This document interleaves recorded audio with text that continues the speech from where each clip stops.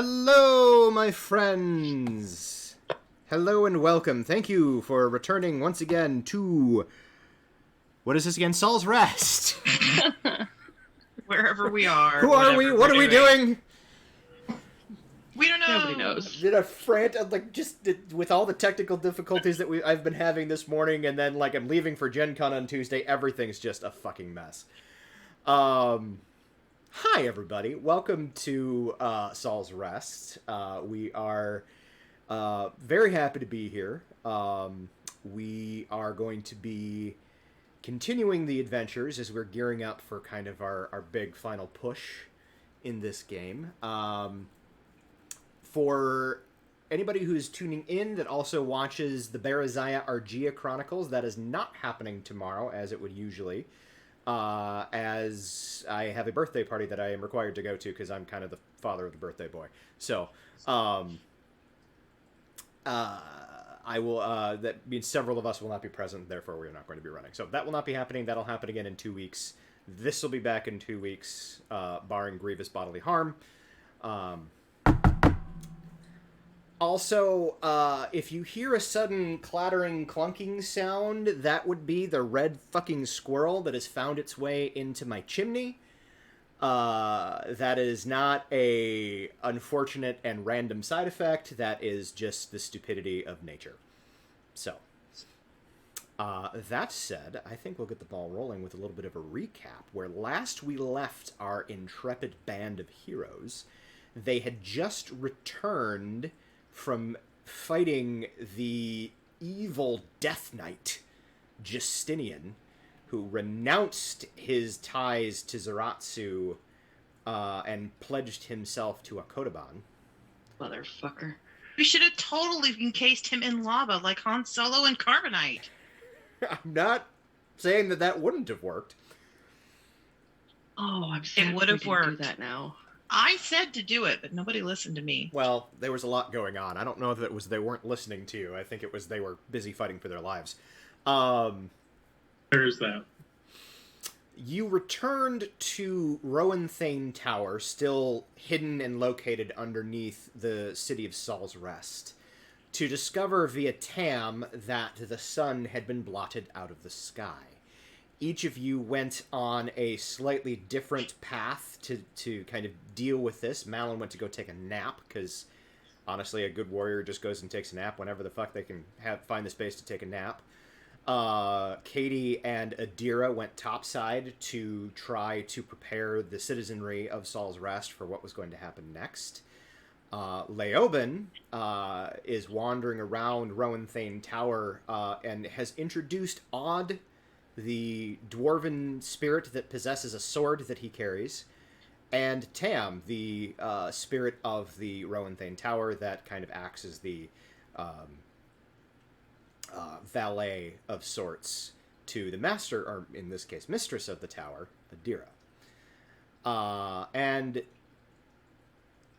Kira, I almost forgot your name for a second.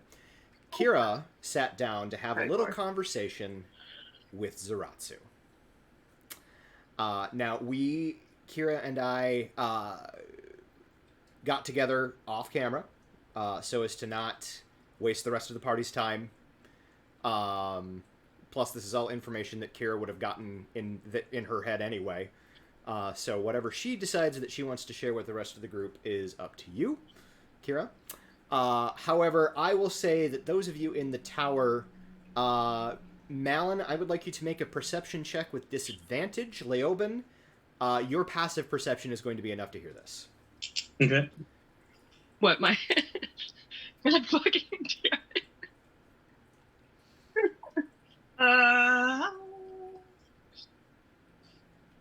Perception 16. Okay, cool. So yeah, you're just kind of you'd fallen asleep, and you're just kind of you taking a nap, like you were taking a short rest. So you were taking a nap and kind of resting and recouping.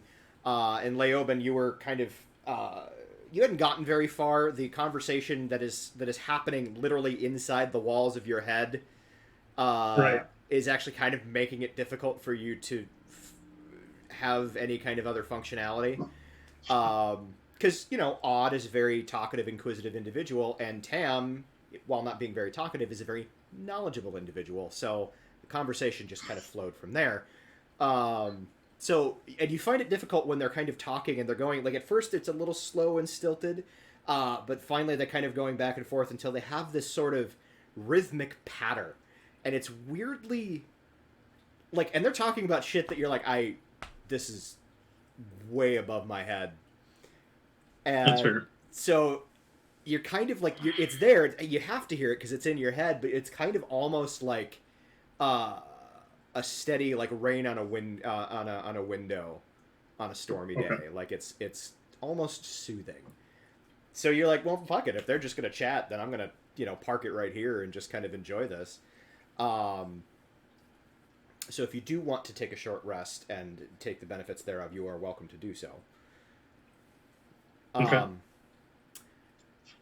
When towards the, like, at the end of your rest, like, you will get their short rest, you will get the benefits of the short rest. You will hear Kira espouse, God fucking damn it, Zaratsu! That's rude! Yeah. Hey, do I get a short rest too if I was parked in the same place for an hour? I would say you get a short rest, but you probably can't get the benefits of, like, healing with hit die. So any spells or abilities that require a short rest, you get back. What the hell just happened? I think Zaratsu and Kira are having a lover's quarrel. This is weird.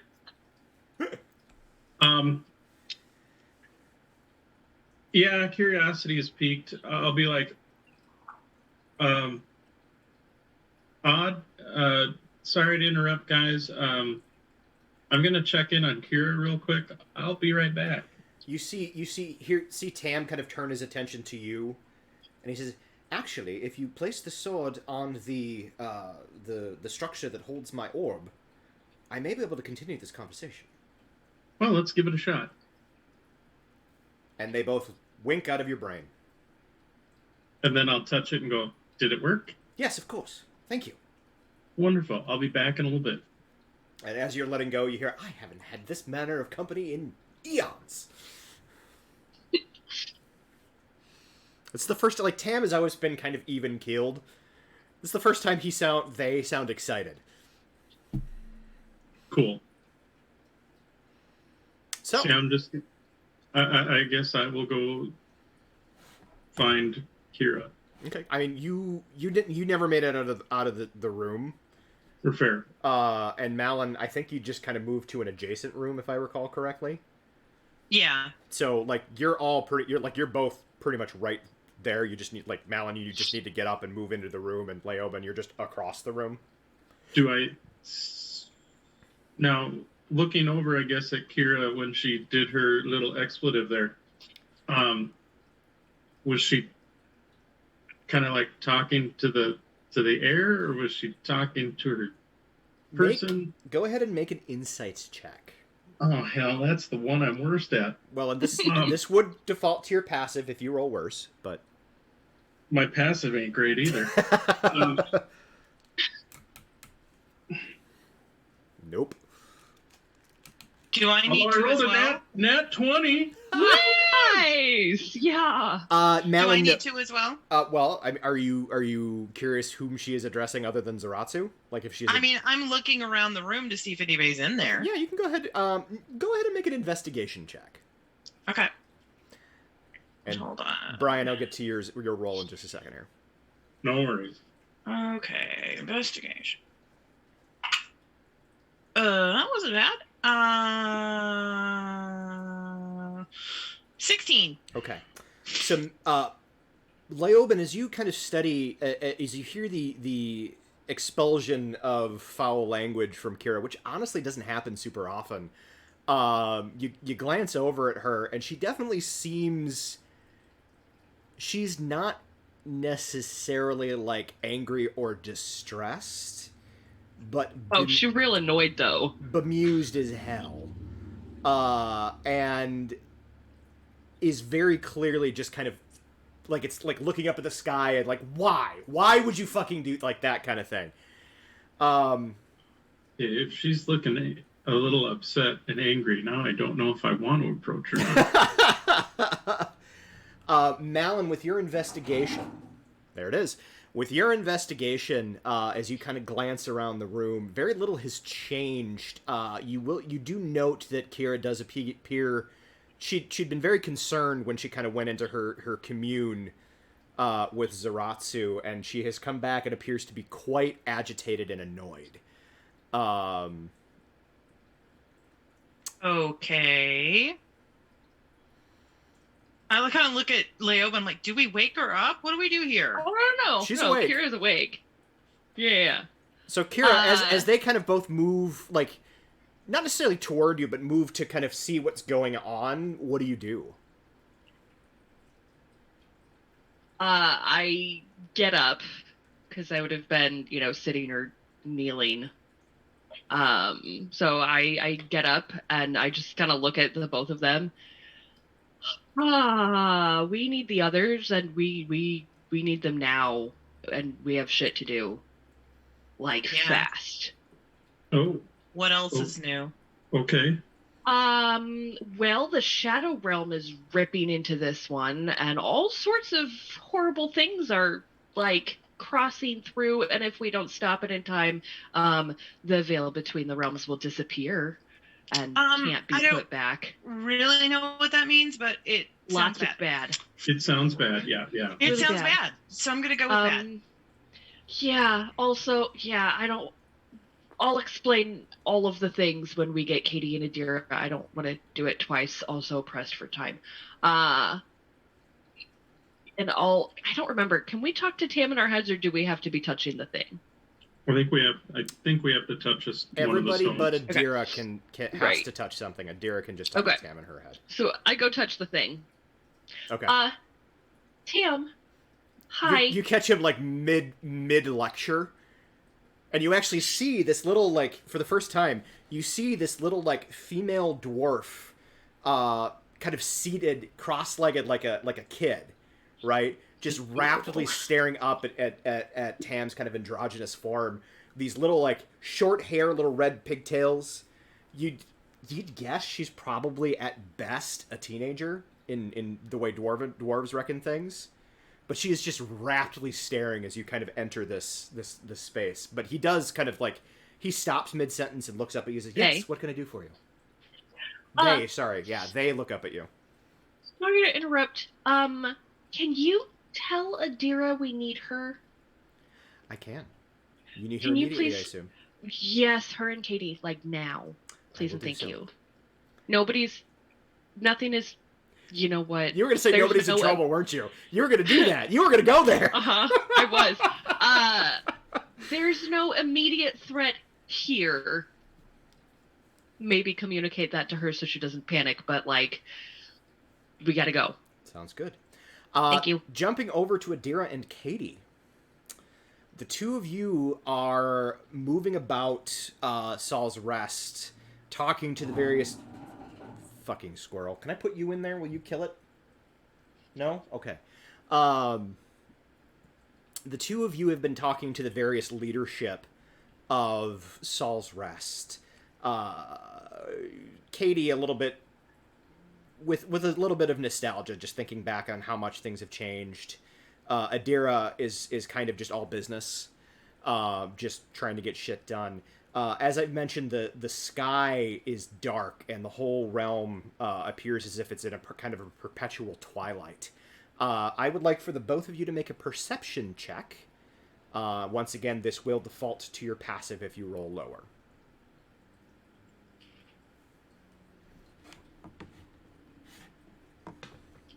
Deer got a 16. And Katie will default to her passive of 20. Jesus Christ.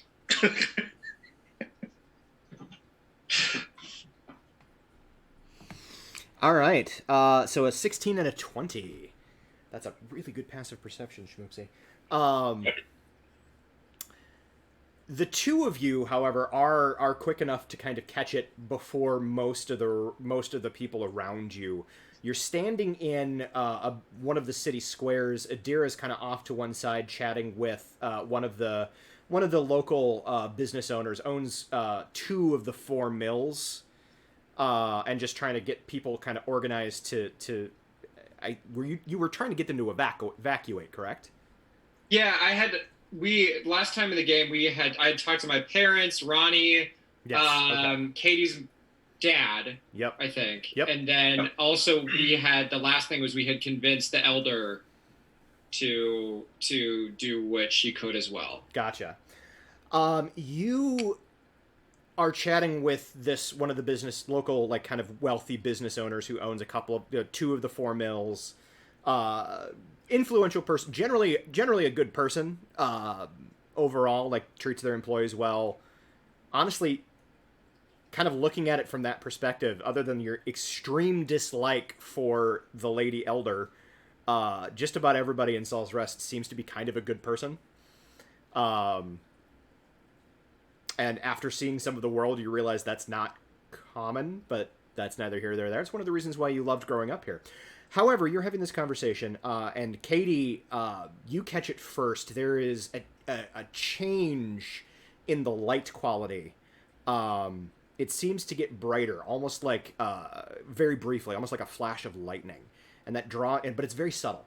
And you kind of draws your gaze skyward, and you kind of, like, tap Adira and gesture, and you see this faint place in the sky,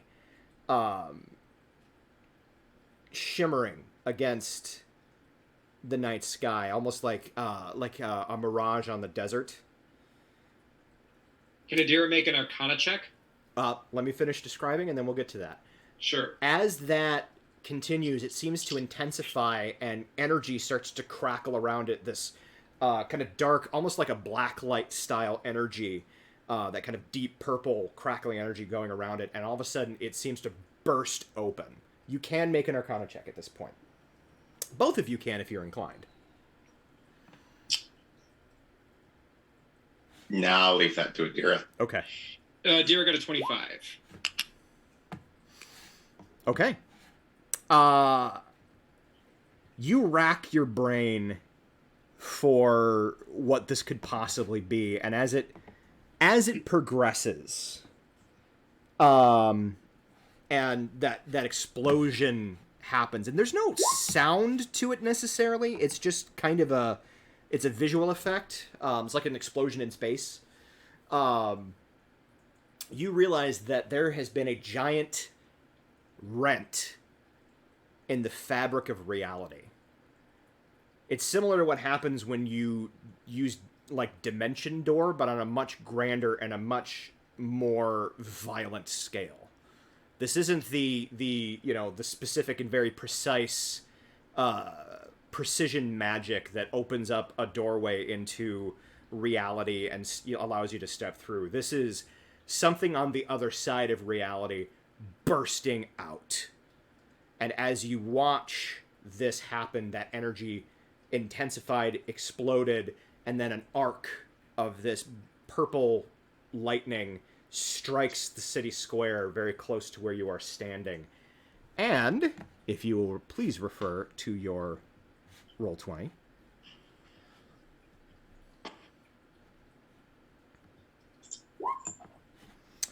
I will jump into the stream and pull this down. Boop. I see maps. Is that gonna... Just checking the stream real quick, make sure everything... Yep, perfect. So, let me...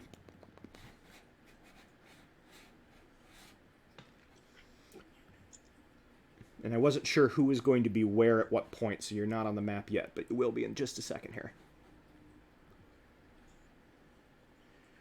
So we have Adira. Who's kind of over here chatting with... Oh, am I on the right map? Yes, I am. Okay. And we have Katie, who is kind of next to her. I'm not going to put the NPCs on the map. Just assume that there's a fair number of people around.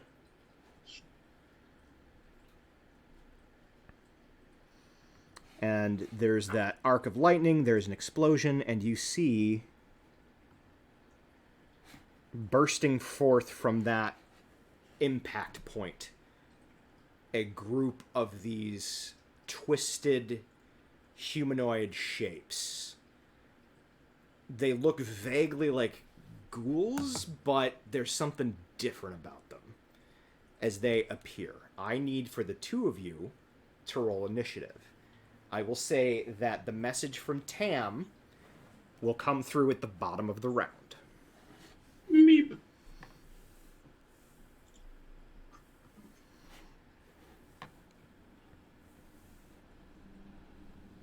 Uh, 16 without modifiers. So 16 with modifiers.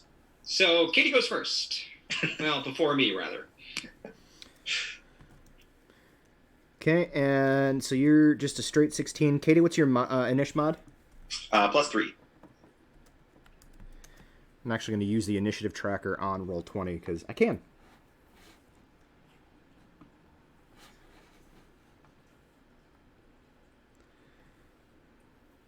I'm going to click that. We're going to bust open the encounter. Doop-a-doop-a-doo. There they are, you little bastards.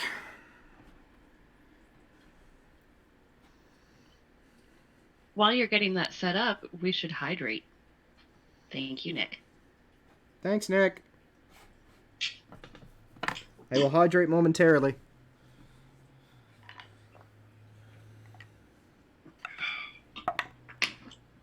Alright, they're going to go at that.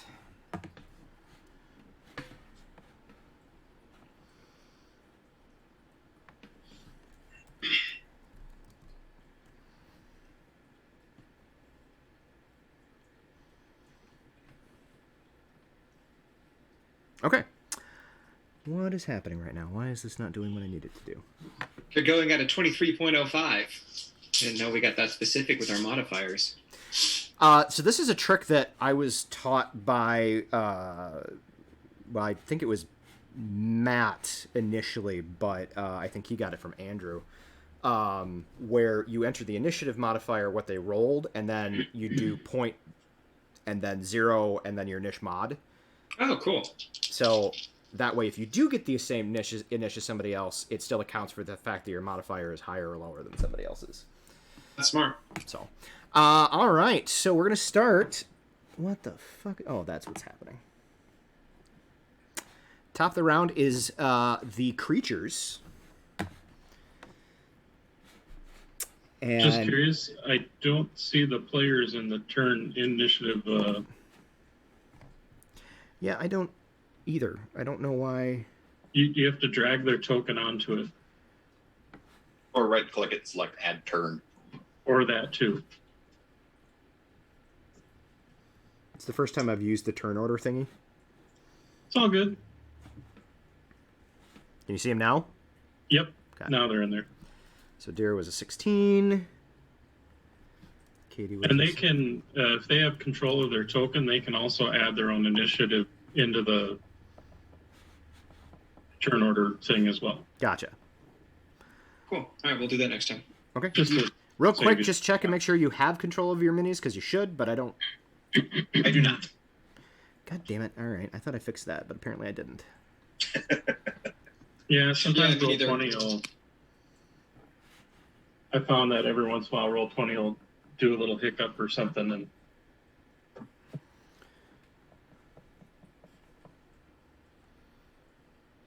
All right. every You once in a while. both have control of your minis. Or you should, and if you don't, let me know. I do, yay. All right, so these guys. Yeah, we're good.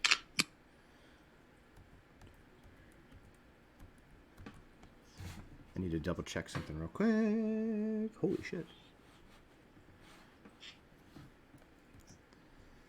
7.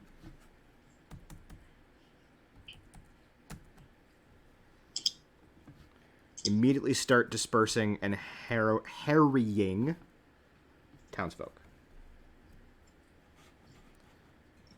However, some of them, seeing you, move to engage. This guy runs to there. This guy runs to there. This guy runs over there. This guy runs down there.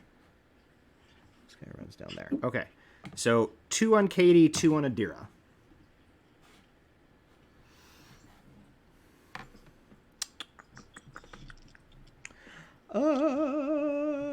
Okay, that happens then. So, we'll start with Adira as she's on my left on the screen. A nat 20 is going to hit you. And then a 24. Yep. All right.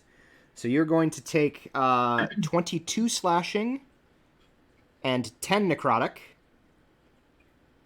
And then an addition, that's the crit, and then an additional 11 slashing and 5 necrotic.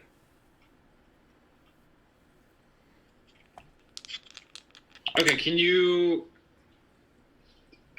say the necrotic? It was a total of 15 necrotic? Correct. Okay, cool. Sounds good. Would you describe this as shadowy, given the light? Yes. And the sky? Yes. Great. So 22, and you said 11 was the first one? All right. Yep. Cool. All right. Schmoopsy, 24 and a nat 1. So the 24, I imagine, hits? Yes. All right. So that is 11 slashing, 5 necrotic.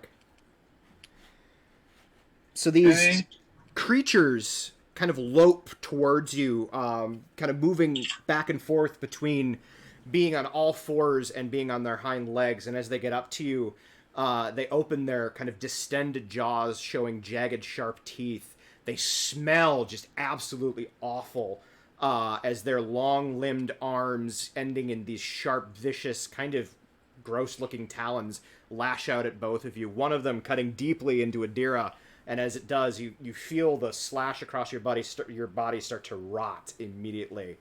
Adira, the other one, you kind of managed to sway and avoid one of the attacks, but the second one rakes across your kind of neck and clavicle.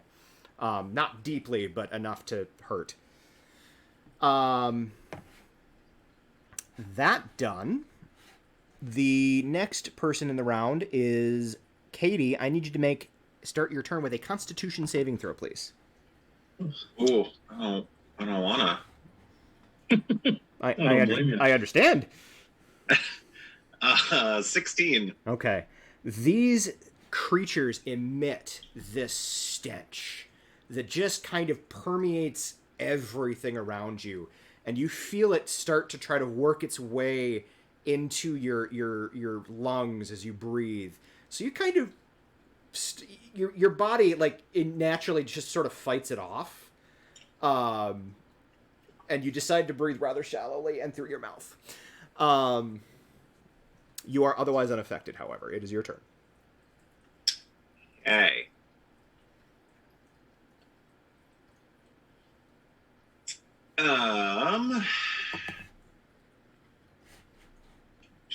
Are there still kind of a lot of townsfolk kind of interspersed between, like, us and where all these guys are, or are they kind of on the inside of any townsfolk who are kind of around in a perimeter? Most of the people that are on the street were already kind of moving with a great deal of haste.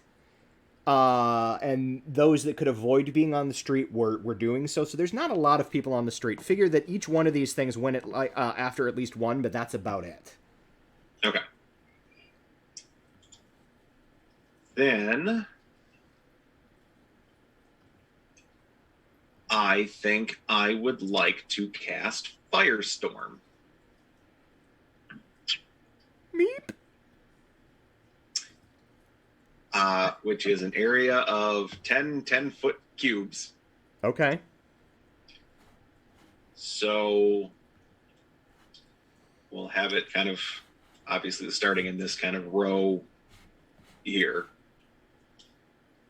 Okay. You can, if you click on the paintbrush, you can draw shapes. If you want to actually put your 10 10-foot cubes in there. It's actually not a bad idea. Yeah, I agree. So let's see. We will do 1. And they have to be adjacent to each other, so I've got a little bit of 2,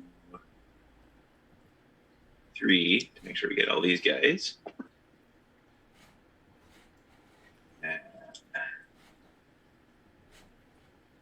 4. 5. I'm gonna have to zoom in a little bit here to make sure I'm actually getting cubes. Let's see here. You're getting them close enough that we can tell, I think. Another cube. So it's 1, 2, 3, 4, 5, 6, 7.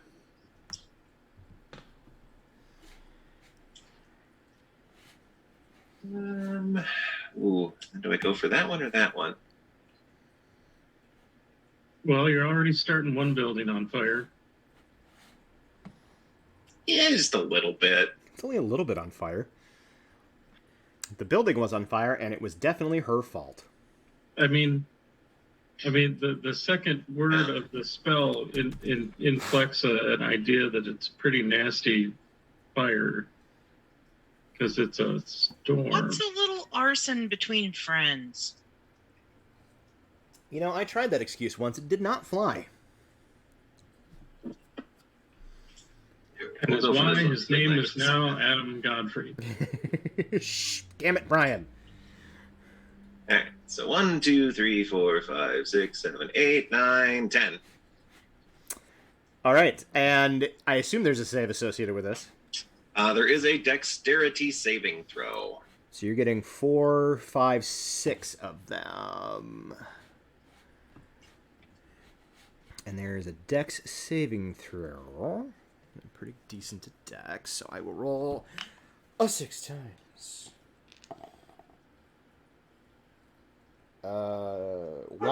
7 is going to be a fail. 23 will succeed. I imagine. Yes. 18? 18? 18 is the save. Okay, so that will save the second. Okay, so that other one was a nat 1. And those other 2 fail. So we will go with...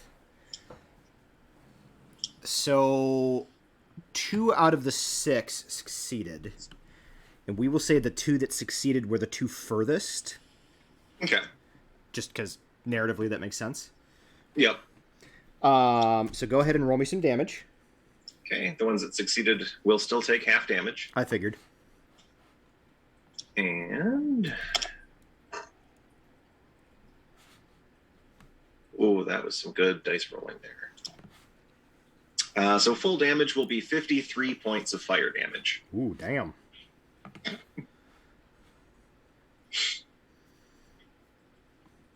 That's awesome. Yeah, that was pretty awesome. Just, casually dropping 250 points of damage in a round. So, go ahead and describe for me what like the casting looks like and what the fire kind of does as you cast this spell. So, she kind of sees them pop into existence here, and they're kind of harrying the townsfolk, and the fire kind of you get kind of that little magical ember bit kind of just starting to wreath around her initially. Okay. Reflecting just how pissed off she is about them going after her town. Yeah. And as she kind of does all the somatic components, there's just kind of that last flourishing finish to the spell, and as she makes that kind of sudden gesture, just the area around them just suddenly explodes in fire. So, Adira, as you're standing there, having just gotten fairly rocked by these 2 creatures, you feel the heat starting to gather next to you, and you kind of have this moment of, oh, they done pissed off Katie. And this explosion of fire. The 4 of them in front of you just instantly like Terminator 2 dream sequence ash. Like, flesh flaking off, skeletons standing there, skeletons flaking away and becoming absolutely nothing. The ones furthest down on the outskirts shriek in agony, are still standing, but they're badly injured, managing to kind of duck to some degree out of the way. I'm just gonna go ahead and... My, fair warning, my CPU is really struggling right now, so give it a second. This is what I was concerned about. There's a lot of moving parts to this.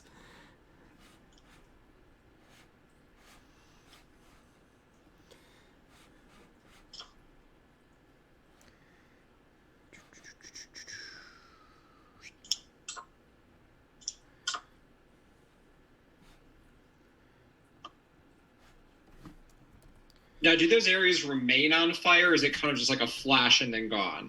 It's just a flash and then gone. Okay. Does it start things on fire?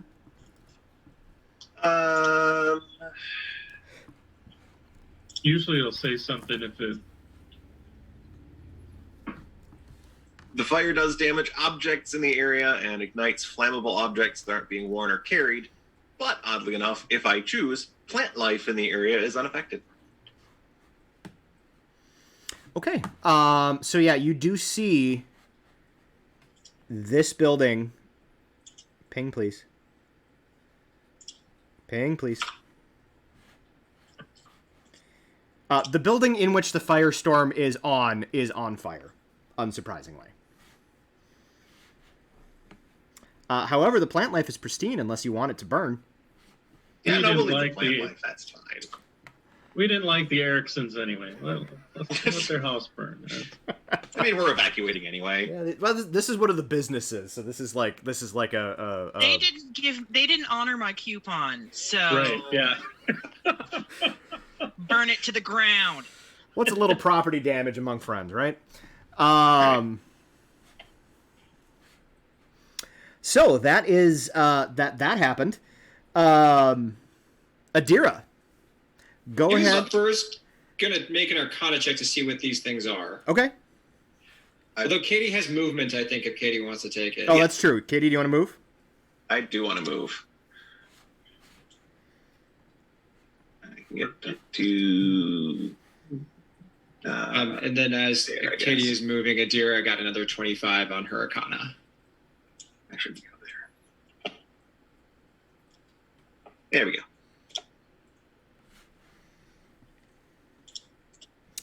All right. And you said dirty 20 on your Arcana? 25, actually. on the 25? Arcana. Yeah. Boop, boop, boo. These are shadowy undead creatures known as shadow ghasts. They have a lot of the similar things to shadows in and of themselves, or not shadows, to ghasts. Undead, like to snack on the flesh of the living, stinky. But they also have the added benefit of being able to hide super well in shadowy areas. Otherwise, they're not super powerful. Any sort of like resistances or anything like that I was able to glean from a 25? Sun. They don't like the sun. They Okay. are immune to poison and resistant to necrosis. Cool. Awesome. Because a 25 gets you fucking everything. Okay. So Adira is going to how do we want to do this? Adira is going to attack the one that Katie kind of moved past toward the right. Okay. With a couple of wub-wubs. Hopefully with as many wub-wubs as it takes to kill it. I'm going to put 3 at it at the beginning, see what happens there. Let me re-roll that one because it fell on the ground. All right, I got a... Where's my modifier? It's been a while. Sorry, guys. A 32, a 24, and a 25. All 3 of those are going to hit. Okay, so it takes Nice. 17, 23, 38 points of force damage. All right. Is it still up? No. You turn and kind of do your very pristine, just kind of concentrating thing, and the energy is kind of woo, woo, woo, woo, woo. 3 of these things just woo, woo, woo, woo, woo, and just and you see the thing crumple to the ground.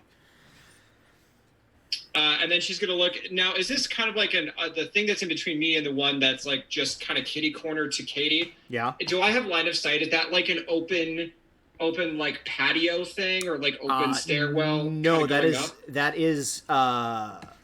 what's the term? I believe it is a gable. So that is actual building that is currently on fire. Okay, so 1, 2, 3, 4, 5, 6. Adira's gonna move there. So I initially had hit this dude, so he's gone, right? Yes. Okay. So now that I have line of sight, so Adira then moved where she is now, and now that she has line of sight, she's gonna hit the one that's right in front of Katie. Okay. Or kitty corner to Katie as well. With With some wub-wubs. Nat 20, 29, 24. Okay. There's no way you don't kill it. So. Okay, great. How many wub-wubs did it take to... Actually, let me roll damage first to see how many wub-wubs it took to kill it, because I want to see if I can get better at like conserving and using them. So Okay. the nat 20 did 18 points of damage. Did that take it down? Nope. Okay, the second one did 12, so it's up to 30. That took it down. Okay, cool. So now I'm just trying to guess like how many, or like get a better idea. So the second one, so if I could use that that last wub on a different one, that would be great. You absolutely can. So again, then I guess the third wub is going to go against this guy, kind of at the upper right hand screen here. Okay. For 10 points of force damage. Okay, 10 points of force damage. Yeah, you hit it in the back, and it kind of shrieks in pain. It's still up, but it's not happy with you. That is the end of the end of the round. In your head, Adira, what's happening right now? Oh, I know what happened. Hang on.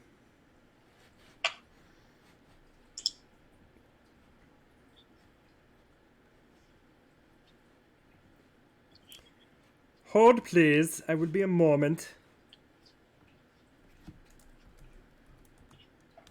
There we go. All right. So that was Adira, bottom of the round. Adira, in your head, you hear Tam. Very calmly.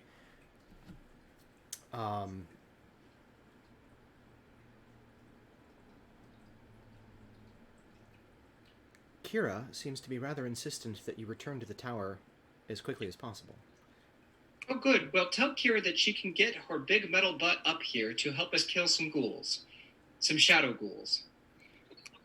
Do you wish me to say that verbatim? Why not? Okay. Kira! You're still in contact with waiting for kind of a response from Tam after sending the message.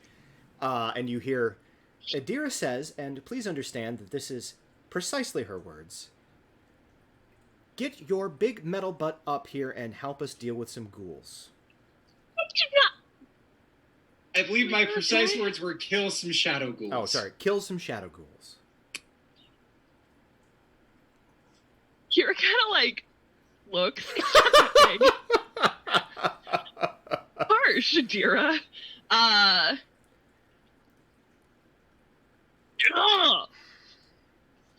Yes, we have to go?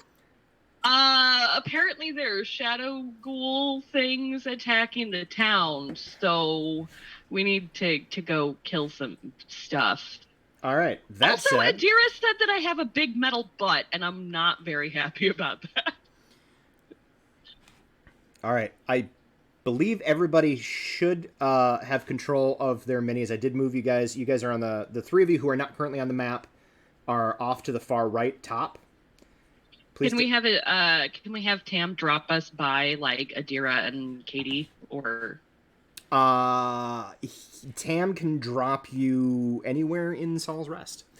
So yes, I will say go ahead and roll initiative. And you should be able to add yourself to the initiative at this point.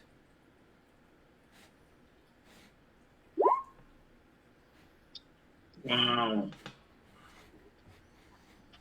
Oh, it's in my fucking hand. Okay. How do I do the thing? I think you That's may still need to add us to the initiative. Oh, okay. You may have to. Where are our people? We're on the upper right-hand corner of the map. Yeah. Ah, there we are. I will add you to the initiative. I think that was me. Who knows? I can't freaking see. Who did I just add? Yep, that's me. Oh, that was me.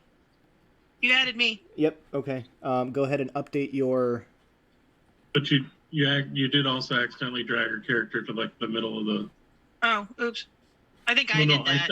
I think maybe when he was dragging it over. I don't know. No, I think I did it.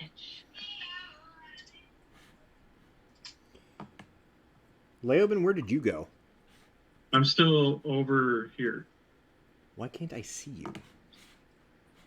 I don't know. I'll move my guy a little bit over more, and then I'll ping. That was weird. All right. Where's Tam dropping us? I guess I don't know where to put myself. Hold on. Nobody's dropping anybody anywhere yet, so give me a second. So put yourselves back in the corner. Go back to your corner! Go to your corner! Go to your home! So what will happen is Tam will drop each of you on your turn. And so... gotcha. What I will... On your turn, I will have you declare where you want to be. Because Tam is aware of the layout of what's going on up on the surface, so he can kind of put you wherever. So if you want to just say something along the lines of, fuck it. He relates to you exactly what it is in a matter of like seconds, so you can determine where you're put. Not even seconds. Like you just know the layout of the battlefield. So we'll do that on your turn. Do we know? Clarification: does that include knowing where opponents are? Yes, it does. Okay, cool. Excellent. All right, so that brings us to the top of the round, which is still the Shadowghasts. There is a decided lack of interest all of a sudden in wanting to engage with the Fire Druid and the Wub Wub Girl. So...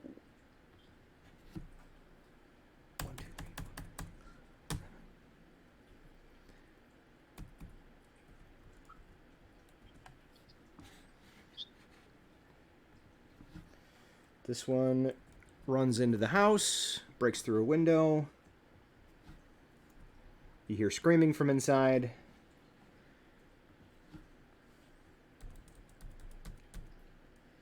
So it actually winds up there. All right, so the one on the far left of the map, you saw it disappear around the corner, but you don't necessarily know exactly where it is. And I gotta do a thing.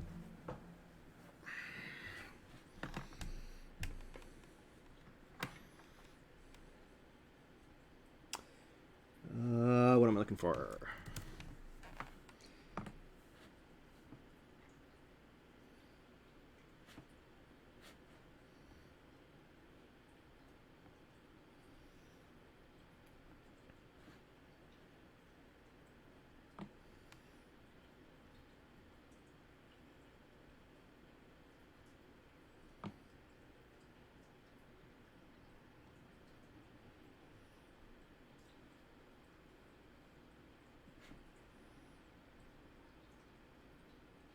Sorry about this. It's been a while since I've used Roll20 in this depth, so I am still kind of trying to remember how it works.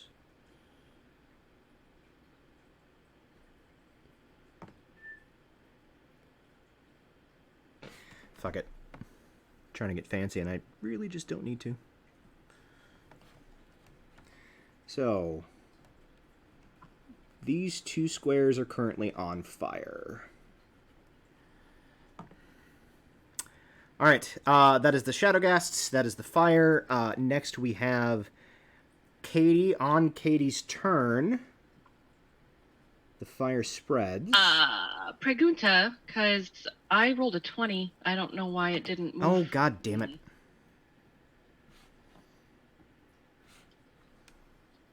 All right, my bad.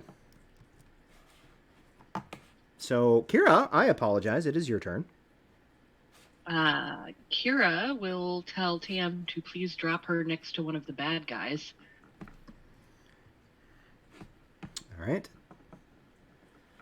Tam, recognizing the problem, drops you directly inside this house. Yes. And you see one of these shadow creatures. Now, it's technically this isn't a house. This is kind of a business area. Yeah. It's more of like a commercial area. So the store you kind of dropped in appears to be like a rope supply, like a rope making supply store. Okay. So there's all different kinds of like threads and whatnot all around. I genuinely don't know what goes into rope making. But you see there are several individuals in like villager type people in here cowering in the back as this thing is kind of like moving towards them menacingly. Excellent. I smash it with my hammer. I will say that the TAM motion will count as like a move action for you. That's fine. So. I'm next to it, so 0 fucks given. All right. That Tam, is a 23 to hit. Okay.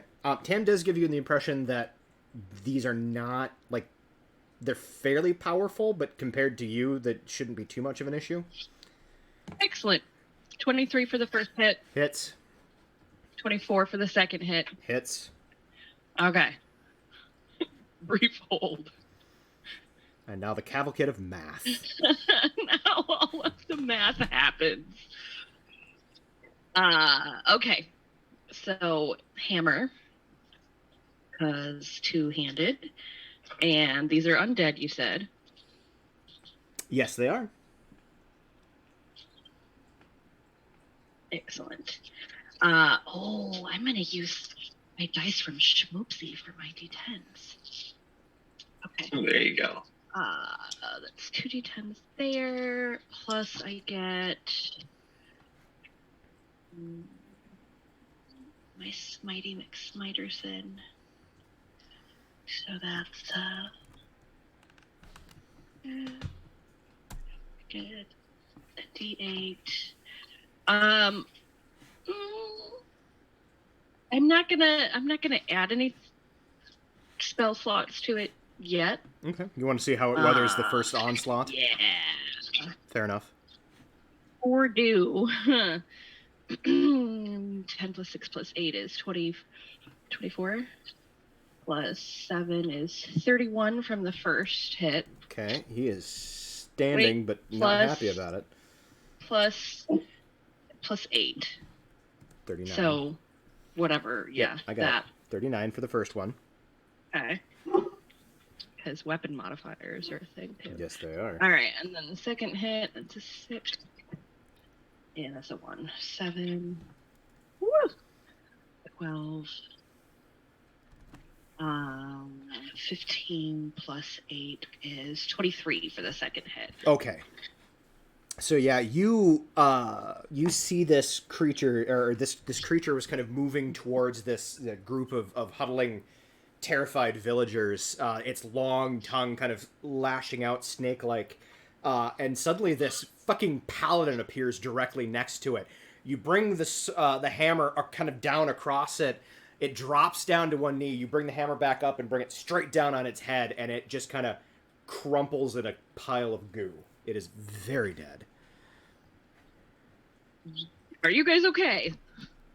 They're kind of they're panicking, but they're not panicking, but they're freaked out. But they're kind of like, Just stay put and just hide. Okay. This is good. It's good. Bonus action. Would you say that I know the layout of the town enough to be able to Misty Step out into the road? Yeah. Okay, cool. I will bonus action Misty Step. Okay. That works for me.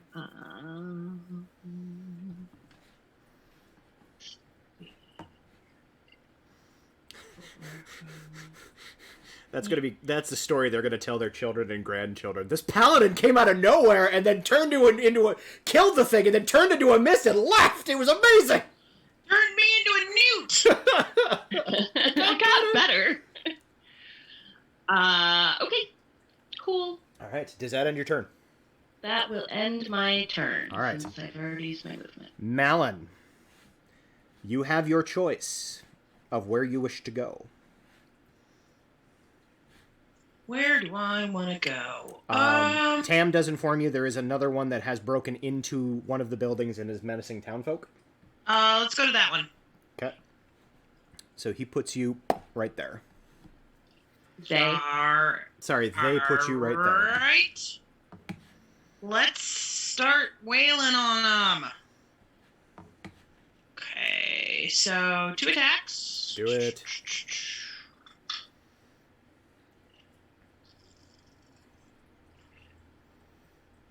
All right. A 30 and a 24. You hit. Excellent. Do I need to do cold damage separately? No. Okay. Do you range or are you... Oh, yes, I'm raging. Okay. Sorry. I apologize. No, it's all good. At some point, I will stop reminding you, but apparently today is not that day. It's not. Today is not the day.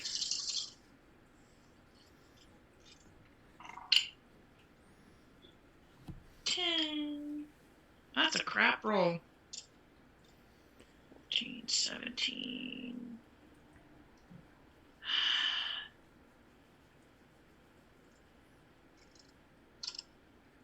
Okay, what?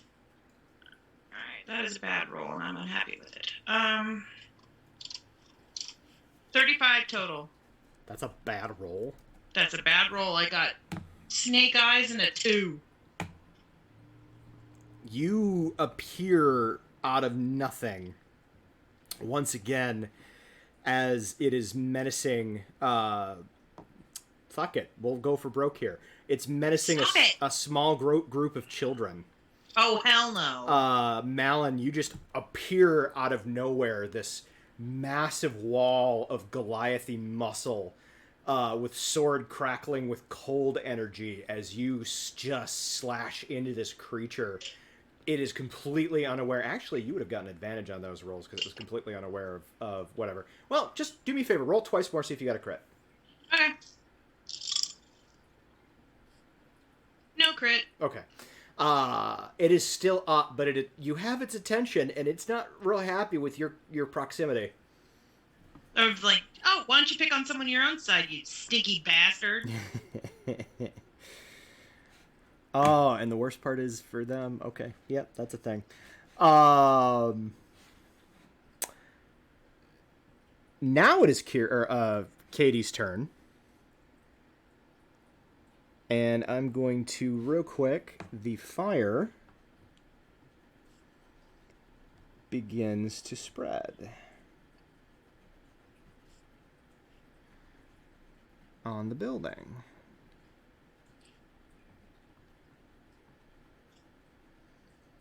Okay, Katie. Okie dokie. Okie dokie, lemon squeezy. Let's see here.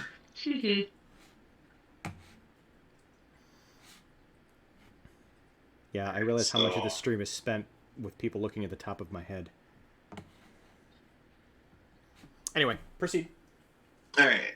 So Katie will initially move up just kind of 20 feet to figure out which direction to go next. Okay. From there, I'm assuming that she can see Kira, right? You have line of sight of Kira. You're not 100% sure how Kira got there, but you can assume probably Tam. Okay. I'm not really going to question that. And let's see. So she'll start moving this way for another 5, 10 feet. So I think that's 30 feet. And this is Leoben way over on the right, yeah? Leoben is technically not on the map yet. I just had to put him there just to have him be there. So you do not see him. He is not there. This, on the other hand, is... Oh, come on. I don't know if you can see it or not. There's a shadow ghast right there. Right about here-ish? Yes. Okay. Am I able to tell that these guys are in this building over here? You do hear shrieks and shouting inside. And you do hear... Actually, no, fuck it. You do hear Malin just... Pick on somebody your own size, asshole! Alright. Well, then I'm going to leave that to Malin. You're like, oh, Malin's in there. We're good. Alright, so Malin, that would you're be sitting on me. It's fine. 5 feet. How far away is that guy? He's a lot more than... So in that case... That guy over there...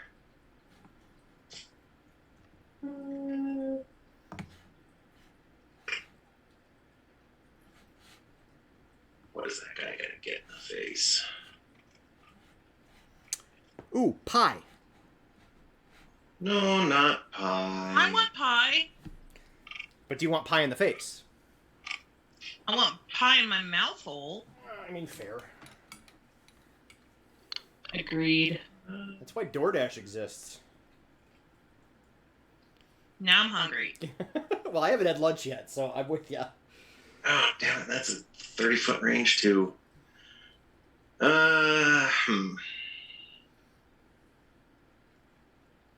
Is he just outside of the range of, like, most of your good spells?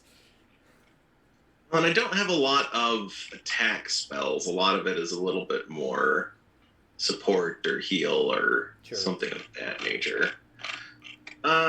So...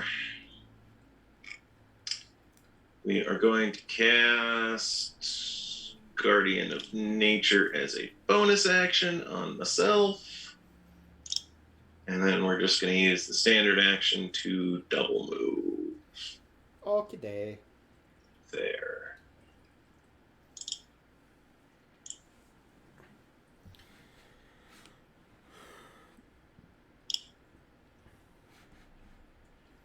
Alrighty. That will be Katie's start. Alright. After Katie is Adira. So Adira's going to make a perception check to see if there are people in the burning building. Go ahead and make a perception check. 16. Which is better, 16 or your... Well, no, we're in combat. Never mind. 16. Yes, you do hear the sounds of some panic coming from inside the building. Do I know this building well enough to know that if there's another way out? Make a...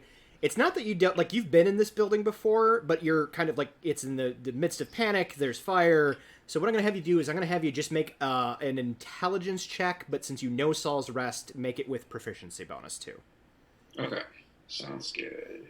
This would be like the equivalent of like if you were proficient with a knowledge roll. Where do we find a regular proficiency bonus? Do we have it listed somewhere on the... Oh, there it is. Okay, Yeah. Got it. 22. Yes, you do know there is a door on the far end, would be the far west end of the map. Okay, and are there okay, sounds good. Adira is going to blip. So is it like right here? Shit, is this working? Right There it is. there? Yes, that is the way out. Okay, so Adira is going to blip inside the building, Okay. right there next to the door. Okay.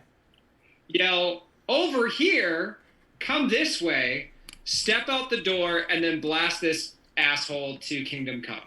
All right, I would like you to go ahead and make a persuasion check. We're going to go with disadvantage because the townsfolk are panicking.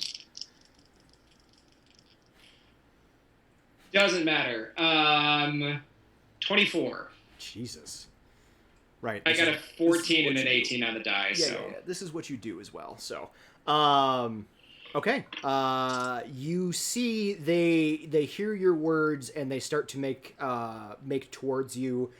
They go at the end of the round or at the bottom of the round, so they will finish their turn on that point. Go ahead and blast that homie right there. To death, hopefully. The first 4 are gonna hit based off of the AC that you gave me before. Does a 22 hit? I believe your illusionist bracers only activate if you have access to a bonus action. You said that they gave me an additional bonus action to cast a attack attack spell. You can do an additional spell as a bonus action. Okay. So an additional cantrip as a bonus action. Okay. So in that case, 3 die 10. So 3 of them, all 3 hit. Then, yeah. Of the 3 that I can do, and I'm going to repelling blast it so it gets out of each time. Mm-hmm. So it moves back 30 feet away from these people. So is it 30 feet each blast or 10 feet each blast? It is. It's 10 feet each blast, so it's 30 total feet. Of 30 feet. Okay. Yeah. Just wanted to clarify that I know what we were talking about. Yep, makes sense. And so it gets hit for 16, 22, 38, another 38 points of damage. Cool. And then, jumping back to the map. Oh, move my turn order. So it's directly so... Okay, it's off the map. But, yeah. Yeah, so it gets blasted back pretty far. Will that end your turn? Yeah, I think I've used all my actions, so... Okay. Next we have Leoben, who rolled like shite.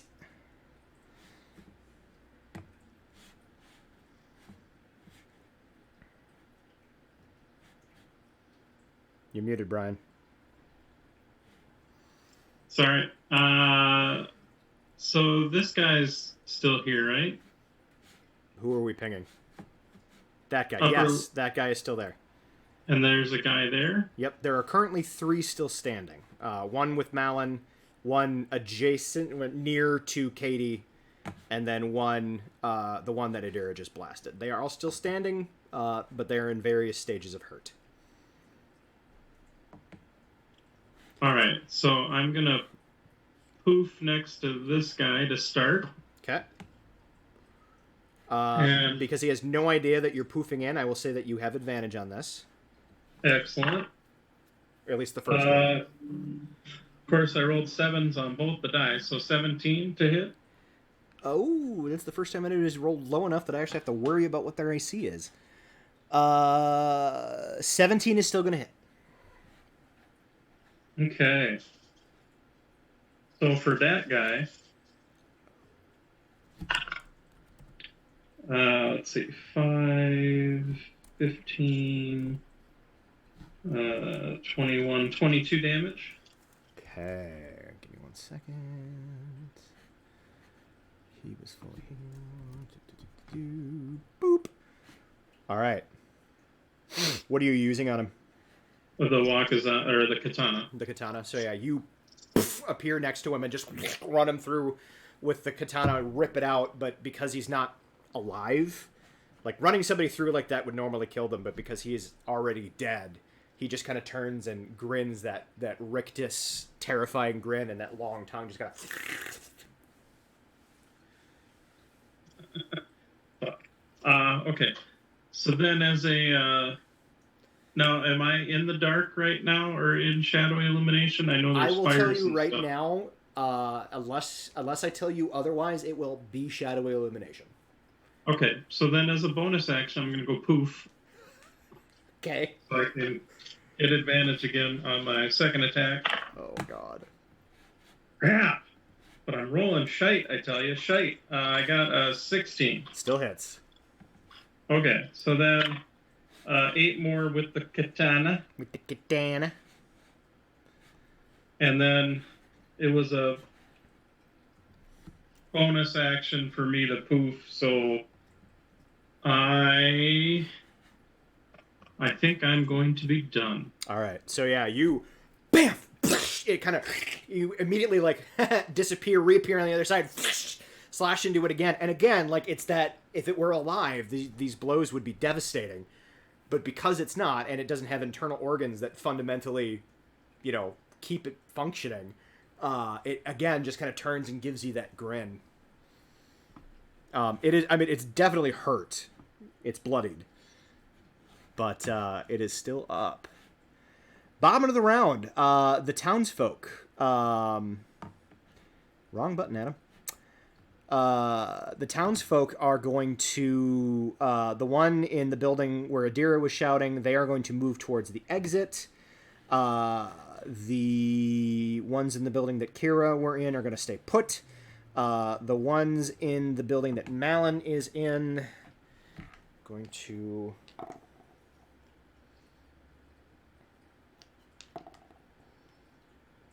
Okay, so the group of kids that the creature was menacing in Malin's building are too scared to move, so they're not going anywhere. However, Leoben, the building that you're in, the creature is standing right in front of a window, and as you are standing there, having just tried to gut this thing twice, and it just stares at you with its kind of dead eyes. Jesus Christ. You see there's a crashing glass, and through the glass window, you see a pitchfork shoot out of the window and impale this thing in the neck. Yeah! And you see, somebody's lost their temper. Yeah, somebody's like, fuck this! It's like, it takes some damage. It's not dead, but you see the farmer, holding this pitchfork is looking at you, and it like, I can't believe I just fucking did that. And yeah, so he's just, and it kind of goes through the thing's neck, and actually, like, you could see, because it had its mouth open as it was grinning at you, you can see the tine kind of going through its open mouth as it withdraws the pitchfork, and the thing kind of rocks a little bit, falls to a knee, but it's still up. I'm digging it. I am digging it wholeheartedly. And the farmer looks a little shaken up, but he's kind of proud of himself. Top of the round. As he should be. As he should be. Top of the round, the Shadowghasts. We're going to start with the one on Leoben.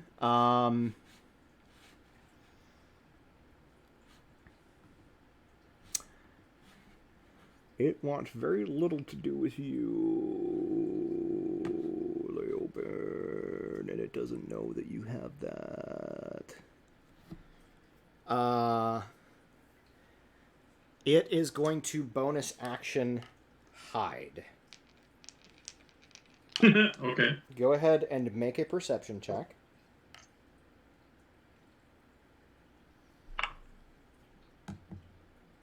And this will not default because we are in combat. 27. Yeah, so there's like kind of below, because all the floors are up off the actual ground. So there's that kind of I don't remember what it's called, but there's that gap between the ground and the actual floor. So there's a bit of a hole under this building that it's kind of an access point or whatever. It tries to kind of dive into that very quickly. And you see, like, it's skilled in the shadowy light. You're better. But then it tries to scramble away from you, which will provoke an attack of opportunity. Yay. 24. You fucking hit it. For 13 damage. Holy hell. And yeah, so it tries to scramble away from you. Thinking it's well hid, so it's not even bothering to try to defend itself. And you just take the katana kind of twist, and it's dead. I'm digging it. All right. So that was that one. The one on Malin. It's not happy about it, but it doesn't have much of a choice. It is going to go ahead and attack. Go for it. Malin. So it's going to attempt to bite you and claw you. The bite is a 24. And that will hit me. Man, didn't even buy me dinner first. That's rude. Right? That's just uncouth. Rude. And then a 21. Both hit. Okay. While he's rolling damage and stuff, if those hit, I think we should take a hydration moment since we got to the top of the round. Okay. All right, give me 1 second here. So the bite will be 11 slashing, which will be halved for you. So Okay. that's 5. Yep. You'll take all of them necrotic, so that's another 5, so that's 10. Mm-hmm. The claw is going to be 12 slashing, halved to 6. And I need you to make a Constitution saving throw, please. Okay. And I will hydrate while you roll. But where the fuck did my water bottle? Oh, it's over there. I'll get it in a second. Constitution. 17. You're fine, but you feel as his claws kind of rip into you, you feel the kind of flesh. You know how after you get scratched by a cat, it feels kind of hot and uncomfortable? Mm-hmm. It's kind of like that, but ickier. You tried to give me cat scratch fever? I tried to give you necrosis. Ew. So, worse. Gross. However, that is all it does, and you're sufficiently talented enough to... Oh, and I get to try to hit him back because of the fuck! thingy. You can take your bonus act. Yes, you can. Yeah, I can take my retaliation. Your reaction. Oh my god, Yes. barbarians are ridiculous. Yeah. Okay.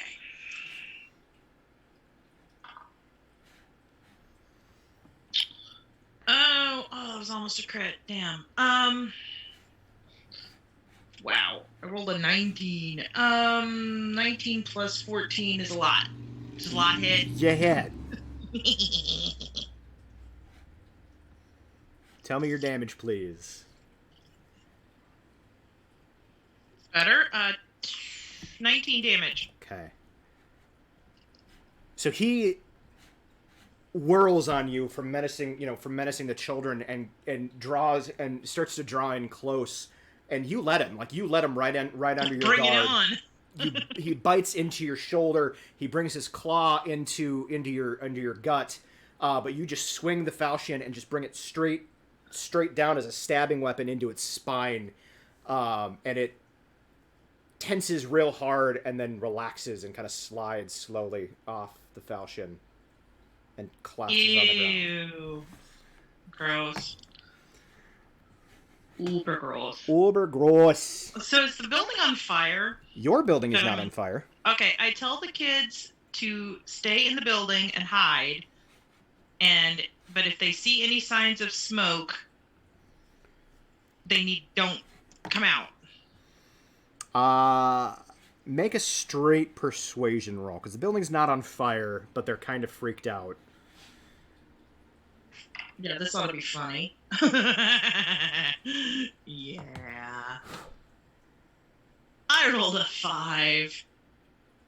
They're like, ah! Well, no, so you kind of turn to them, you're still raging, right? So you're not Yeah. thinking super clearly, having just dispatched this thing. So you snap your orders like you're giving orders to, like, troops, and it takes you a These poor second. kids. It takes you a second to realize that not only did you do it in, like, rage voice, but you did it in giant. These poor children. So you're like, you turn to them and it's like, and the kids are like, you don't know what's happening right now, but it's really fucking scary. So that happened. Poor kids. That was great though. Oh, highway open. That's cool. Okay, so that was that Shadowgast's turn, and then the other one over here, who's badly Come at me, hurt. bro. Come on. Yeah, no, he's not. They're not that dumb. I mean, Maybe they're that dumb. How dumb are they? They're not that dumb. He crashes into this building, and you hear shrieking and shouting from inside. cool. That is the bottom of the round. No, that was the top of the round because the Shadowghasts are a thing. I gotta stop deleting them because they go away. The one that I put the initiative for goes away, and it fucks it up. If you click on the icon and click on that little circle, you can click like the red X sometimes, and that'll just show it as a dead. Mhm. Yeah, because my CPU is struggling so hard, I was trying to avoid trying to actually like get into those. Gotcha. It's doing okay right now though. I apologize for this, but I super have to pee. So before we get to Kira's turn, I'm not gonna even go off stream. Like I'll be real fast. Y'all entertain the masses. I'll be back in a second. As long as you're not actually peeing on stream, I think we'll be okay. You don't want me to Yeah, stream on okay. stream? Is that what I'm hearing? No, I think Correct. that would get us banned. That would definitely get us banned. I'll be back in a moment.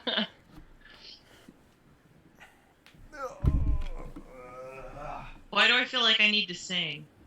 I know, it's like entertain the masses. Oh. Hello, my honey. Hello, my darling. Hello, my ragtime gal. Send me a kiss by wire. Baby, my heart's on fire. All right, we're gonna try this. You ready? I mean, I will point out we have a number of people on this stream Ooh, look at you. who with your are new- all Did you do your new picture? singers. I kind of did.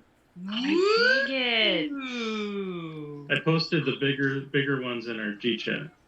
That's super cool. Yeah. Fancy. Really cool. Love that. See, and I've got odd on my belt. You do. Oh, yeah. I That's love fun. it. That's so great. So, odd is the name of the dwarven sword that has the spirit of the dwarven teeny bopper artificer. I love Odd. Odd is fun. Oh. Maeve, I thoroughly encourage you to riot while he's away. I don't know what that means for you. I dig it. I'm here. for Apparently, that. I thoroughly upset my son by singing, so maybe I should do more of it? I think that's exactly what that means. What horribly embarrassing thing could I say? All the things. That's the. I was gonna say it's True. when it's your son, I feel like it's there's Anything not by really Michael anything you can do Bolton. that isn't going to The Thing by Michael Bolton? Anything by Anything Michael by Bolton. Michael Bolton. Yeah. You want to horribly embarrass your children? I can speak from experience here. Sing When a Man Loves a Woman at top volume. Isn't that one of the No. ones that we You know sang that's- at you know your that's- kid? You know that song? Take It All Back? I would take it all back, take it all Oh, back, yes, I take do. it all Yeah. back, take it all back to find you. Then Duncan's big thing is he'll come in and be like, he really won! He did this time! So, one quick aside anecdote, and then we'll get back into this. One of my absolute favorite sketches, and here's the thing, I don't like Jimmy Fallon. I do not like Will Ferrell. But there was an SNL sketch with Jimmy Fallon singing Don't Stop Believing, and Will Ferrell in the crowd heckling him.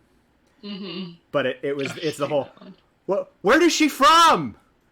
What does she do? Oh, where's she going? I hate the two of them. Okay, I don't hate the two of them. I strongly dislike their comedy. I think Will Ferrell in dramatic roles is actually a lot more entertaining to watch. But that's neither here nor there. But that fucking sketch kills me every time. Anyway, so, Kira, Yes. it is your turn. I hear screaming inside the building. You hear... It's less panic and more just...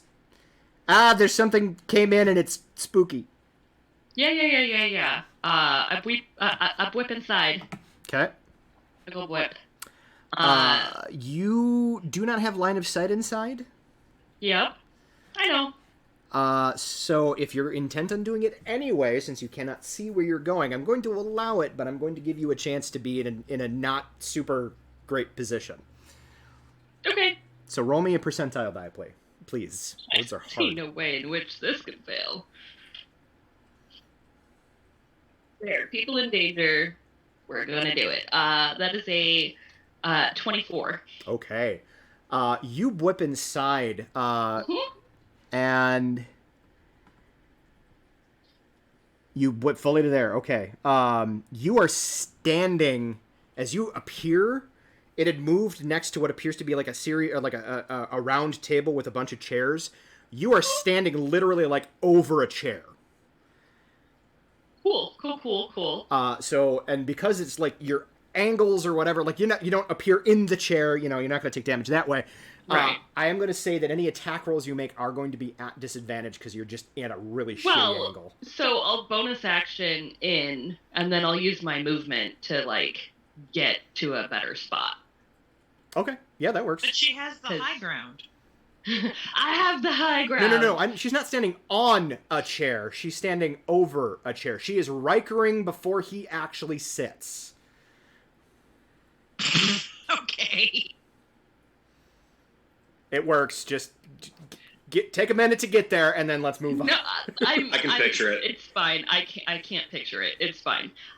Cool. I'm gonna hit in with my big ass warhammer. Okay. After I move my other dice out of the way. Okay. Just roll one. Well, that was a 14 with a natural 1, so I'm gonna roll the other one. So that's a miss.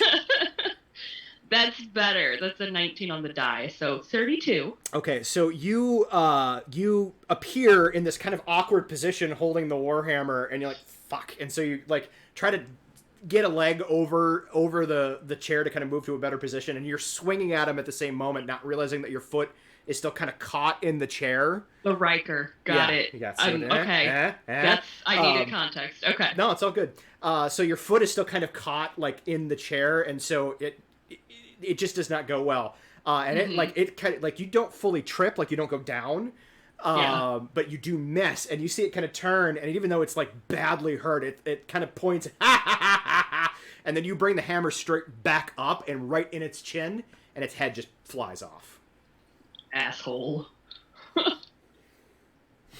And similar to what I told the townsfolk in the other building, just hide. Just hide. If you hear screaming, hide. If things are on fire, get out. All right. After that, Malin. I'm going to come out and see if there's any more people to kill. All right. Let me. Well, there's a lot happening right now. Hang on. So you remember when I said to some of you that there's a lot of moving parts to this? Mm-hmm. There's a lot of moving parts to this. All right. So you kind of come out through the door and you see a Katie. Hey, Katie. You do not see any more targets. Are we all done with whatever the hell that was? I take it we're about to find out. All right. I doubt it. You do see the building over here is on fire, which I'm going to let you know right now is the reason why we're still in initiative. Okay, is there any source of water nearby? Make a intelligence. You've lived here long enough. Make an intelligence plus proficiency roll. Okay. What's my proficiency? Blah, blah, blah. Okay, it is 15. Okay. It takes you a second to kind of, because it's dark. Things look a little different in the dark. And actually, now that you think about it, you've never been to this little corner of Saul's Rest while it was dark. Like you've been here before. But you know how things always kind of look different in the dark than they do during the day.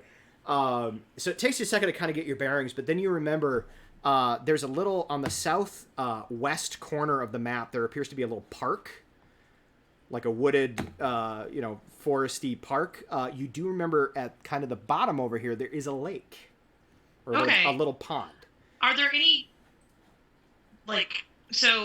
okay, I'm going to really make an active choice to not scream this in giant.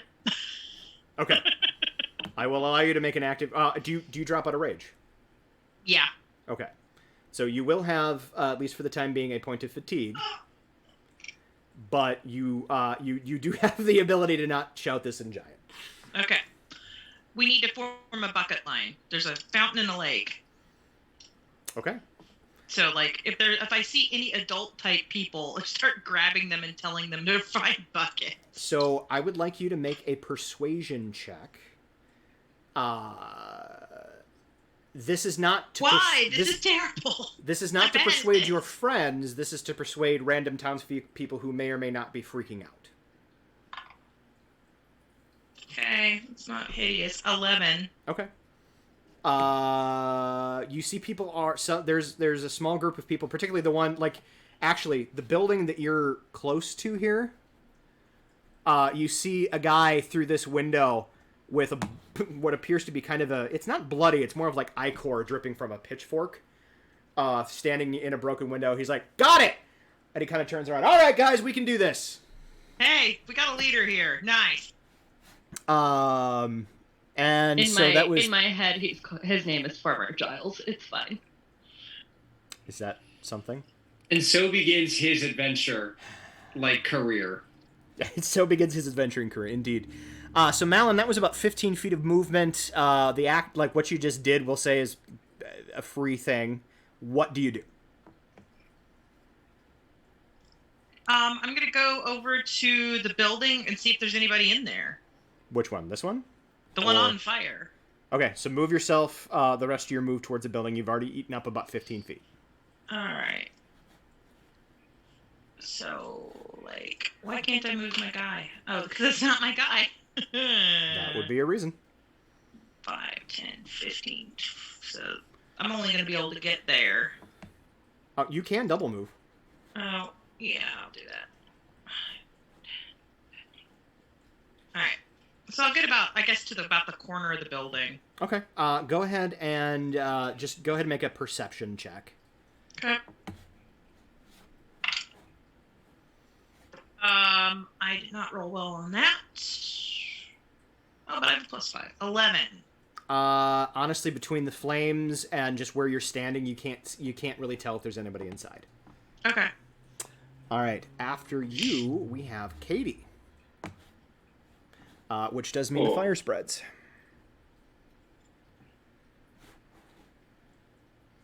Well, I don't like that.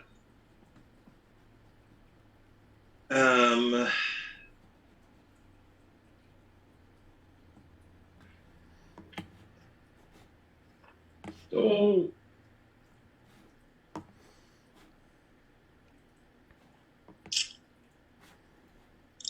Well.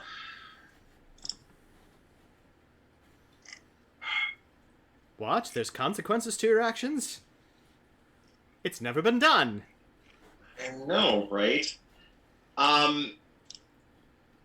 Is the fire kind of still at least small enough that a sufficiently powerful wind could put it out? Make a nature check.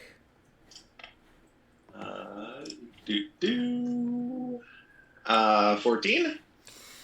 On the fringes, kind of where it's starting to spread, yes. But the origin point is in full inferno, and that would not help. So, basically the area that I just filled in, if you did a sufficiently powerful enough wind, you could probably knock it out. But, the part where it started and then the first spread would not be affected.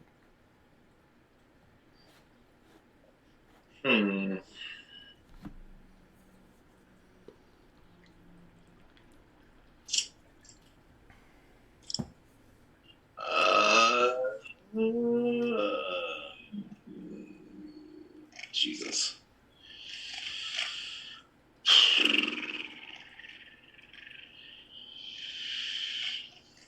Not really too much super fancy that I can do to help out with that, so I think I'm probably just going to help with the bucket line. Okay. Move yourself to where you think you will be helpful with the bucket line.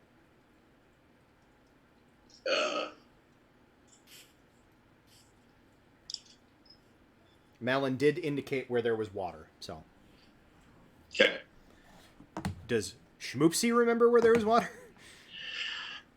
I mean, Katie and has lived in the town for several years.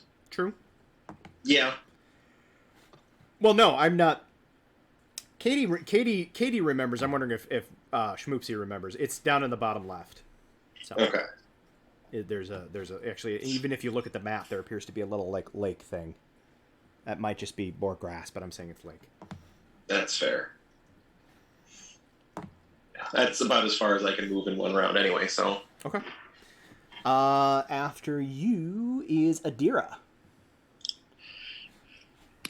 So this is what Adira's going to do. Adira, Gregory, there should be a bucket line forming at some point. I would love if you helped with that. I'm going to go start the evacuation of this town because I have a feeling that whatever just happened isn't over. Ta-ta now. That was a whole thing. And so she commands Gregory to start with the bucket line, and and then she basically she's removing herself from the initiative order and starting to like all those people that she had talked to probably a couple hours ago, saying, "Hey, you know that thing that I talked to you about? Now's the time." Okay. Keep yourself on the initiative for right now. But you start moving yourself off the map wherever that is. Why is this being a bitch? Whichever direction is to the closest leader or Well, the one you were just talking to is where you started on the map. whatever. So You're not 100% sure. Actually, no, you do know where he is. He's one of the people in here. So, yeah, you say that to him, and then you start to go. The next closest leader, we'll say, is off to the east. okay, so 4-step. Oh shoot! I need to measure how far I can go. I mean, Adira's basically to take her full turn and get off map that way, so Okay, I'll put her to the very edge that works. All right, Leoben. after having summoned free. Leoben's going to sheathe the swords. And then, where did the guy with the pitchfork, where was he at? He was in... Oh, fuck me running. Was he up above me, or to kind of the south of me, or? He was... Give me half a second. I just fucking shut off all of our cameras. Oh, So I'm going to fix that real quick.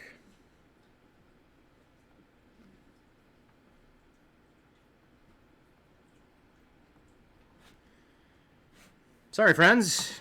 That's what happens when you accidentally close the fucking Zoom meeting. Okay, back to the situation at hand.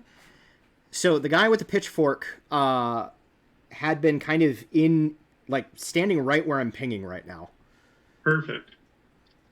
And he was the guy that kind of responded to Malon's, hey, let's form a bucket line. So he'd kind of like turned and sort of, they haven't moved yet, but he's kind of turned and kind of said, let's do the thing. I guess, do I see any buckets Um, in view, or? I will let you do this. Either make a intelligence with proficiency or make a perception check. Whatever's better for you. Oh, I'd like to do perception. Please roll your perception. Oh, that's a nat 20, so 34. You see inside the building that he's standing in, which is like a farming supply store, there is one like stack against the wall of just buckets. All right, I'm going to move into the store. Okay. So let me ask this question as we're going here.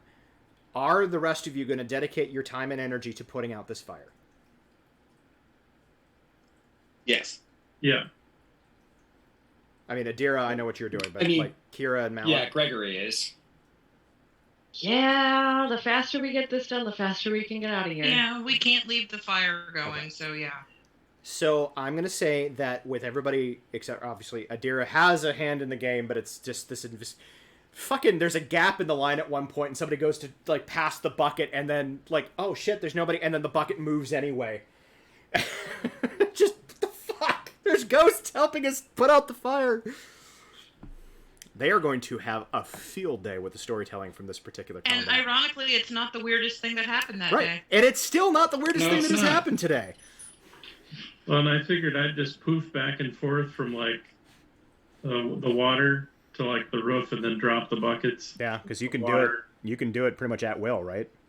Yeah, it's just a bonus action. So like every other round, I could Yeah. potentially get up there to dump it from above. Okay. So, That was my plan anyway. Brian, would you kindly roll me a die 4, please? I got a 2. Okay. So, with everybody's help pitching in, It takes about 2 hours to put the fire completely out. It's not that big of a fire. What? It's the entire front of the building, and it spreads every 6 seconds. I have to say, this building is surprisingly flammable. This Are we building sure is this was built up to code? Well, was it a thatch roof? Yes. There you go. It was not built up to code, because there is no code. It's a fucking fantasy. The code of Still be chivalry? building Is that... I've built it to be honorable, which does not protect it from fire. Kira is notably agitated at, noticeably agitated at how long this is taking. She's still doing it, Yeah. but, TikTok motherfuckers, we gotta go. So after about 2 hours, Adira, your knowledge of the town, you're able to talk to most of the leaders in that time, I would say. Do you head back to where the others are? Yeah. Okay. So by the time you get the fires out, Adira has returned, and you are all, finally, together. Cool. We need to Pause. go. Before you do that, I would like everybody who is assisting in putting out the fire to make a Constitution save, please. Oh, man. If you're within 10 feet of me, you have a +3 to your save. Well, I got a 13. Dirty 20. Nice. 19. Okay. So it's not the most horrible roll. Would this be a Constitution saving score at the beginning of, or a con save at the beginning of that 2 hours or the end of that 2 hours? End of that 2 hours. Then 8. I'm guessing from smoke inhalation. Katie, you have a point of exhaustion due to smoke inhalation. And just fucking working your ass off. Everybody else, you're fine. Alright, Kira, now that you're all together, although Katie looks pretty rode hard and put away wet. Cool. We need to go. Now. Where? Okay, that's fine, but where are we going? Winterhold. Okay, what's going on at Winterhold? You realize, as agitated as you are, you haven't really told them anything. I haven't had time to. Yep. Okay, so the veil between this world and the Shadow Realm is being ripped apart by a Kodoban, and if we don't stop it, it's going to disappear entirely, and that would be really bad also.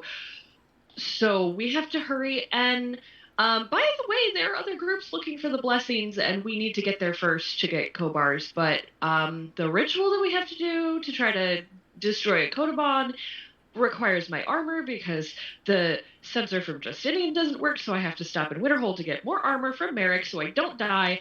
And I feel like there was something else that I'm forgetting to tell you. Oh, Mordecai's back.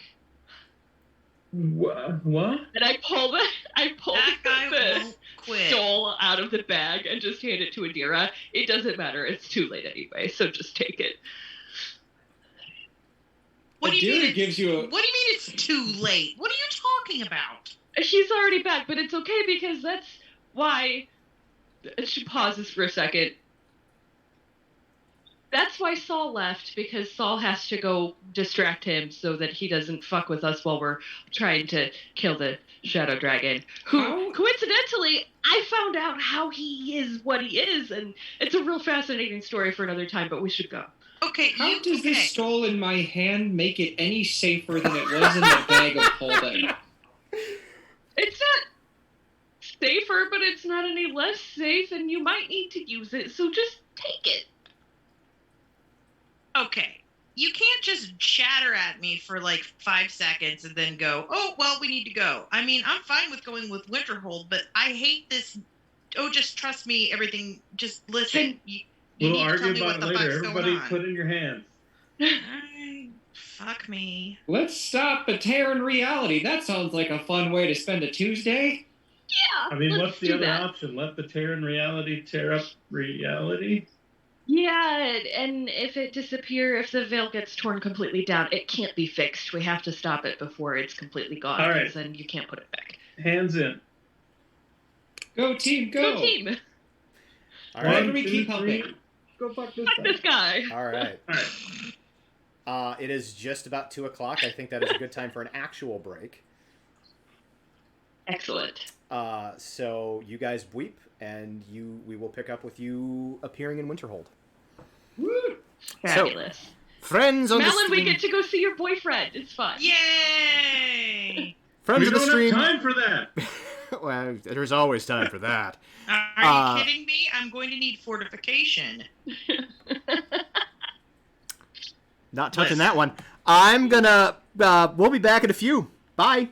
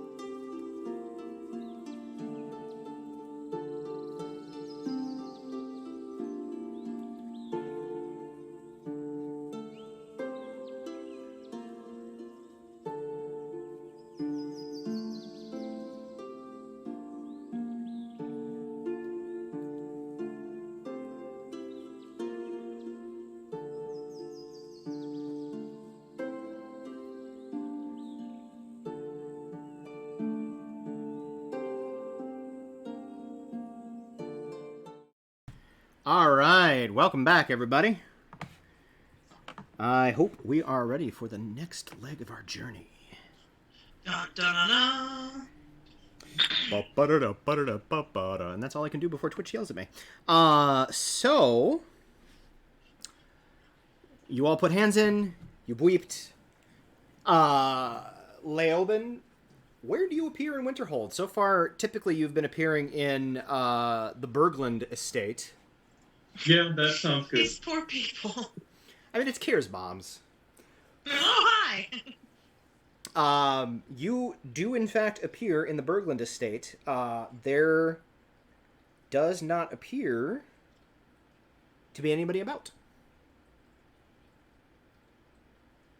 But does it just look like normal people are not home, or is it like shit's been smashed and there's nobody in the house?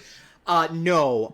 It does not appear to have been ransacked or anything like that. It is also kind of twilighty here.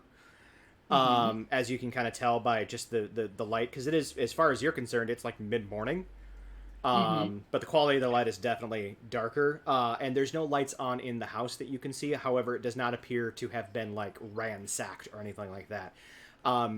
It occurs to several of you, most notably Kira, that as they are at present the de facto leaders of the city, they are probably dealing with the recent turn of events. Yeah, cool. Okay. What do you do? So did your God tell you how to fix the hole in reality? Not yet. It's good. I imagine that what I gleaned from that conversation in regards to the tearing of reality is that it's because of a Kodoban, so we have to, take him out before it can be fixed. It can be fixed. I don't think that's going to be our problem, but a Kodoban's the one doing it, therefore he has to be stopped. I would like for anybody who's inclined to do so to make an Arcana check.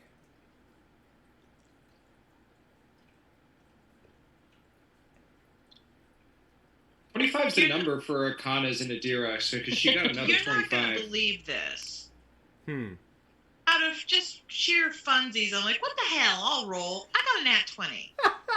Yes. What is that? I love that. It's like those Grog moments in Campaign 1 where he just inexplicably knows shit. I'm just like, what the fuck? This, what? So your nat 20 yields you a net of... I don't have the skill at all, so... What's yeah, your intelligence? I have a +0 on my intelligence. So it's a total of 20. Okay. So Malin, surprisingly enough, I sorry, read a book once. What's the matter with you? very quickly ordering myself some dinner so I don't forget.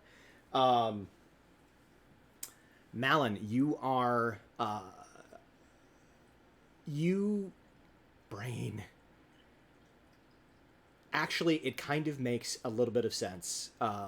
So you're thinking about it less from a magical perspective and more from a tactical perspective. And Adira, you're thinking about it more from a magical perspective than a tactical perspective. But you both kind of come to the same conclusion. Basically, given the knowledge that once the veil between reality and the shadow realm is torn down, that it's irreplaceable, it can't be fixed. That means whatever a Kodoban is doing is actively tearing it down, which means he is probably devoting a fair amount of his power, since that is a considerable undertaking. He's probably devoting a fair amount of his power to tearing down the veil. So not only is it important that you get to a Kodoban before the veil is dropped for the purposes of making sure that the veil can be fixed, but it's important you get to a Kodoban then because after the veil falls, a Kodoban will be able to focus all of his power and intent on defeating you. Additionally, that sucks. Adira, Let's not do that. you know that reality tends towards order. It wants to be orderly, and the tears in itself do tend to heal themselves if not actively worried at. So the situation is simply, if you stop him from fucking with it, it'll heal by itself in time. So the question I then have is, are we able to do the Kodoban without the last item? No. So we gotta find that first. Yes. And there are other groups who are seeking the blessings. And Who are this these is assholes? the last. This is the. I don't know that. This is the last one that's unclaimed, and we have to have it. So we need to get there. Which I imagine also means if they aren't after it, then they're after us. That would make a lot of sense. Isn't the last one in the Thrufell Mountains? It is. Which brings up the question of, hey, Katie, do you have any way to, it would be real helpful if we could fly.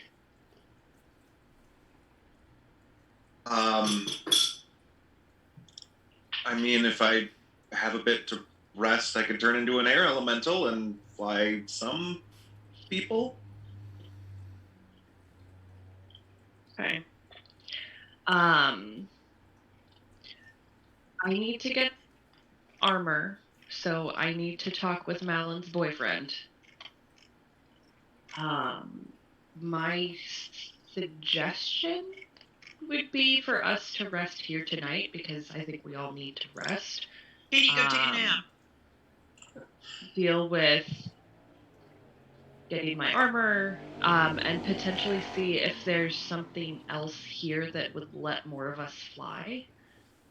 Because we can use the helm, kind of pointing at Leoben, to get back into the mountains where Malon's family was, and then fly from there. It'll be a shorter distance. We do have,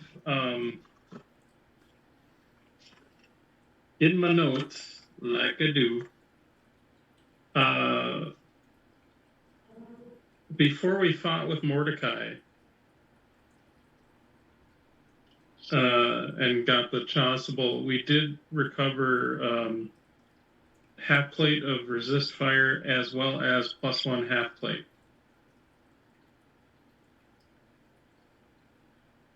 I suppose if I have the opportunity to swap out a spell, there is a spell that I could put on my list that would make us a lot faster and flyier. Okay.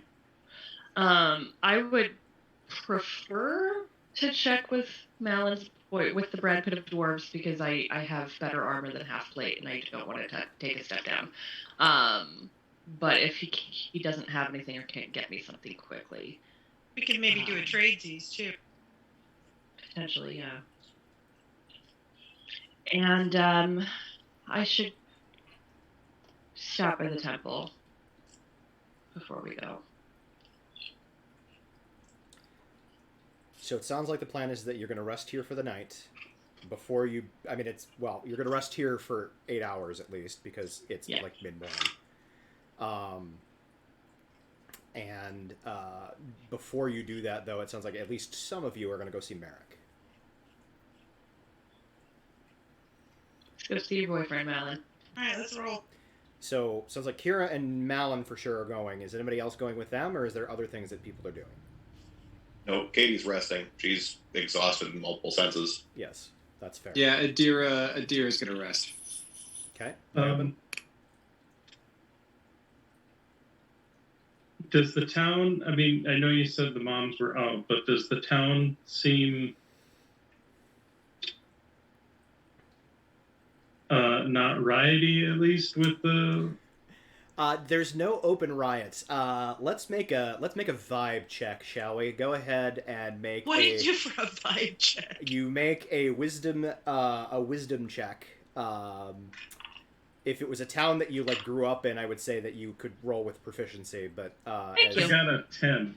Can I vibe check? You can vibe check, yeah, with advantage, Kira. Ooh. Plus my proficiency? Yes. 22. Okay. Leoben, near as you can tell, like there feels like there's a lot of tension in the air. Like it's kind of that palpable, like waiting for something to happen moment. Yeah. But it doesn't appear like the streets are quiet, and actually much quieter than they would be on a normal like mid-morning day. It feels like that rubber band as you're pulling it back and back and back and back and back and back, and it's just that moment right before it snaps. That's the kind of vibe that you're getting.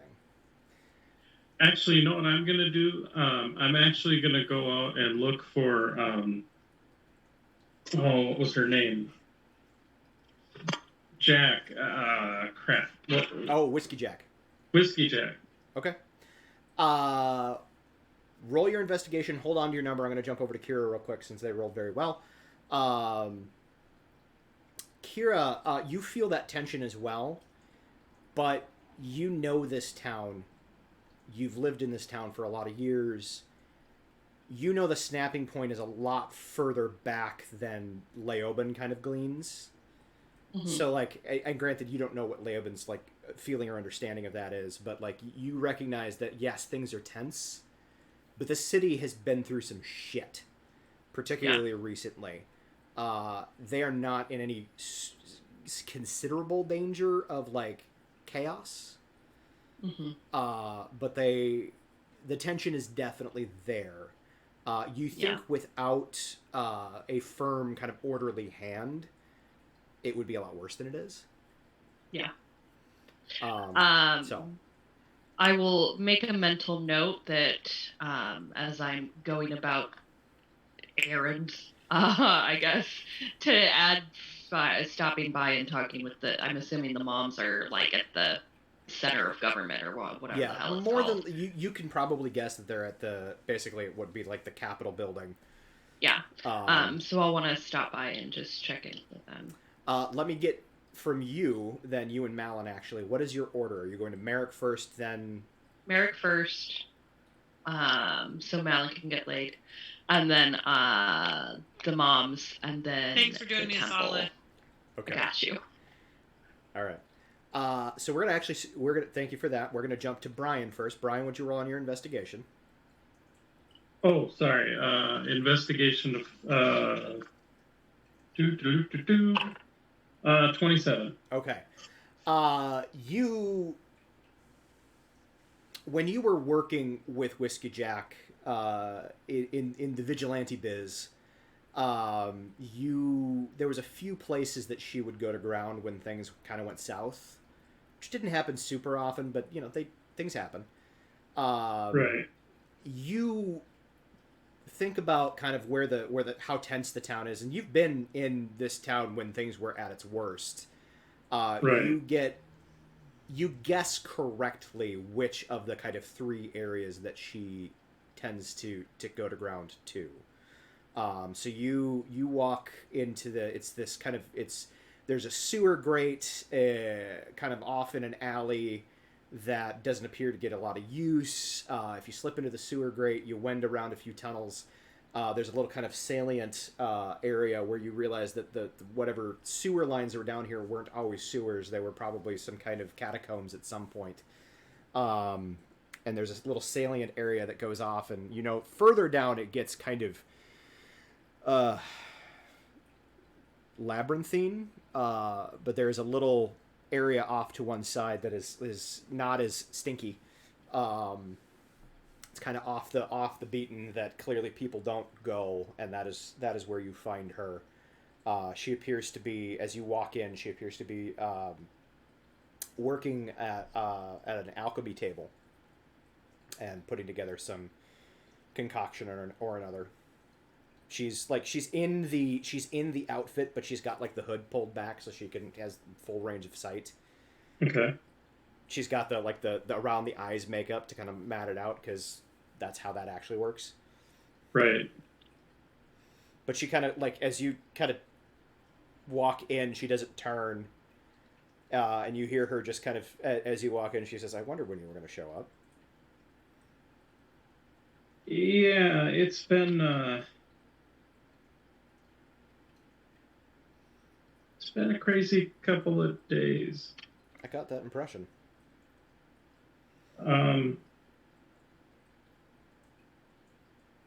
And it's gonna be crazier before too long. Crazy like Battle for Winterhold crazy, or crazy like End of the World crazy? The second. Great. And bearing in mind, she has not moved. She is not, like, she's moving and she's, like, working, but she hasn't gotten up or, like, looked at you at this point. Yeah, no, things are... Yeah, sorry, it's been a bit chaotic, and so I will, I'll just explain in very kind of generic terms that we've been trying to stop this evil dragon from destroying reality. She listens while still kind of working on her whatever she's working on. You're only getting her in profile at this point, kind of from where you're standing. After you finish your story, you see she stands, and she has like a wicked, very fresh scar on one side of her face. It's healed, like she's fully healed, but like she went unconscious and has like the lingering injury scar. Okay. Debilitating thing, like that's very clear. And she says, and you, of course, have to go deal with all of that. Yeah, what happened here, though? Did you describe for her what happened in Saul's Rest before you came? Yes. Okay. She says, sounds like whatever happened in Saul's Rest, something similar happened here. I wasn't the only one fighting. Merrick and his men were instrumental, but I went down. Merrick brought me back. Leoben, shoot your shot. She almost died. You got a shot now. Do it. The world's ending. Everybody gets laid. Yes. So you're standing there kind of contemplating that, and she kind of just, you see she's standing kind of stiffly and awkwardly next to her chair, and after a minute she just goes, fuck it, and she goes over and she plants one on you. And into the world, man! Full on grabs your ass. And yeah, he's surprised because, again, you know, he's perceptive of many things, but not reading other people at all. Like, insight is not a skill he has any proficiency in whatsoever. So you know, in the time that it takes her to kiss me and then go, why is he not kissing me back? God, this what is going on in this guy's head? This utter moron who's, when I'm putting myself out there and doing all this stuff, and now he's not. And while all of that is going on, and she's going into this diatribe of how she's going to get revenge because of he's not doing this and this and that, he goes, she kissed me. And that's pretty much his brain processing up to that point. So there's that moment where you separate, and there's, like, she's staring at you, and you're seeing all that subtext. Maybe you're not comprehending the subtext, but you're seeing the subtext. And your subtext is, she kissed me. What do you do in that moment? Well, I think it's only polite to kiss her back. I mean, you know, if I don't, then it's like rude. Right, then I mean, if it's anything I've learned running around in an adventuring group with four women is don't piss off the women. So, not just 4 women, 4 incredibly powerful women. That's a very good lesson to learn. And powerful both in, yes, their abilities, but also in the fact that one is my sister and one is the family friend, and yeah, so on several levels. One is your biological sister, and one is your cosmic sister. Right. Well, they're all my cosmic sisters. That's true. That's true. But yeah, he processes that, and then it's like kisses her back, and then She will 100% push And that scene. as far as you're willing to go with it. But we will cut away. Yep, Fade to black. that's fair. That's fair. Yeah, we don't need to. I mean, yes, this is a mature stream, but this doesn't need to be pornography. Oh. Plus, no one wants to see me go to the camera. It doesn't really work so well. Well, especially as I'm playing her, and you and I are both heterosexual. So, yeah, fade to black and move on. Adira and Katie are both just taking a well-deserved rest. So we're It's nap time. It's nap time. So we're gonna jump to Kira and Malin. The two of you move through the city towards the barracks where Merrick has set up with his garrison. You do see that there are some signs of disarray where fights have clearly happened but are over. You're kind of getting the impression that when the kind of bubble burst over Saul's Rest, similar events happen kind of across well, at least as far as Winterhold. Even as you're walking and kind of looking up over the city, you see in like different districts more of these things are like bursting open, and you realize that there are enough of these happening. Like you see one, you're like, oh, maybe we need to do we need to go deal with that, or do we? What the fuck? You had that moment of indecision. Like, do we keep going on the path that we're on? Do we go deal with that? And then you see another one burst, and a little farther away another one burst. But you do hear, at least one of the closer ones, there appears to be some kind of military response, or militant response, I should say. Now that they appear to be prepared for this, they seem to be responding in kind. As this was very recently a city under siege, they're ready. And you realize that you're not going to be able to attend to all of them. And as you have already previously noted, time is short. That knowledge in your heads, I'm not going to make you make one decision. I'm not going to force you into a decision. What do you do? Do you continue on your way, or do you go help? No. Continue. We have to stay focused because we can fight the tiny fires, or we can fight the big one. Yep. Malin, please roll me a die 6. Actually, no, Malin, roll me a percentile die.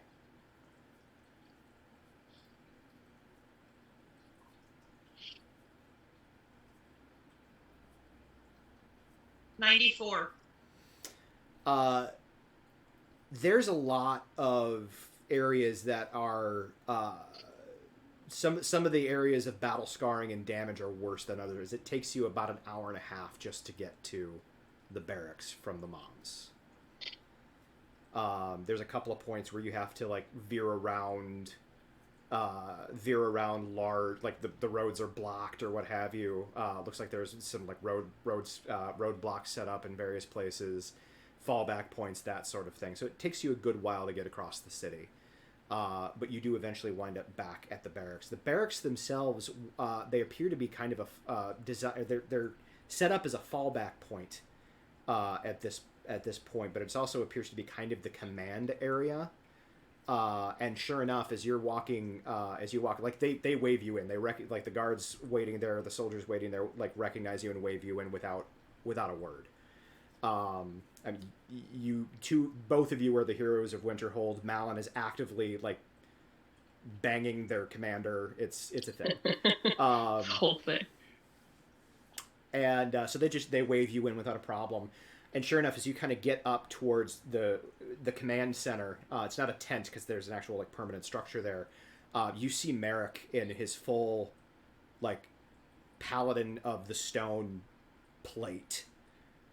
Is kind of standing over a large table where there's a map of the city laid out, and you see little like illusory, almost look like illusory conquest chess pieces, as it seems to be kind of moving almost in real time, as things are moving along. And you do see, Kira, both of your mothers are there.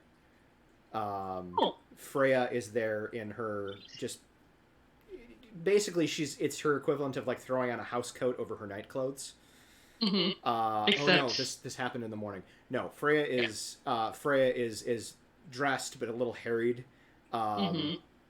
Your other mom, whose name I always forget, Alana is in full battle kit. Yeah, she is. Is Tristan here? Yes, you do also see Tristan is on hand as well, and is also fully loaded for bear.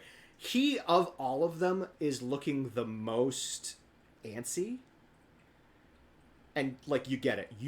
He wants to go out and be out there. He is not used to this leadership role bullshit. And he's just, he wants to be out there fighting on the front lines, not standing here and planning tactics. Yeah. But as the two of you approach, you see, they turn and they see you, and Merrick actually steps forward before the others, and he kind of looks at you both. He's like, I'm sorry, wrong voice. I'm not terribly surprised to see you. We're like bad pennies and keep turning up. Yeah, I'm not sure how to take that. Are you here to help, or are you just passing through? We don't have a lot of time. We're here to deal with worse things than what you're dealing with, actually. He kind of turns over, glances over his shoulder, and he looks at Tristan, and he says, I need you to take over. I'll be back in a few minutes. And he kind of looks over at your moms, and they look back, and you know he has no, like, authority over them whatsoever, so he just kind of inclines his head. And so the group of you step away from the command table, and you see a couple of people move up, and Tristan's kind of... And, like, clearly he's uncomfortable in the leadership role, but as they kind of step up to listen to what he has to say, like, he starts talking, and what he's saying makes a lot of sense, so he's good at it. He knows what he's doing, he just doesn't like it. He just doesn't like it. Yeah. So the five of you kind of step off to the side, and you see Freya very softly. Do you have time to explain, or is there just not enough time? I have time for a short explanation. I don't know what questions that I'll be able to answer, but have we said anything to them previously about a Kodabon? I don't remember. If I we believe have or you not. filled in Freya, and you can bet that Freya filled in your would have told Alana. Yeah. A Kodabon.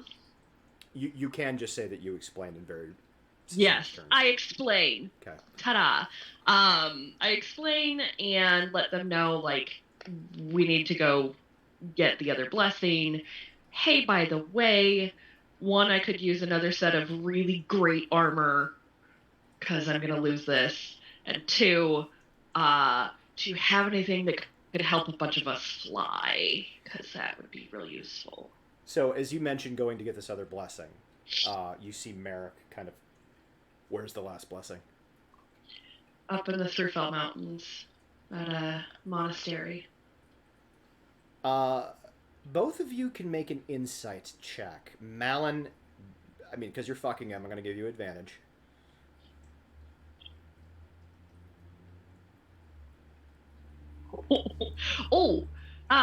So defaulting to my passive for 15, I rolled a natural 1. Fair enough. Malin? I rolled an 18. Nice. Yes. You both catch that he recognizes he seems to know the location that you're referring to. Malin, more than Kira, just because you know him better. 100% lying. No, he's not. He knows the place, and there seems to be an almost personal connection to it. And you see him, right, armor. He kind of shakes his head a second. He's like, all right, Malin, will you come with me? I'll go grab, I think I've got something that'll work for you. And he says to Kira. Thank you. He's like, Malin, will you accompany me and help me carry the thing, because it's big. Sure. So the two of you walk off. Before we jump to them, Kira, do you have anything to say? Your mom's kind of ask a few more clarifying questions. Is there anything specific? I'll tell them what I can. And it's just, explaining the rifts and this is going to keep happening until we can stop a Kodabon, and probably even after that. Don't die. Gotcha. Yeah. Okay. Don't die. I mean, sage advice. You see The Merrick. sink. You guys walk off, Malin and Merrick, and you head towards the armory. At least initially, but after you kind of get out of view of the Berglund matriarchy, and honestly, it works for all three of them. So the Berglund matriarchy, he kind of stops, and he turns to you, and he says, "This is about as bad as it's gonna get, isn't it?" Or, I'm sorry, no, he doesn't say. He says, "This is about as bad as it gets." I don't know. I hope so. It could get a lot worse. If we don't stop a Kodoban, from what I understand, whatever separating us from whatever all this other stuff is goes away, and it can't be put back. He kind of grunts in like tacit acknowledgement, and then he starts walking, and you know the this little military compound like the back of your hand. Like, you spent a lot of time here during that 6 months. He's heading not towards the armory. Where are we going? My quarters. All right, let's do this. He laughs a second. He's like, "I mean, I'm down, but that's actually not why." Well, it's the end of the world, so... Well, just let me say something before you jump on me, all right? Well, you're no fun, but all right.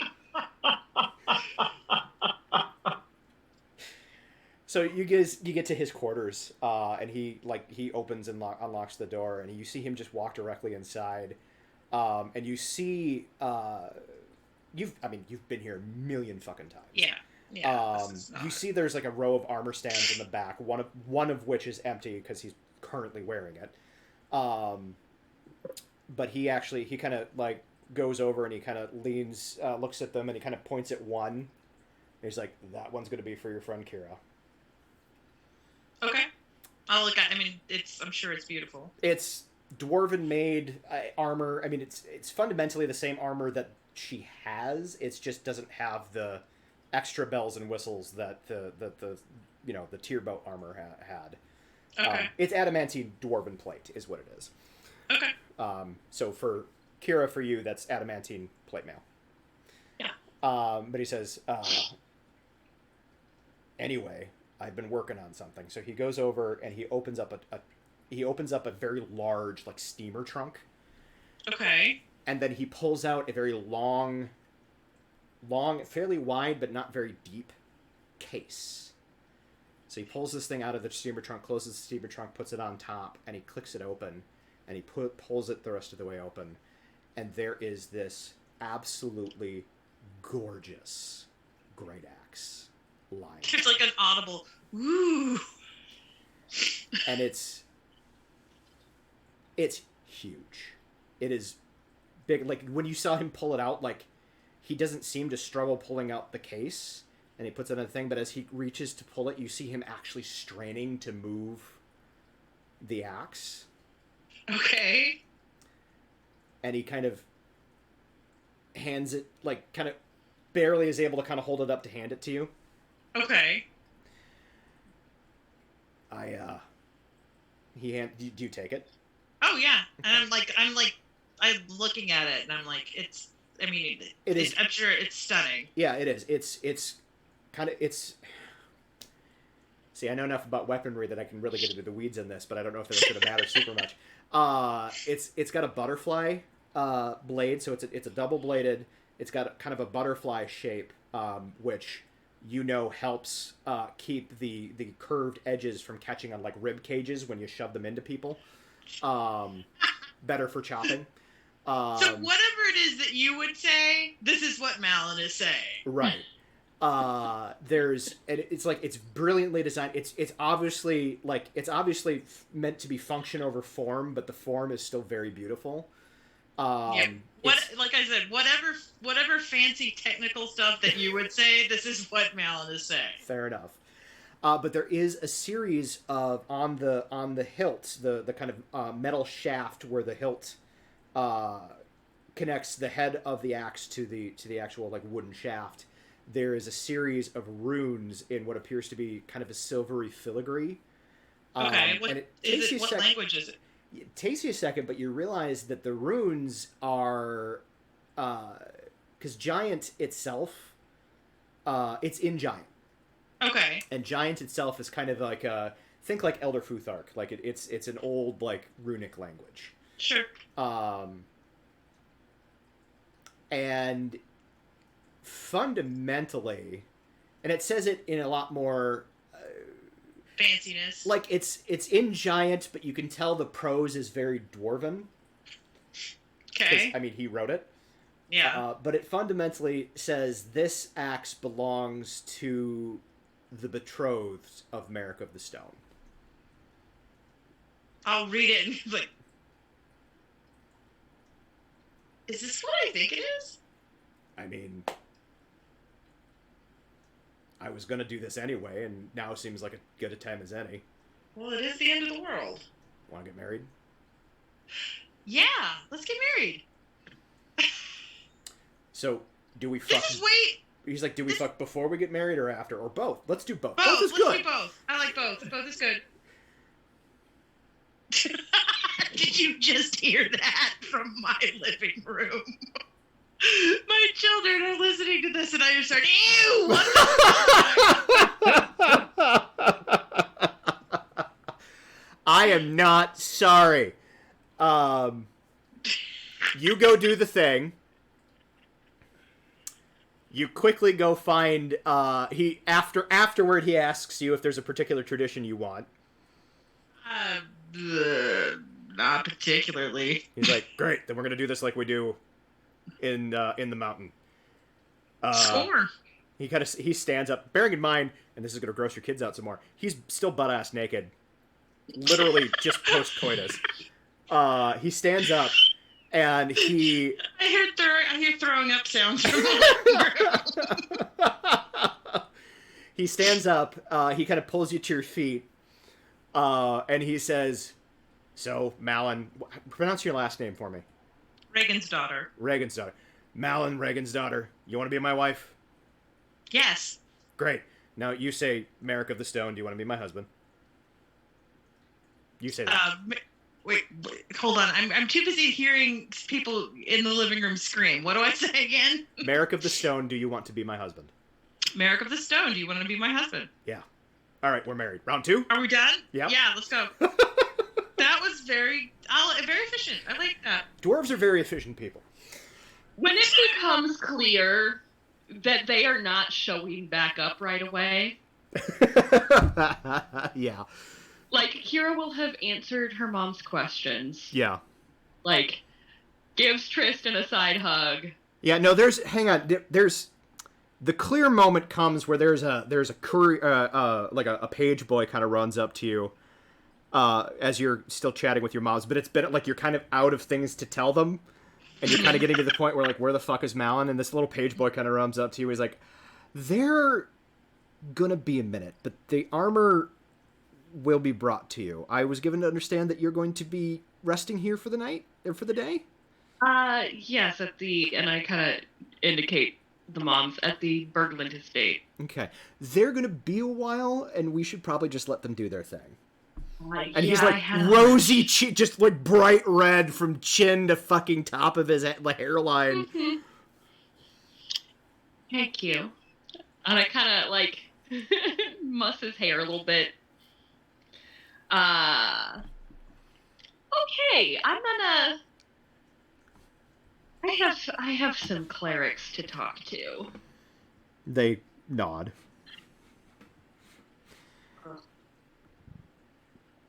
All right, Malin. All right. I have to edit I have to edit it a little bit more, but the basic fundamentals of the axe you have is now on your sheet. You just need to refresh D&D Beyond.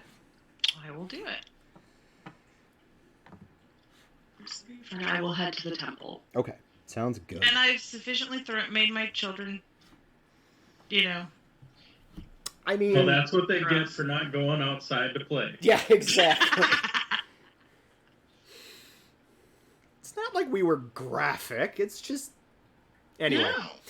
No. So yes, go ahead and review your axe. The one thing that I had not added, It requires a strength of 20 just to wield. Okay. Well, with the cool belt, I'm Yep. I got that. Yep.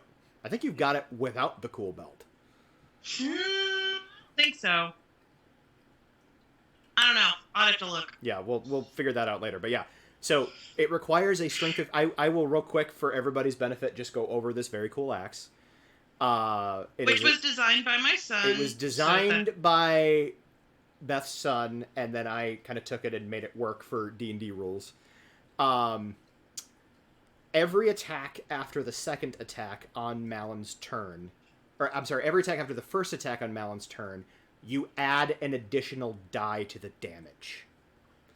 It's pretty great. So it's a D12 great axe. First attack is a D12. Second attack is 2D12. Third attack is 3D12. Cool. If there's an attack of opportunity, or I do a retribution or anything like that, then that would be 4D12. Because it doesn't restart until the beginning of your... And it does not restart until the beginning of her next turn. So we need to haste the shit out of her. That is badass. Yeah, Holy so shit. hasting needs to happen. Additionally, those dice double on a crit. Randomly in my house, I hear, "You're welcome!" Further, she can cast, once per long rest, she can cast Enlarge on herself. Which is fun. And once per short rest, she can cast Healing Word as a bonus action on herself. Which is also fun. Just so cool. That's badass. I realized of all of the people with all of the cool shit that they had, that Malon was kind of shortchanged. So this just kind of made sense.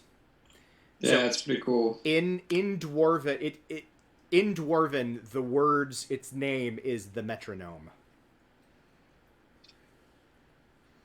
So there you go. And it makes sense because when we got married, I gave you a battle axe. It kind of works, yeah. Still lives up next to my bed in my room. Whoa, the intruder that comes into my house.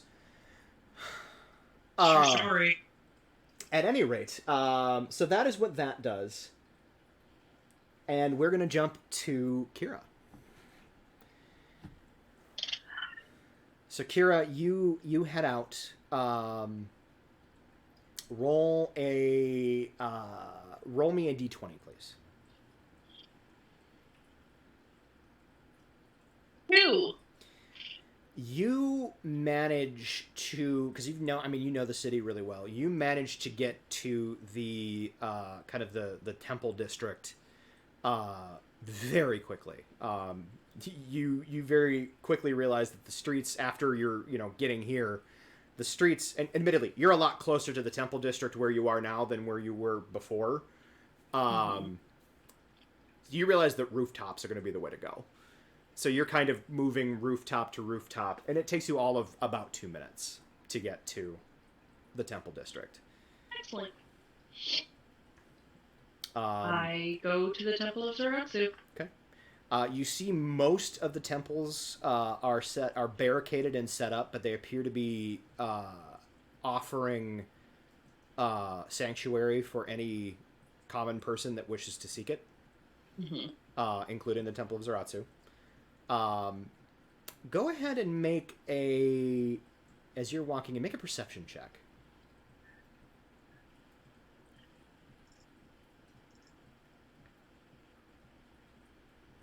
22. Okay. You're walking into the Temple of Zaratsu, and of course they let you in, because, again, hero of Winterhold, you were literally offered to lead the church at one point. So you walk in and you're kind of glancing around, and there's a fair number of common folk here that have sought refuge inside the temple. You're not seeing any elves. And you know the city opened its doors to any elves that wish to come in, and you know that wasn't like there wasn't like an influx and suddenly there's thousands of elves living in Winterhold, but there was more than a few. Not one appears to be here. Do I see any outside the temple? None outside the Zaratsu temple itself. Like any within my field of vision, not necessarily like standing on the steps of the temple. Why won't they let me in? There wasn't really like that area of the city is fairly quiet. You didn't actually see anybody out on the streets. It looks like they've already kind of taken in who was going to be coming. And you do know that like the temple of Lunatara and the temple of Caruth had also opened its doors for this purpose. So it's possible they found their way there. Mm-hmm. I mean, Lunatara is an elf. Yeah. Or at least one of her avatars is. Mm-hmm. Yeah. Noticing that, Kira, like, the blood already starts to boil. She was already gonna come in here and be sassy, and now it's sassy time. Do I know who's in charge? They don't actually have somebody to kind of lead the church at this point yet, but there is a... Perfect! Yeah, there's kind of a cardinal type that has been, like... There's a cardinal who's acting pope. Yep. I step inside the temple and I start shouting his name. And now I gotta come up with a name for him. I know what we're gonna do. Cardinal Farvalor. Farvalor? Farvalor. Mm-hmm. Yep. I start shouting for Cardinal Farvalor. You see, there's a number of just like common folk kind of looking at you. In my most like commanding voice, like here now. Gotcha. Go ahead and make an, I will say either persuasion or intimidate. I will let you choose which one. I mean they're both the same, so it doesn't matter. It's 19. You see several like acolytes seeing you, hearing you, like scamper off, and a moment later they return with a fairly harried-looking Cardinal Farvalor.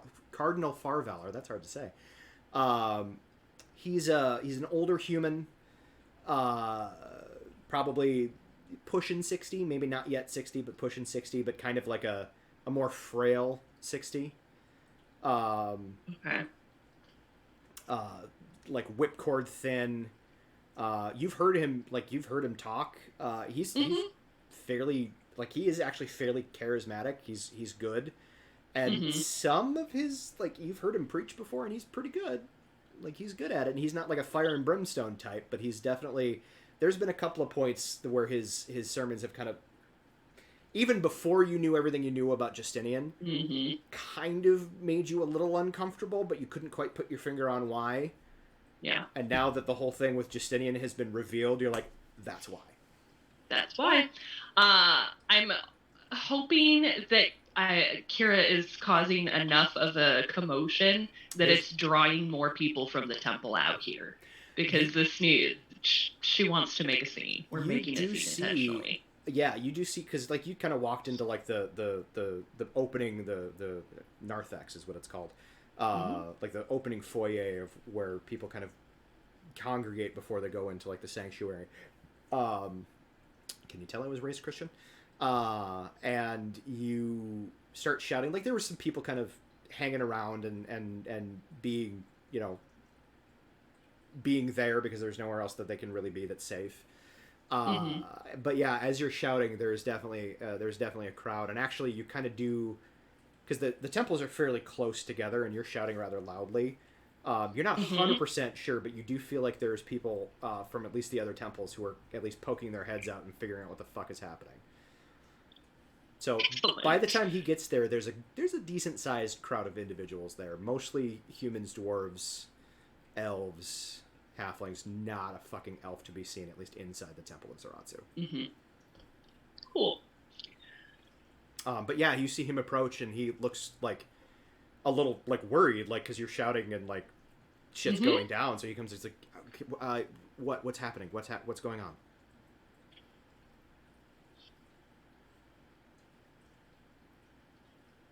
Oh shit! I didn't think of how to actually address this. It's fine.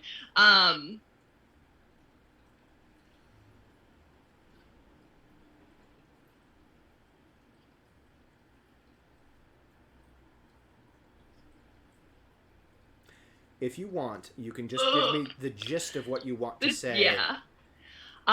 So the gist of, because my brain just like totally went, oh shit, we have to do a thing. Yeah. Fuck. If you want to just give me the gist of what you want to say, that we can put it to a dice roll to see how pretty it sounds. Yeah, the gist of what Kira would say would essentially be, like, the laws of this city have changed. Why is sanctuary in this temple not being offered to those of elven blood? This is a disgrace, and this is not what Zaratsu or our faith stand for. It's unacceptable, and this intolerance cannot be allowed to go further, starting immediately. The offer was made to me to take leadership of this church, and I accept. Fuck. And, like...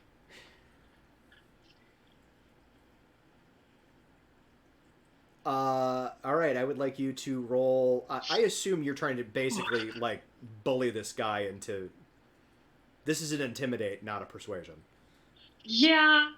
I, like, mentally... because Kira would have had a whole thing, like... Because she was planning to do this after they defeated a Kodoban, but, like, no, we're dealing with this bullshit now. So she would have had some sort of speech planned. Sure. So she's giving this speech, and mentally is like, hey, Zaratsu, can you, like, do something to make me look really fucking cool so that they'll go with this? Please. Alright, I need you to go ahead and roll your intimidate. Okay. Zaratsu gives you the help action. You can roll with advantage. Okay, well, the first one was an 18. Okay. So that's a 21. Okay. You give this very impassioned speech about the nature of intolerance and how it has carried on too long within the tenets of the Church of Zaratsu, and how it does not represent the things that Zaratsu actually stands for, and hasn't represented that since 10,000 years ago, since Justinian was in charge of the church. And in that moment, as you're finishing, you're putting kind of the final relish on your last. He's like, I was offered leadership of this church, and I accept. And there's this moment of the lights around, like, the light over you doesn't change, but the lights around you dim, casting you in this kind of shaft of light. Dun dun dun. And it's just a moment, and everybody is just like, after it comes back, everybody's kind of stands there breathless. And I just look very expectantly at the cardinal. Like, I don't know, like, because I'm thinking, like, Pope, and, like, you know, you kiss the ring on the hand, or what the fuck ever. Yeah, fuck this guy. They're gonna have to put you on the chair to see if, like, you have testicles. Fortunately, this is not as bad as the real world. Which is saying something, y'all. I'm just gonna throw that out there. Yeah, I rolled a 1 on his composure.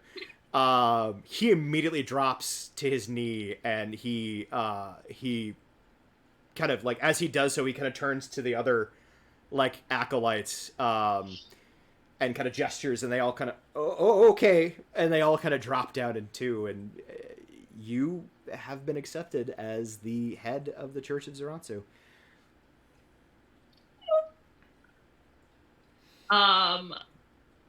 Yep, that's the thing. And they are put under strict orders to not turn anyone away from the temple. That Zaratsu is over all, and blah, blah, blah. So this establishing kind of your marching orders and everything like that is going to, because you know you're not staying, takes some time. At some point, not the cardinal, but somebody kind of under him, but like above an acolyte. Mm-hmm. What was the name of the elderly father? Oh, the dude. Shit. I liked him. Threefold.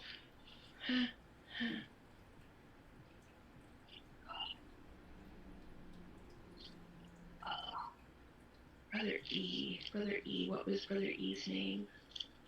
Like, it was Abellum. Brother Abellum. Brother Abellum, that's right. So you see Brother Abellum kind of shuffles up to you. And he's literally got like the,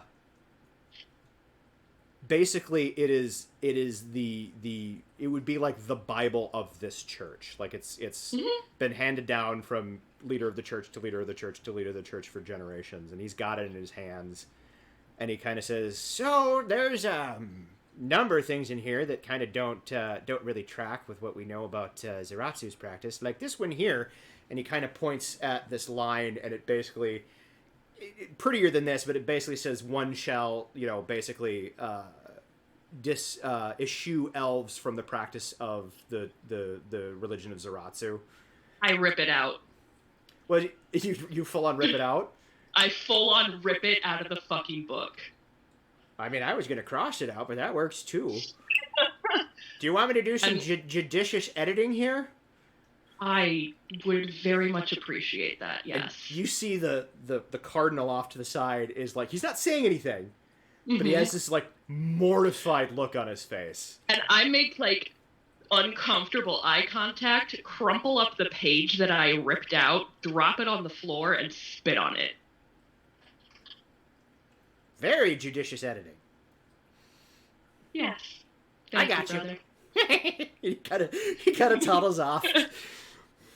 I like him. Where's Father Bale? Remind me who Father Bale was the other contact I had in the temple who was sort of kind of in charge. Right. But kind of not. You see who are you asking? Are you asking the cardinal? Because Abellum just walked off. I just ask aloud.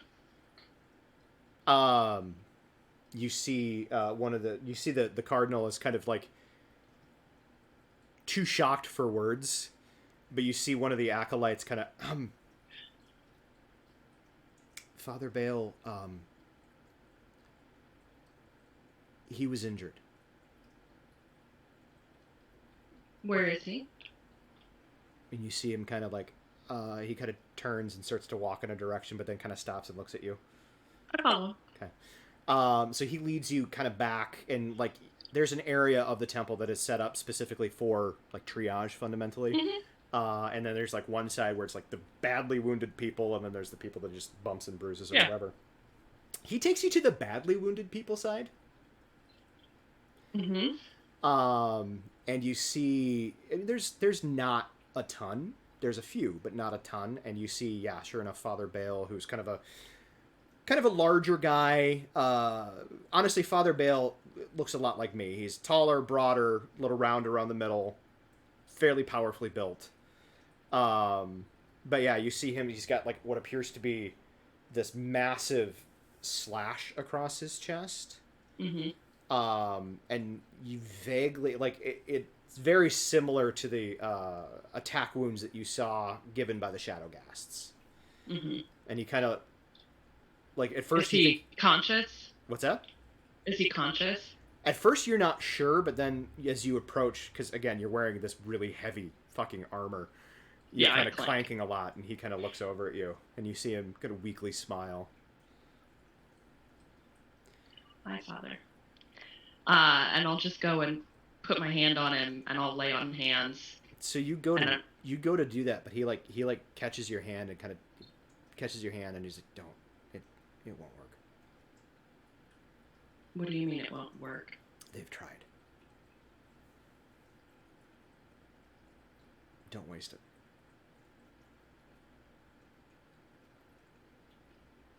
I don't accept that. What do you... You see the acolyte. The wounds by the shadow creatures appear to be particularly resistant to healing.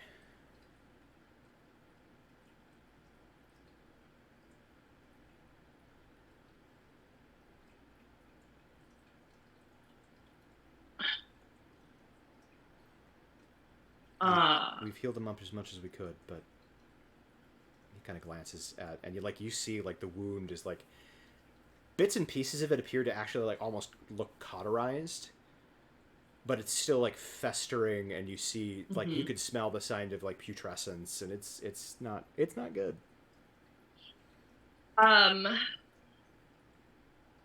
Okay. Shit. No, God damn it. Kira absolutely is cursing. This, she's real upset. She's gonna try the, because she can use 5 of the hit points from her pool to cure a disease or neutralize a poison. Okay. So, understanding that it's probably not going to work, she's going to try anyway. Okay. You find that it does not work. I will allow, though, having done that, go ahead and make a religion check.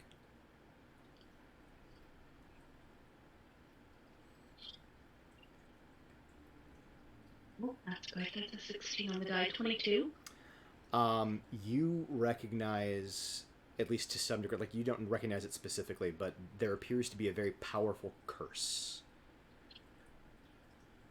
Okay.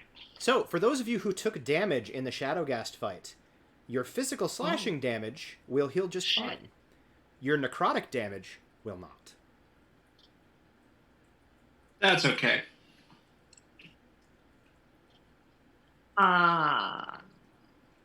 Would I have any sense of... It won't heal ever? Or just with magical healing? You...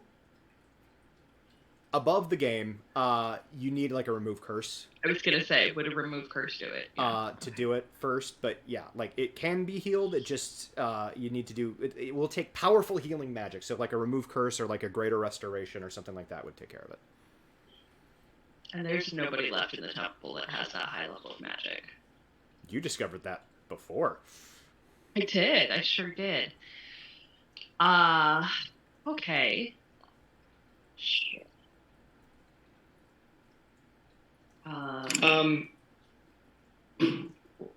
Question before I have to go, but after Kira's done with this thing. Okay. Well, that changes what she was gonna do. I'm kidding. She takes a few minutes, makes sure that Father Bale knows what she just did. Ideally, she was gonna put him in charge while she's gone. He's pretty badly injured, though. Yeah, so she'll ask for a recommendation of someone she can trust because she doesn't trust the cardinal. Do you, in your kind of flustered moment, do you mention out loud that was your intent? Yes. Okay, he laughs. So he then kind of, what do you mean in charge? And I assume you fill him in that you're now the fucking head of the church. Yeah. So he kind of laughs and he's like, that is amazing. You see him kind of push himself up to his elbows, and then he pushes himself to a sitting position. Oh, whoa. Look, and he kind of stands up. You see him reach out, and he grabs a staff that was leaning against the wall, and he kind of pushes himself to his feet. He's like, if you're gonna go save all of existence, the least I can do is take care of this mess. I'm down, but I'm not out. Just make sure that you don't go out. I still need you. Yeah, well, I'll do my best. Go save the damn world. Okay! And she'll leave orders that Father Bale is in charge while she's gone, etc. And strict marching orders, and then goes back to the house. Father Bale is going to go to Father Abellum and stop him from actively crossing everything out and just write out the things that he thinks need editing for pending approval. That's fair. All right. Well, that happened. Kira's done. All right. Well, David, you had a question.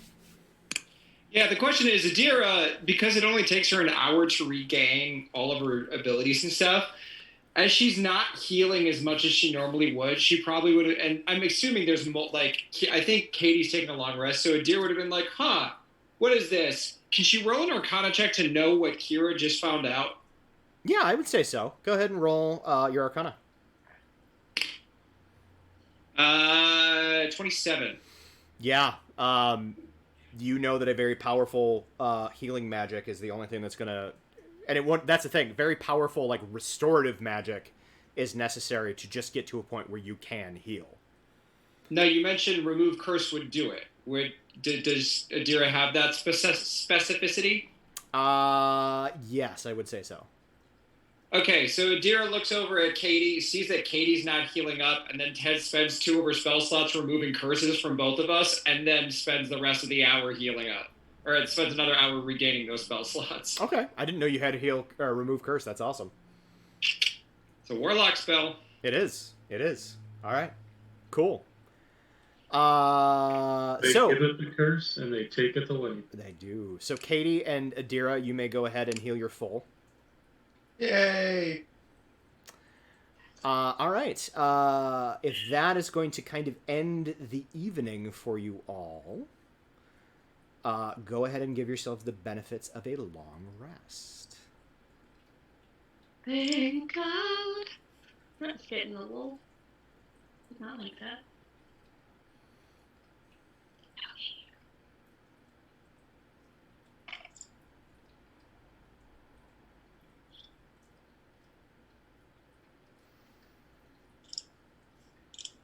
We have a bag of holding, don't we? Or do we? Yep. Do I? Okay. Yes, you do. We have a sure bag of do. holding. I will. Did I get any set? I don't want to waste another spell. Or Well, I should say that Um, Leoben has a handy haversack with a bunch of gear in it. Okay. Did I get any sense from my conversation with Zeratsu of like how immediately after getting the thing we'll have to do the ritual? Like, because he didn't tell me where, just that Things will be revealed in time. Things will be revealed in time, which is such bullshit. Not that you have strong feelings about it. Not at all. You did Just not like just get any logically specifics. logicking it out. Like, do I need to change into this armor before we go up there? Because I really don't want to. Like, are we coming back? You've got a sense of urgency that things are going to need to start happening pretty quickly. Like, not like immediately, but quickly. Yeah. And you obviously with the rifts appearing in through the veil, like the longer you go, the more carnage is going to be wrought. Yeah. All over the world. So cool. Will the armor that's being brought for me fit in Leoben's haversack? It will, yes. Okay. Cool. So, the next morning, well, actually that evening, because you started in the morning. Malin, you say your final goodbyes with Merrick. It's emotional, but not tearful, because y'all are both powerful warrior types. And we're stoic as hell. And you're stoic as hell. And probably fairly happy from all the sex. Yeah, there's that definitely that post-coitus glow. You can hear the screaming from my living room. I'm amused that it's happening. Brian, Leoben, the two of you, after probably several rounds, I imagine, she does. There's a little bit of a brief conversation, and she basically says, "Look, I'm not good at relationships, but if you come back, I'm willing to give it a shot."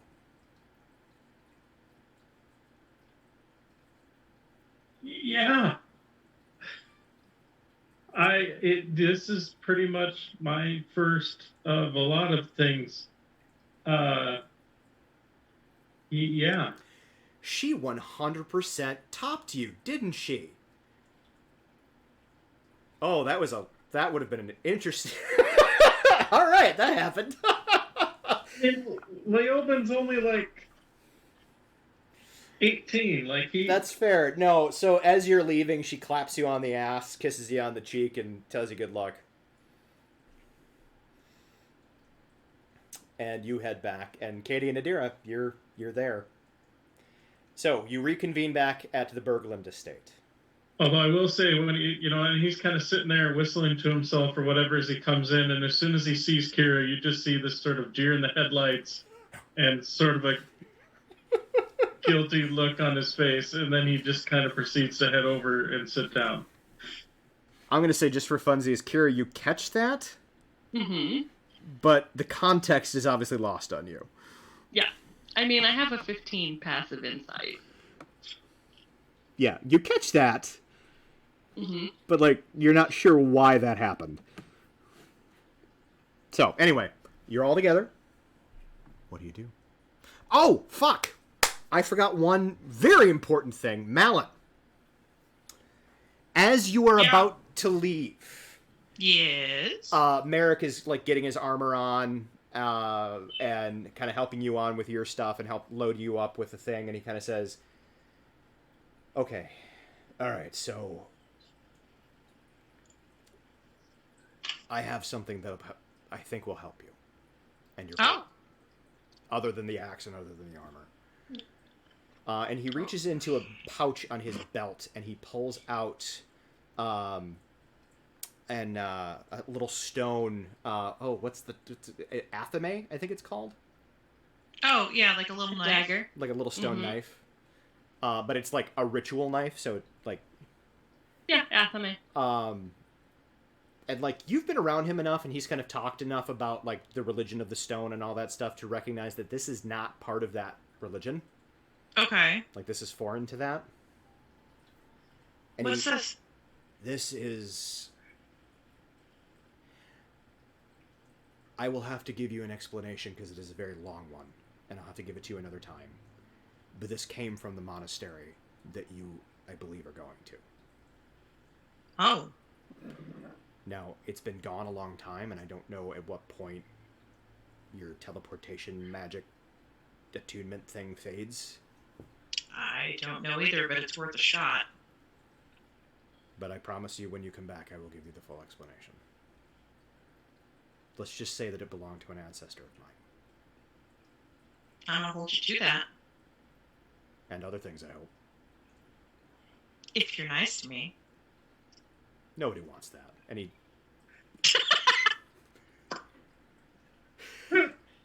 and he literally because he literally just full on, like, slugs you in the shoulder because he knows you can fucking take it. He walks out of the room. It's a weird relationship. Our kids are stuck in it so grossed out right now. So I have disturbed a teenager today. My life is complete. Oh, he's quit listening, he says. I hear. Quit listening! Okay, tell him we're done. It's all done. Anyway. Say something. No, just... So you now you head back and you have the little stone dagger. Okay. I'm going to say hydrate. All right. So I'll get back and I'll listen to everybody's stories. Does everybody... I'm curious what everybody regales everybody else with at this point, because, again, we don't have to RP through it if you don't want to, but, like, just what do you reveal? I'm just really matter of fact. It's like, okay, well, I got this thing. It could help us. And I got married, and... Congratulations. Yeah, congratulations. Oh, Adira looks out, blinks twice, looks outside at the giant tear in the sky, just kind of nods and then moves on. That tracks. Yeah. Okay. Yeah. Kind of in similar fashion, I feel like Kira is talking about, oh, and I'm the head of the Church of Zaratsu now. We're all just like, I'm married, you're the Pope, it's fine. I'm the Pope, it's fine. We slept. Yep, I slept. That's totally what I did. That's a long-ass nap. Slept the sleep of the dead. Yep, just sleeping, slept all the time. Yep. I'm gonna say that your 15 insight is sufficient. You can roll if you have below a 15. I mean, I have I rolled a perception 19. I at a rolled a +5, 19. but I rolled a 3, so I got an 8, so that tracks. Leoben I'm like- 100% didn't sleep. I kind of like do this. Leoben, you are a really bad liar. wasn't. You got lucky. Who'd you sleep with? You got laid. We know. What? What you? Yeah, no, I didn't. Yeah, I totally got it. Mm-hmm. Kira just kind of like claps him on the shoulder. I'm gonna need all the details. Thank you. Maybe. And you see, he looks a little terrified at that because. Look, I I mean, said I wasn't going to go to graphic detail, and I won't, but I'm just going to say Leoben learned what the Amazon position was. Moving on. Oh, that's not okay. Y'all can look that up on your own time. I'm not going to fuss with it. Okay. I mean, much like Well, your look it first up. time, I'm sure he started fairly awkward, but considering they probably kept going and going and going, eventually he figured it out, you know. Leoben's a pretty fast learner, I'd say. That's enough. I mean, I got a 12 intelligence. Anyway, Yeah, as we're going to whatever monastery, we're having this conversation. pretty much. This is our you travel music. going to attempt to use the stone dagger with the helm of teleportation to get to the monastery? Oh yeah. Yeah. It's worth a shot. Now, just to verify, because I know we had a long rest or whatever, but due to the time frame, the helm regains charges at dawn.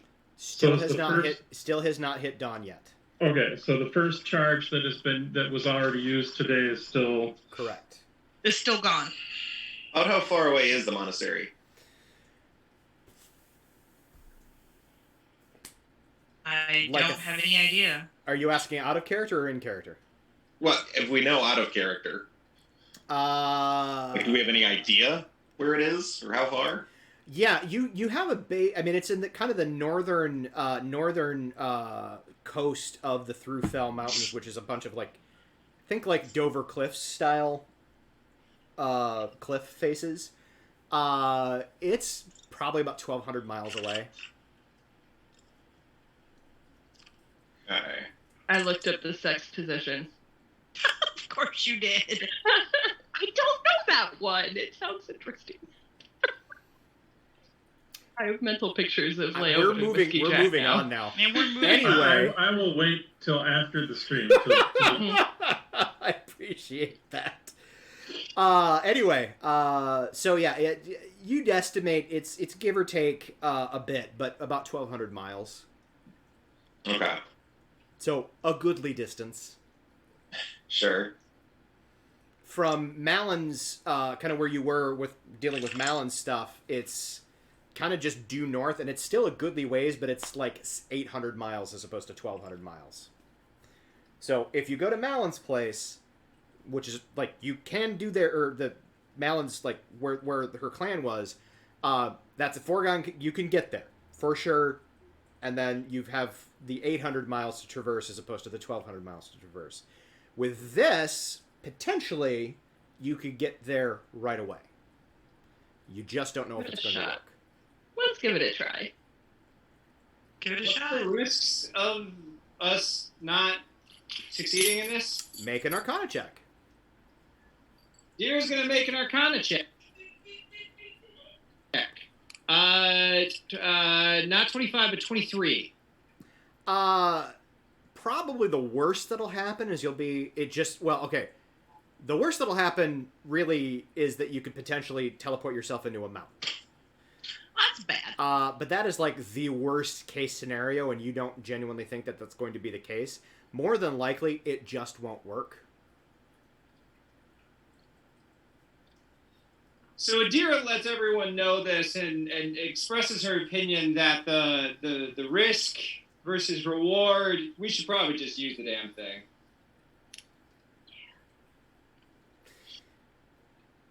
All right. Leoben, do you activate the Helm of Teleportation utilizing the stone Athenaeum? Or, not Athenaeum. Everybody Athenaeum. hands in. And he'll hold on to the Athenaeum with the other hand. Brian, I would like you to roll me a percentile die. Okay. We'll say gold is first. 39. The world disappears around you. We failed! Crap. There is a moment... Oh, wait, never. There is a moment of... It's weird. When you get teleported somewhere, particularly if you have an item from that place, it's fairly instantaneous. Like, you close your eyes and open them like in the space of a blink, and you're there. This feels a lot more sluggish. Kind of like moving through sludge. Swimming through sludge, specifically. But after a second of feeling like you're getting pulled through jello, you open your eyes, and you're standing in what appears to be a ruin of a mountaintop monastery.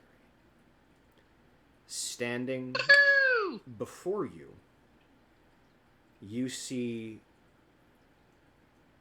a ghostly visage of the Aarakocra you had seen fighting the Nalfeshni in Justinian's version of events. Standing tall, 7-ish feet tall, arms crossed, almost eye to eye with Malin. Winged arms crossed, and standing to one side of him, to his left, you see 5 additional individuals. There is a halfling. I should look at it because I'm kind of I don't want to make shit up. There is a kobold.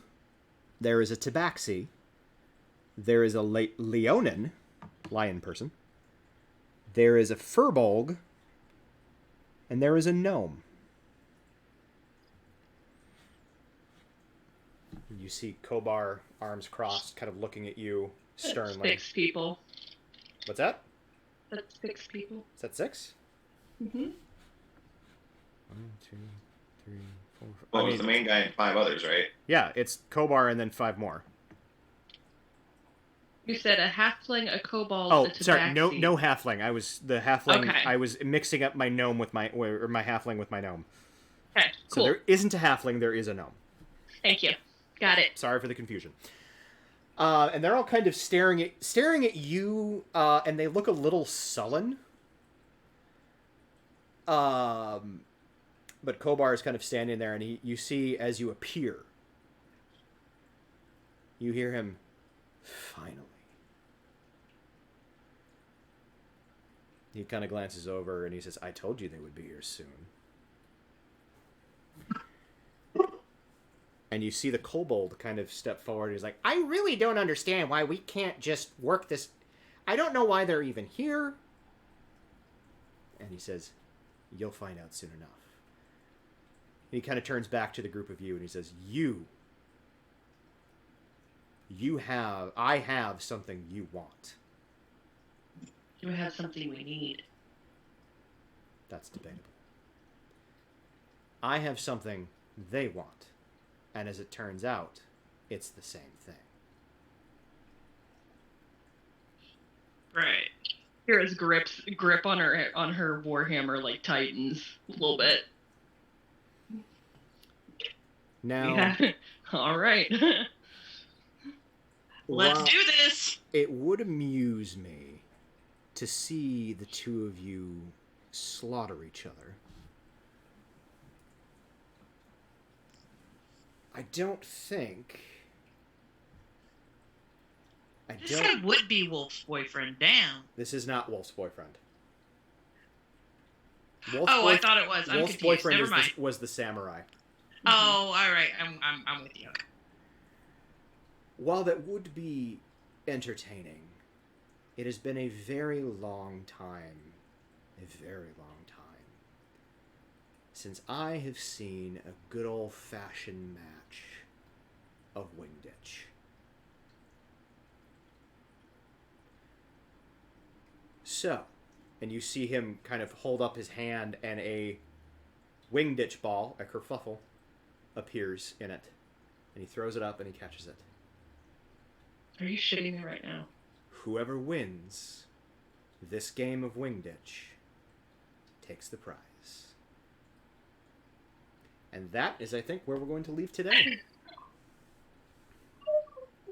I want to play some Wingditch. I know, but David has a hard stop at 4, and it's past 3:30 at this point, so... I wanted to get to this point... Truth be told, as I... Yeah? Well, I was going to say, if you want to, like, unless this is, like, a life or death situation, if you want to Jaeger Adira throughout this, I don't know how much she's actually going to be able to contribute, because she sucks at all the, like, attributes and stuff that you need for it. So if you guys want to keep going without me, you can. Tell you what, let's go, let me do just a quick, let's go on in a quick 5-minute break on the stream. We'll have a quick discussion, and then we'll come back and let people know what we decide to do. So we'll be back. We'll be back in 5. I also have to pee again, so this works out. Migrating.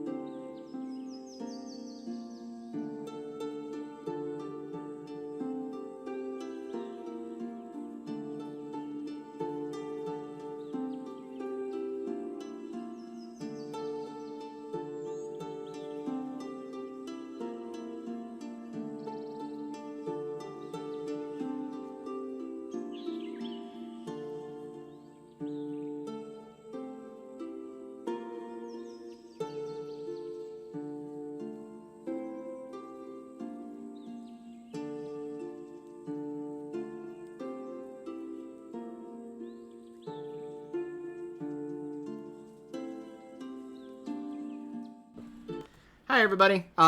David had to duck out. I'm going to real quick readjust our cameras because things are definitely wonky. I can't imagine. Everything is all messed up. I can't even see me. You don't. You don't need to see you. We can see you. You're just split in half and on opposite sides of the screen. There's It's fine. It's fine. It's totally fine. It's fine. It's fine. Everything's fine. How are you? Ah, god damn it, son of a monkey butt. That's new.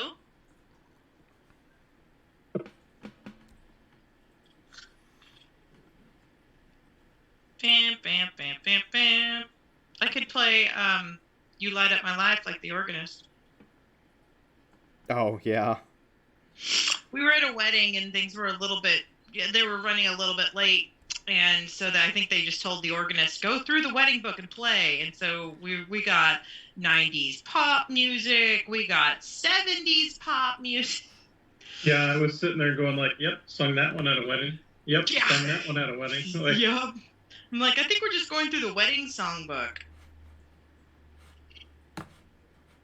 What was bad is when I started knowing all the words, I'm like in the pew singing along. You light up my life. You give me hope to carry on. It's not proper unless you do it like that. That's like the law. Is it? I don't, that how that make works? the rule. I don't make the rules. I just follow them. Sometimes.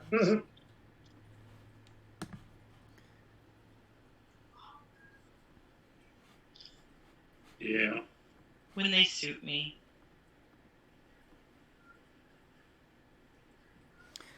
Okay. That's that. So now this guy is having us play a game for the fate of the world. Yeah. Seems right. Yeah. A game that is similar to, but legally distinctive from, another game. Yes. Due to copyright. And Due to That shall copyright reasons. All right. That shall remain nameless. So. It is the game that must not be named. All right. So, we're back. We have obviously decided to continue on. David had to go because he's got a wedding. But we are going to press ahead. For myself, I have a hard cutoff at 5 Central Standard because, I've got to do things like eat and play Minecraft. At any rate, I have to feed my children but they might not have an appetite now, so. Yeah. All right, so Wingditch. I sent everybody the rules. Like we read them. I totally read them. Some of you did. I don't know who did and who didn't, but some of you did. I totally read them. So I'm very good. There are a number of differences between the game that it is definitely not the same as. Because the game that is definitely not the same as, there were some rules that kind of made no sense. What? So there are a number of roles. There is the paladin, who is like the goalie. There is I should maybe pull up the rules so I'm actually not talking out of my ass. Where did you email that to us, or was that a link to something? It was in the G chat. Yeah, it was a link in the G chat.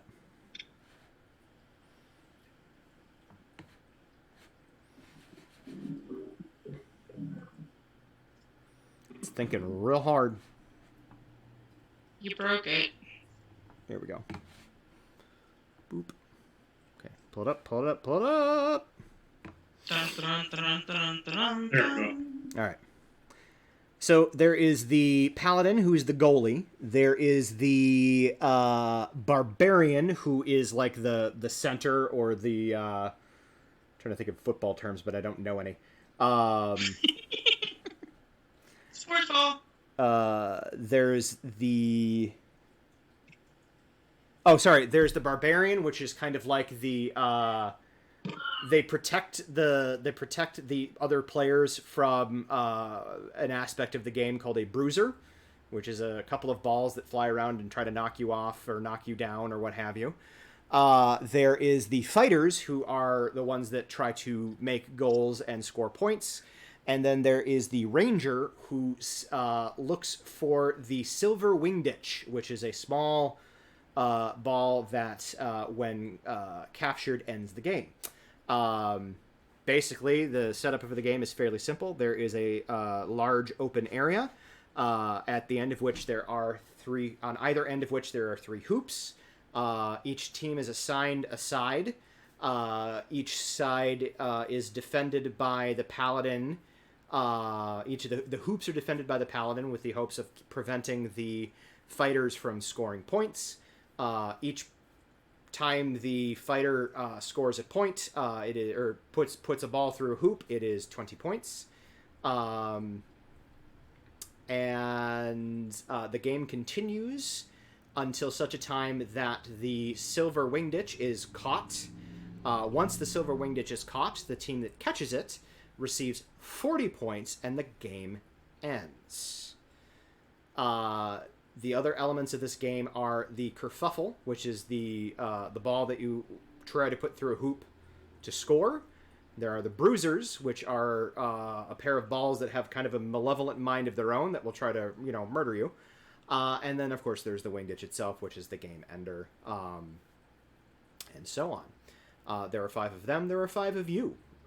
They quickly have a discussion about who wants which role, and begin to kind of choose off sides. I would like the group of you to have that discussion right now, and figure out who wants what role. I will tell you, by and large, scoring points, etc., is going to be athletics checks. This game does require flying. You are being provided with brooms of flying. Okay. Your fly speed is 50. Do they actually work? Yep. Are we required to use them? You are not required to use them if you do not wish to. Beautiful. You definitely. I would like for anybody that is inclined to go ahead and make an insight check at this point. Oh, I rolled a 3. I don't know anything. I got a 10. Nothing. 21.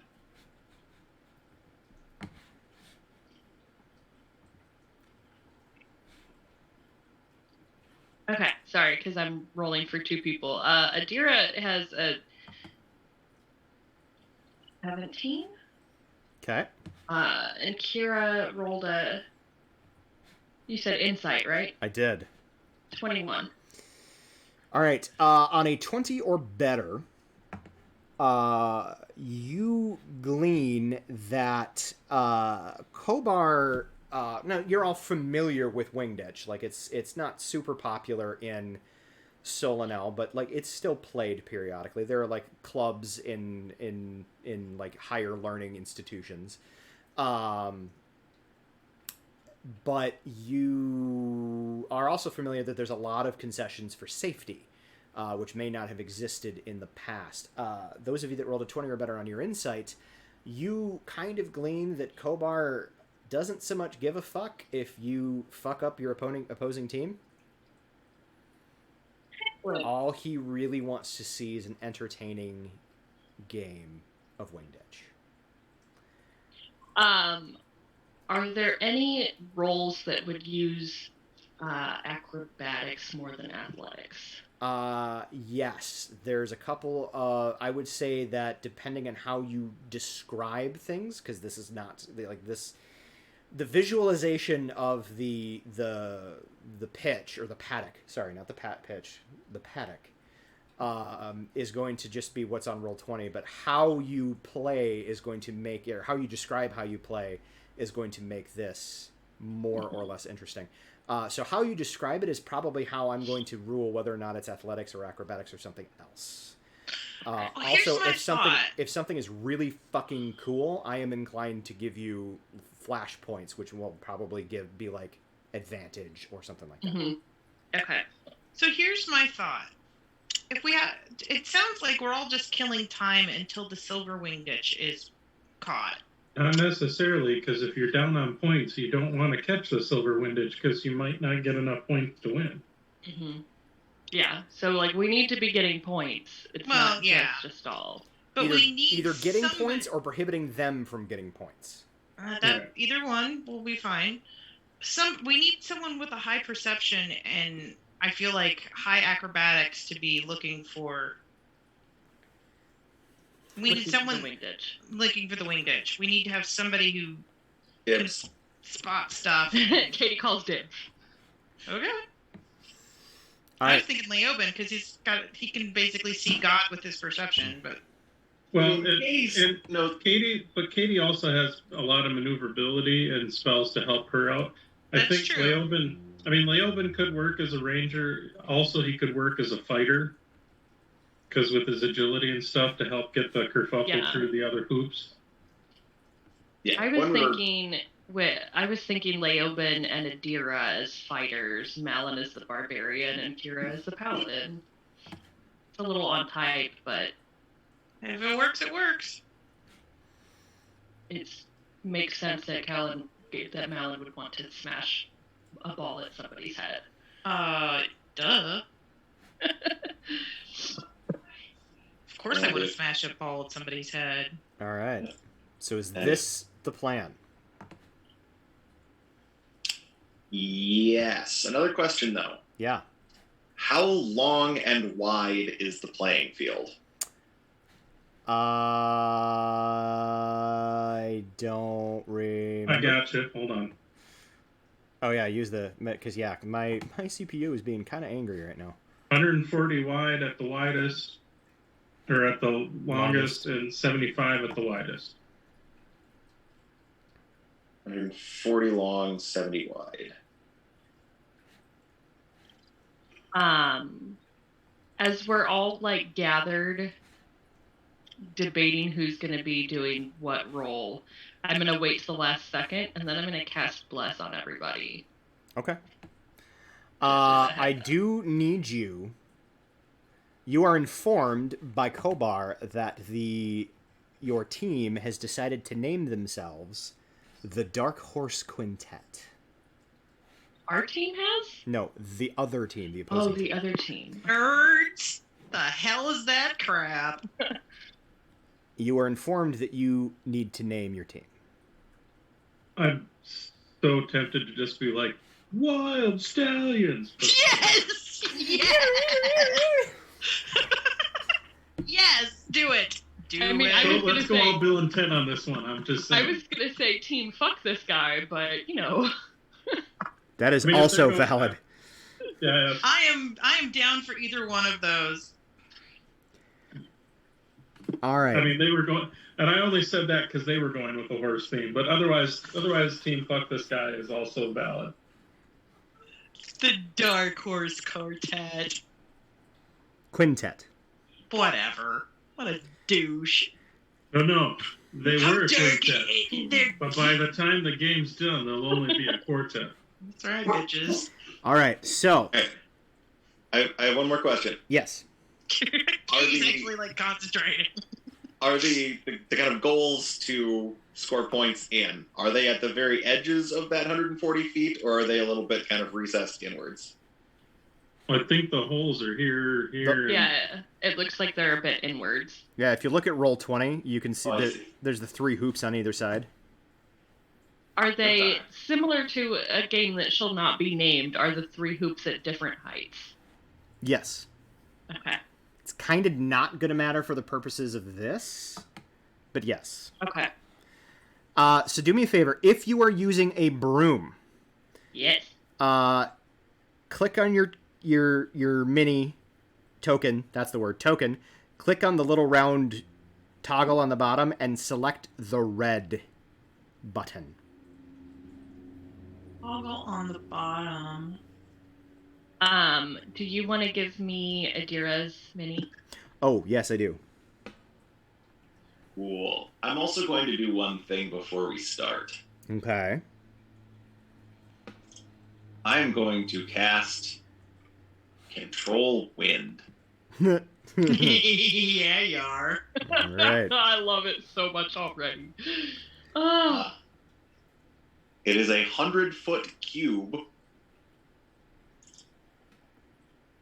and is basically going to go from right in front of one set of goalposts to right in front of the other. Gotcha.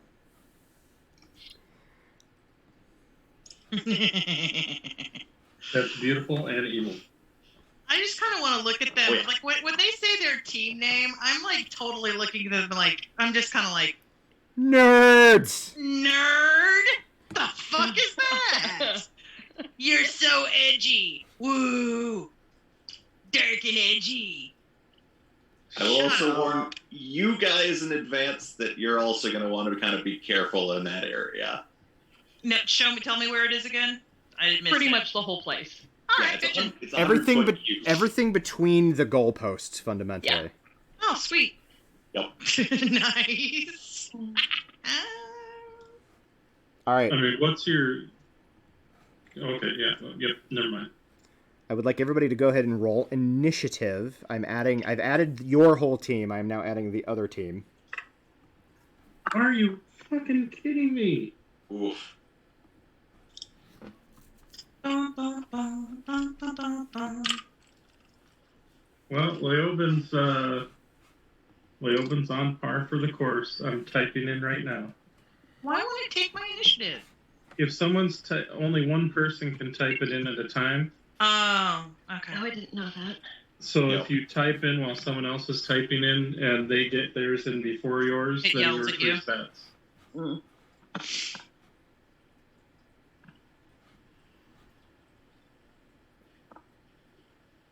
Good It's lord, just, I hate people. again, it's just a quirk of how Roll20's set up. Malin is just sitting here like, God, I hate people. What is wrong with all of you? Now, Alright. is it the kobold that was trying to express Yes. talking? Yes, he was.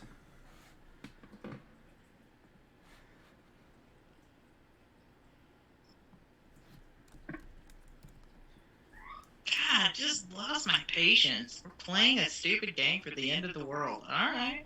Well, whatever. Okay. It's fucked up.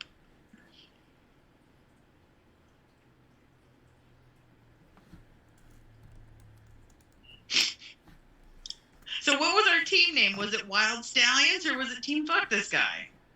I'm pretty sure it's Team Fuck This Guy. Yeah, it is. Yeah.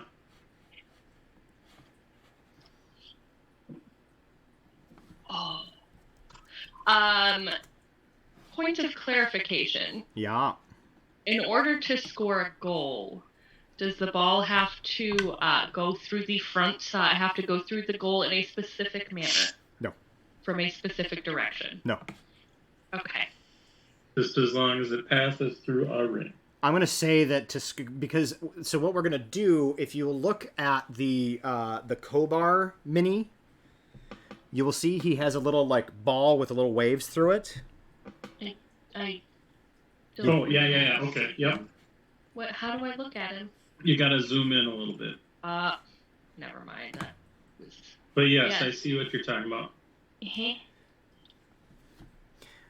That is going to indicate who has possession of the ball. So for the purposes of this, Of you the will- kerfuffle? of the kerfuffle, for the purposes of this, you will fundamentally, if you're within 5 feet of the hoop, actually I think it's within 10 feet of the hoop, you can make an attempt. The goalie, you can make an attempt. It is an athletics check to throw the ball. The goalie has the opportunity to make an athletics check, an opposed athletics check to stop the ball. And it's literally just that. If they roll higher than what you rolled, they stop the ball. As long as they're within 5 feet of the hoop that is being thrown at. Make sense? All right. I think so. Let's see. Okay. All right. I'm gonna use before we get started. I'm gonna use Bracers of the Wolf and cast Pass Without Trace on myself, so they can't see me coming. All right. Oh yes, I love that. Rise, bitch. We're gonna hold off on that, but Adira has something in her back pocket in case she needs it. All right, and I need to add Kobar. Oh, yeah, he just goes at a... Okay, I can close that. So basically, Kobar and the Bruisers are a lair action, fundamentally. Gotcha. All That right. makes sense. All right. I thought the spectators weren't going to involve themselves, but I guess he is. Well, no, he's the referee. He's Madam Hooch. He's Madam Gooch. That's not better.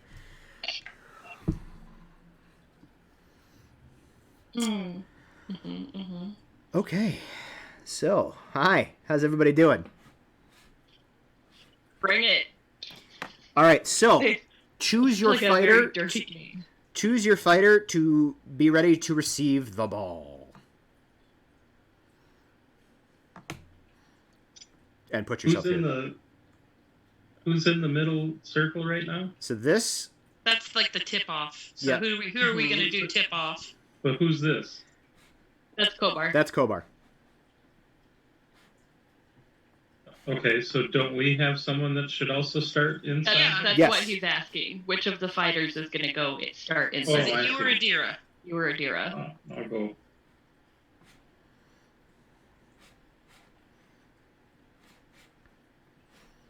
I do have to do a thing. Hang on. Doot.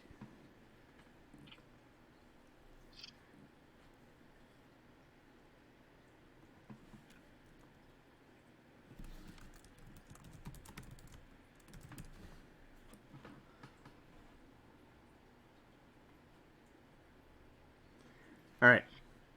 There you go. Beautiful. Wow. All right. A lot of moving parts. Bear with me. So if you see up in the corner here, the two little fireballs, those are the bruisers. Okay. And the little symbol, that's the wing ditch. Okay. I will move them on the field when it is their turn to be on the field. All right. So, top of the round, basically the way the rules go, the referee releases the kerfuffle, and then immediately thereafter releases the snitch, the wing ditch, and the bruisers. You're killing me here. You are all blessed. You have a D4 to stuff. Anybody can do something on their turn, even before Kobar. Before the kerfuffle is released, nobody is allowed to do anything. So basically, the people who go before kerfuffle will have to hold, or who go before Kobar, are going to have to hold their action until the ball is released. So they have to declare a delayed or readied action. Okay, fortunately, there's only one person that goes before him, which I should move them in the order that they go. I'll do that as we go. So he...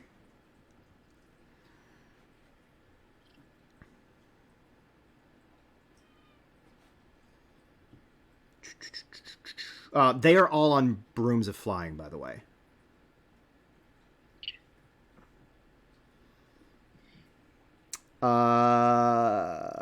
Ready's an action. And that's going to be that. I don't have to declare what that is because I'm the GM. All right. The kerfuffle as a bonus action is released. I'm sorry. As a move action is released. The bruisers are released, and the wing ditch is released, and it immediately disappears.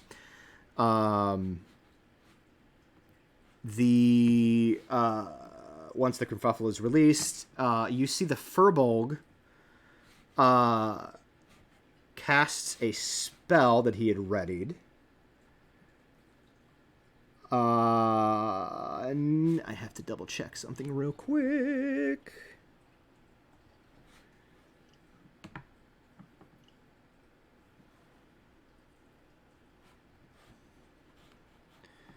So he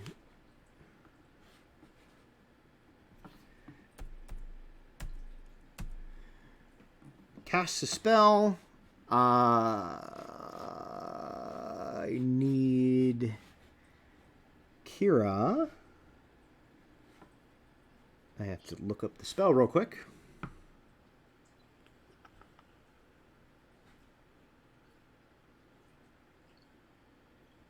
Okay.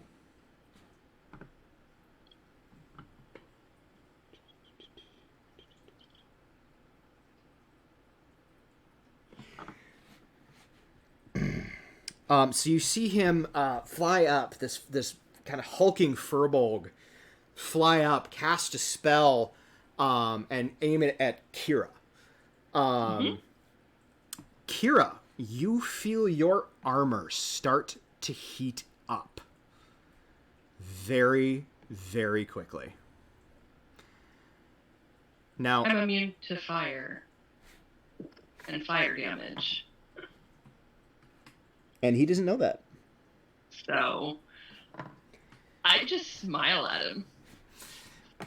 That is what he does. The bruisers are simply fly straight up in the air at this point. And kind of up on the top of the field for the moment. So that was Kobar. Then we have Akira. Kira is not terribly happy about that happening. Kira is gonna cast. So, do I get a reaction to try to save the kerfuffle, or do I have to hold my action in case something comes at me? It is a reaction. Okay. That is a very valid question, but it is a reaction. You just have to be. That's the thing. You have to be within 5 feet of the hoop they're going for, though. Yep. Perfect. Okay. So it still might be worth it to reserve an action. Just to move into their space. Okay. Didn't he throw the kerfuffle though? Like straight up. Yeah, it's up in the air. Nobody has possession of it at this point. Okay, there's not like a roll to figure out which if Leoben or what the other dude. Okay, sorry, I'm just trying to figure out. As are we all. Okay. Oh God, almost all of my shit is fucking concentration. Okay. That's fine. Kira will just hold her action, I suppose. Okay. To do what at which trigger? I don't know. In case something comes over, she's gonna try to do the thing. So you're holding a move action so that you can stop the ball from going through a hoop. Yes, that. We'll go with that. That's Sounds fine. good. All right, the Tabaxi. That's not the Tabaxi. What is the Tabaxi? Oh, right, the Tabaxi is the Ranger. The Tabaxi is going to basically just delay its action until it can see the thing. Adira. Yes, also me. Yep. Adira's gonna wub the asshole that just tried to melt Kira's face off. Okay. Because that seems like a thing Adira would do. It does seem like a thing that Adira would do. Sweetie, go away. Go. Okay. A 33 to hit? Yep. What? That just jumped right out there.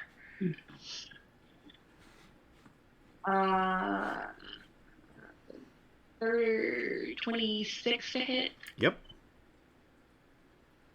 19 to hit. Yep. I don't think she can miss unless she rolls a 1. She's got a plus 14 to hit. She cannot miss unless she rolls a 1. Cool. Perfect. And she's going to do repelling blast for each of them. Okay. So that's a 5 plus 5 is 10, 4 plus 5 is 9, 14. And then, that's real shitty. Plus a 6 is 25 points of damage. Okay, thank you. And he's pushed 30 feet back. Nice. Okay. He does not look pleased at that turn of events. Yeah, well, fuck this guy. So that was her attack action. Is there a move and or bonus action she wishes to take? She's gonna, I think, we'll just... See, here's the thing. She is one of the fighters, and the kerfuffle is in play. So Can she move to try to, like... She can move to She can try to move to intercept the kerfuffle, because figure it's just directly above Kobar at this point. Cool. She's gonna move to intercept the kerfuffle. Okay, so she moves to intercept the kerfuffle. I will say... Catching said kerfuffle is an acrobatics or an athletics check. It is up to you which one you wish to roll for her. I mean, we'll try the acrobatics because she sucks at athletics. How well lit is the arena? Is it fairly well lit? It is fairly well lit. I would say in the vicinity of like the hoops and such, you get some shadow. Okay. 14. A 14 is sufficient to gain possession of the kerfuffle. So, she now has the kerfuffle. Cool. Alright, is that all of her movement? No. Because on the broom, she gets 50 feet. 15. Oh.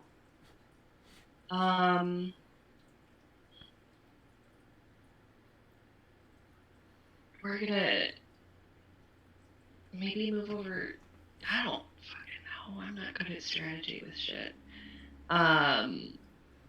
She doesn't want to go too far from Leoben, just in case she needs to pass the kerfuffle. Okay. So, that she's kind of there. All right. That'll work. Does that end Adira's turn? Yep. All right. The kobold goes next.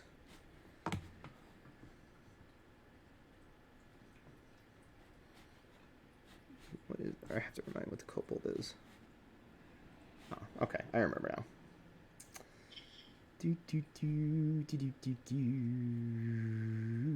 That's what the kobold is going to do. You see, the kobold has. Kobold is this short little red kobold. He's wearing these very, very intense robes. You recognize them as kind of a smaller version of the robes that Adira is wearing. They are also gray. But you see he's got a staff on his back, and you see him just, instead of, like, he kind of glances over at Leoben, and he... 5, 10, kind of directs the broom to move to there. But then you see him reach back, he grabs this, he doesn't draw the staff, but he just grabs the staff, and then he points at Adira. Specifically, Adira's broom. I have to remember what I did for that.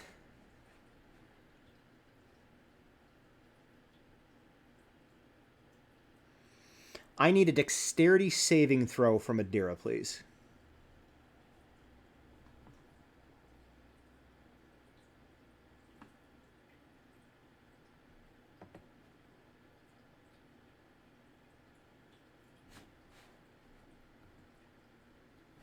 Phoenix. Sorry, I had to grab a D4. So plus 6 is 18. Okay. So plus, yeah. So we will do this. All right. Which one is the kobold? This little red dude? Yep, the little red dude. Oh, hang on. It says this is against a spell or a magical effect. But it is not targeting Adira. It is targeting the broom. It doesn't say targeting. Maybe it does. I don't know. Doesn't matter either way. You see some kind of spell effect go off, and it sails just wide of Adira's broom and misses her completely. Excellent. That is his turn. Next we have Malin. Where are the bruisers? They're like, okay, so here I am.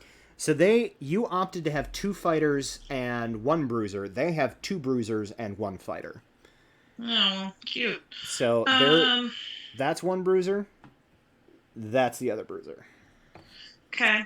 I'm going to fly up kind of towards the fireballs. Okay. So I can kind of protect. I can start knocking shit and, like, protect Adira. So 1, 2, 3, 4. I'll go like about here. Can I try to? Let's see. I'm gonna take one of these little fireballs for a spin here. Okay. Are you just gonna whack it? Yeah. Okay. I mean, I don't really have like any spells I can do. No. But you can for sure whip out the great axe and just fucking hit one of the things. Oh, that's fair. I get to any of them though. Because I was here. Your speed is 50 on the thing. I'll get to this guy. Let's Okay. take my metronome for a spin. All right. You may take an attack action.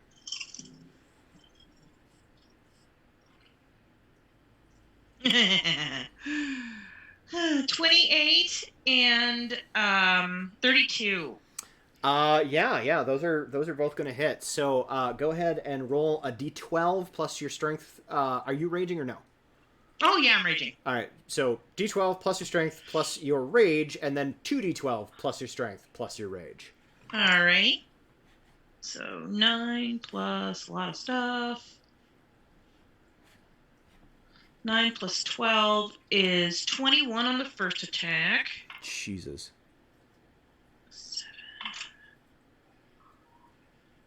13.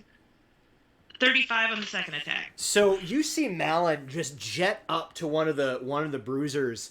As she does so, she pulls out this axe and grips with her knees. Actually, do me a favor. Your attacks are still going to go off, but to stay on your broom, make an athletics check. You are raging, so you're at advantage. All right. Oh, that's a d12. That's not going to help me. I mean, if you want to limit yourself like that, you sure can. No, I'm good. 23. No, 33. Okay, yeah. You like grip with your knees as you're like, better up, bitch! And you swing twice. The first one, it like connects with the axe. It connects with the axe, and there's like almost bifurcates it. Then you flip the axe on its side, and you just hit it broadside, and the thing just explodes. I love my new present. Thank your son. It's the best. Did you hear that? Yes. I'm sorry, did you move to a bruiser or did you move to the barbarian? I could only get to here, this yellow dude. Oh, I'm sorry. I thought you were going after one of the balls. No. I'm sorry. Change that. How much? Remind me of the damage you did? Connor, Oh, no, it was 21 and 35. Yeah, that's what it was. Jesus. So. Sorry, they don't explode. I thought you were going after one of the bruisers. That's why I described what happened there. You see Malin. I changed my mind. You see Malin just and slam into this person twice. This is their ranger. Their ranger. And you cut into her, and she lets out this it's a tabaxi, it's a cat person. So she lets out that loud shriek that cats make when they're in pain, and she hisses at you. She's still up, but she's a hurt unit. Good. they don't have a thingy, they can't win the game. You're not wrong. All right. Next we have the gnome. The gnome. The gnome. The gnome. The gnome is going to do things. Stuff and things. Well, not stuff and things.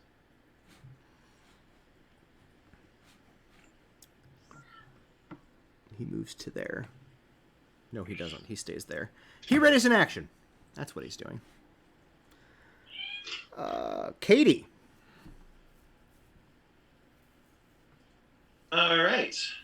Well. So you are at present on the ground. Okay.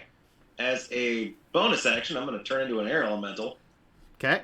That is a large. That is a large. Give me a moment. Boop. Now we hit Big Katie. As a part of a move, I'm just going to kind of go up in the air a little bit, so I'm off the ground. Okay. And then as a standard action, I'm going to use my control winds to make a strong gust blowing towards their hoops. Okay. Is that centered on you? No, that's that 100-foot cube.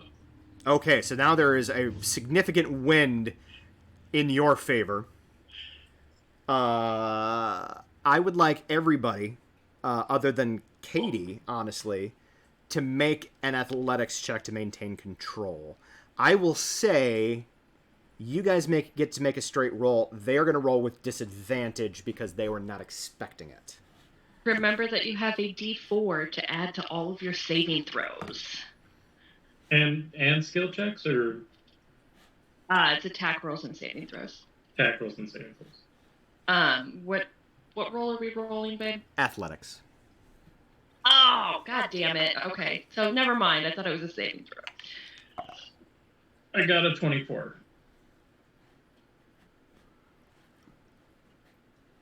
Okay. 30, 20. I don't... Yeah. You're a roll like shit. Also, she has a -1 to athletics. So, Adira got an 8. Kira got an 18. Okay, Kira's fine. Adira falls off her broom. Oh no. So remove the red dot, please.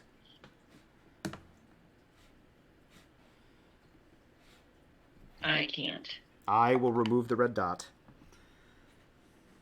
Oh, hang on. I am an idiot. I can. I got it.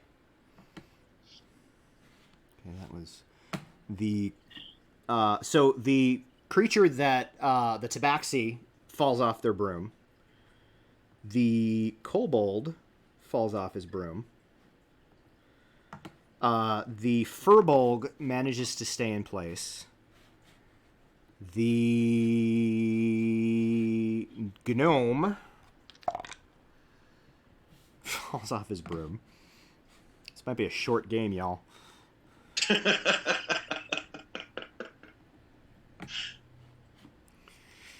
And then the Leonin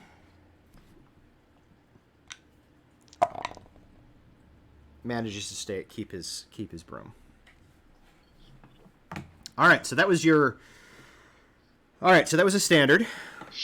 Yep. So because it's a strong wind, any ranged weapon attacks that enter, leave, or pass through the cube have disadvantage on their attack roll. Okay. And any creature moving against the wind or towards our goals must spend 1 extra foot of movement for each foot moved. Got it. So basically, double movement. Rough terrain. Yep. So for how we're going to handle the falling, we're going to assume that most of this is happening at about 50 feet off the ground. After you fall off your broom, you immediately drop 20 feet. Your next turn, you will hit the ground. So this will give people an opportunity to do shit. I will say I will allow a I will allow an immediate dexterity save for anybody that drops off their broom to grab a hold of it as they fall. Oh, excellent. Let's try that. Oh, what's that? And do I have any opportunity to see if I can find the silver wing ditch? Get 1 second, Phoenix. Yes. Go ahead and make your perception roll. This will not default to your passive. Okay. As you roll, what'd you roll? 17 for Adira's dex save. You do manage to Adira manages to grab onto the broom. However, she is dangling from the broom at this point. So she will have to spend at least a move action to climb her ass back up. The gnome entirely misses grabbing the broom. The kobold manages to grab the broom. And the tabaxi manages to grab the broom. Okay. Yeah, this is definitely not a lot of things to remember. No. What did you roll on your perception? Nat 20, so a total of 30. Nice.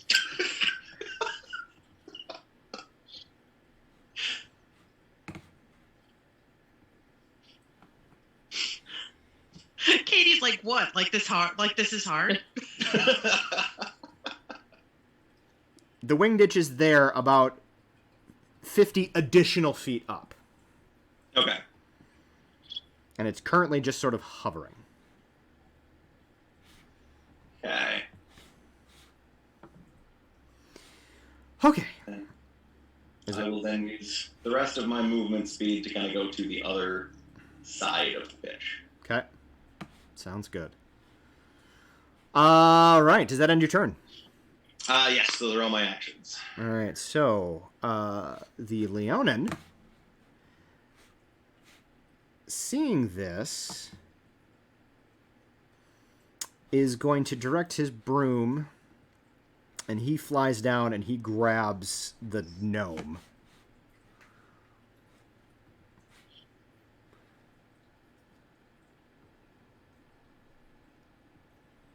And he flies him back up to his broom. And that will be his turn. Leoben. How far down is Adira right now? So Adira did manage to grab. Yeah, she managed to grab onto her broom, so she's dangling. So she's still at the 50. She didn't drop the 20 that you initially dropped. She managed to grab on. You also do know that she's not super great at climbing. I will add. I should have done this because she is in possession of the kerfuffle. Yeah. Please have her roll an athletics check to maintain her grip on the kerfuffle. Would we call it acrobatics? No, we would definitely call this athletics. I rolled a 19 on the die, so 18. Fair enough. 18. That sounds about right. So she is she's got one hand on the broom, her arm wrapped around the kerfuffle. You realize that getting back up on the broom is probably going to be problematic for her because she's not super strong, and she's got to try to maintain hold of the kerfuffle. Need some help, please. Okay, so I'm gonna move 10 over and 20 down, so I'm next to her. Well, she didn't drop down. She didn't fall. Yeah. Oh, so I'm gonna move 10 over to her. Okay.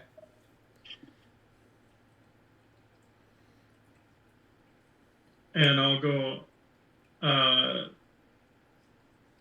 don't worry, Adira, I can take care of it. And what I'm going to do is, it looks like I'm going to grab the ball, but I'd actually like to try sleight of hand to deposit the ball on her person. Okay. In a fashion that it is hidden from view. I would like you to go ahead and just make a straight sleight of hand roll. Some of them aren't even going to get to roll. That would be a 19. Oh, wait. Your bless doesn't count towards skill checks, right? No, just attack rolls and saving throws. 19. Okay. which to be honest is not a great roll for me, but All right. Okay. You very skillfully pretend to grab the kerfuffle, but at the same moment kind of tuck it into Adira's into one of the folds of Adira's robe, and then appear. I assume you're trying to appear to have the kerfuffle after that. right. Go ahead and cap that off with a deception roll, please. I would be happy to.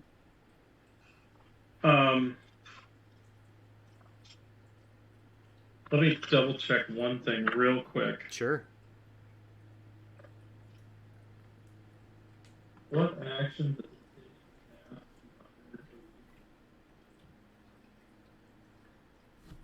How are we doing on time? Probably an action. Yeah, no action. Okay. Because I'm assuming the sleight of hand was an action. So then,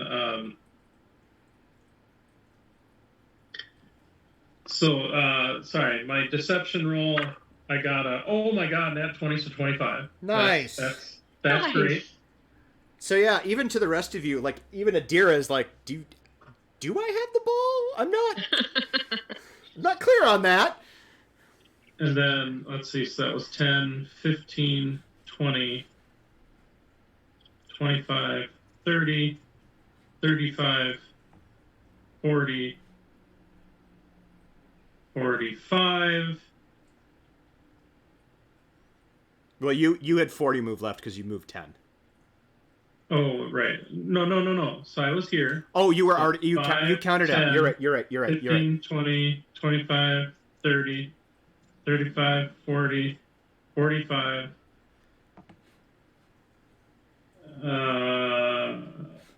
50. Yeah, I'm just trying to think of where else I want to go here. And then I'll go up 5 for 50. Okay. Then I'm going to use my bonus to dash and go up another 50. So you just basically. Yep. Yeah. All right. Cool. Because if they want the kerfuffle, they got to come after me, baby. That's amazing. Plus, I'm. Is this daytime, nighttime? It's day. It's day. It appears to be daytime. Here's the thing. There's sun. So you're not entirely sure where you are, but you're fairly certain it's not the prime material plane. That's fair.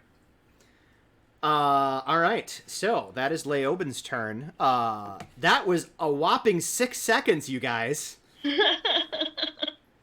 Oh, I'm literally at the bottom of the round, aren't I? Oh man. You are. All right. Like a good rogue should. 6 seconds and it's already chaos. It did not take long. Did you think it would? I mean, it is pretty on course for us, all things considered. All right. You see the Furbolg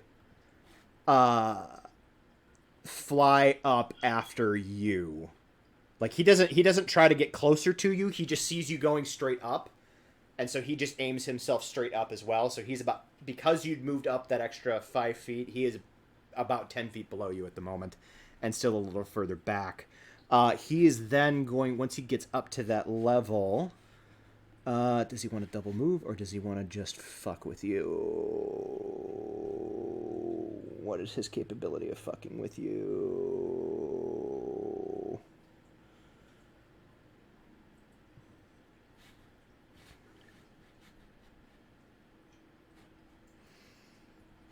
Yeah, a lot of his shit is... Oh, there we go. Perfect. I need you to make a dexterity saving throw, please. Okay. With plus the D4. Yep, with your D4. So that would be 13, 22. Okay. So you see him fly straight up. And then he takes a dash action to move 5... Oh, come on now. 5, 10... Pretty much to there. And What did? Oh, hidden. Okay, Yeah, gotcha. he takes a dash action. I'll tell you what. I'll resolve that in a second. And then he takes a bonus action. You see he kind of holds out a hand, and this vine shoots out of his hand and kind of impacts where the kerfuffle would be. And then he pulls, and the vine shoots back to his hand with nothing. Now, your deception is high enough that you're pretty sure he thinks he missed. Okay. Not that you don't have the ball. So, that was his turn. All right, Kobar and the lair actions. One of the bruisers flies directly at Malin. All right, can I? It is going to attempt to. It is going to not hit you. It is going to attempt to knock you off the broom. All right, can I use my reaction thingy, even though it's trying to knock me off the broom? Was this your reaction to an attack? Yeah. Okay, this is not actually an attack. I mean, it is. Okay. It's so. Although you're probably going to beat it. Go ahead and roll an athletics check, please.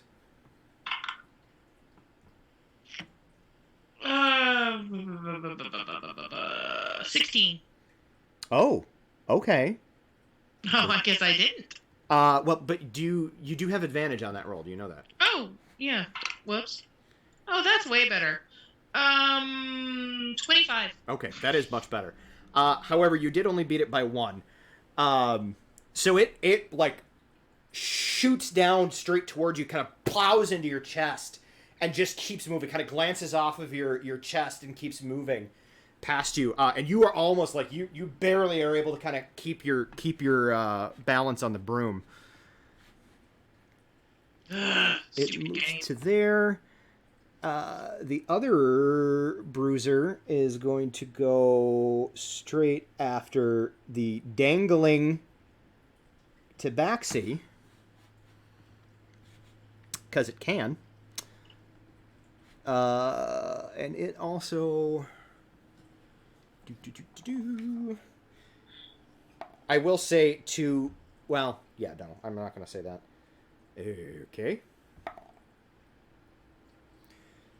So yeah, you see the Tabaxi had managed to grab onto her broom, was kind of dangling there, hadn't had the opportunity to pull herself up. As the bruiser, the two bruisers kind of in tandem, one shoots and kind of hits you, nearly knocking you off. The other one, as she's dangling from the broom with both hands, slams into her chest. You hear the air kind of woof from her lungs. She lets go and she drops 20 feet. One down!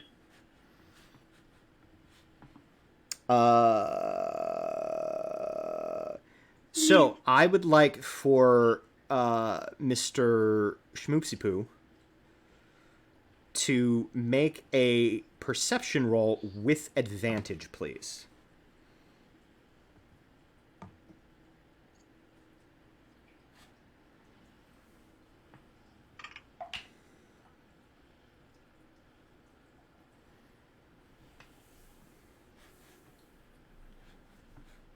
Okay, so perception with advantage, not as good as my last one, but still a 20. Okay. You note as the wing ditch moves, it is fast, it is small, and it is very difficult to see against the sky. However, you are able to track its movements as it flits to there. Okie dokie. That is the lair action. Kobar is just watching and seems to be having a grand old time. Kira. Kira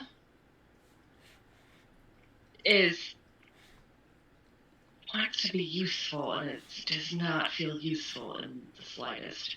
I will say you probably at this point do think Leoben has the kerfuffle. Okay. Also, I, in retrospect, had a really great idea that can't happen.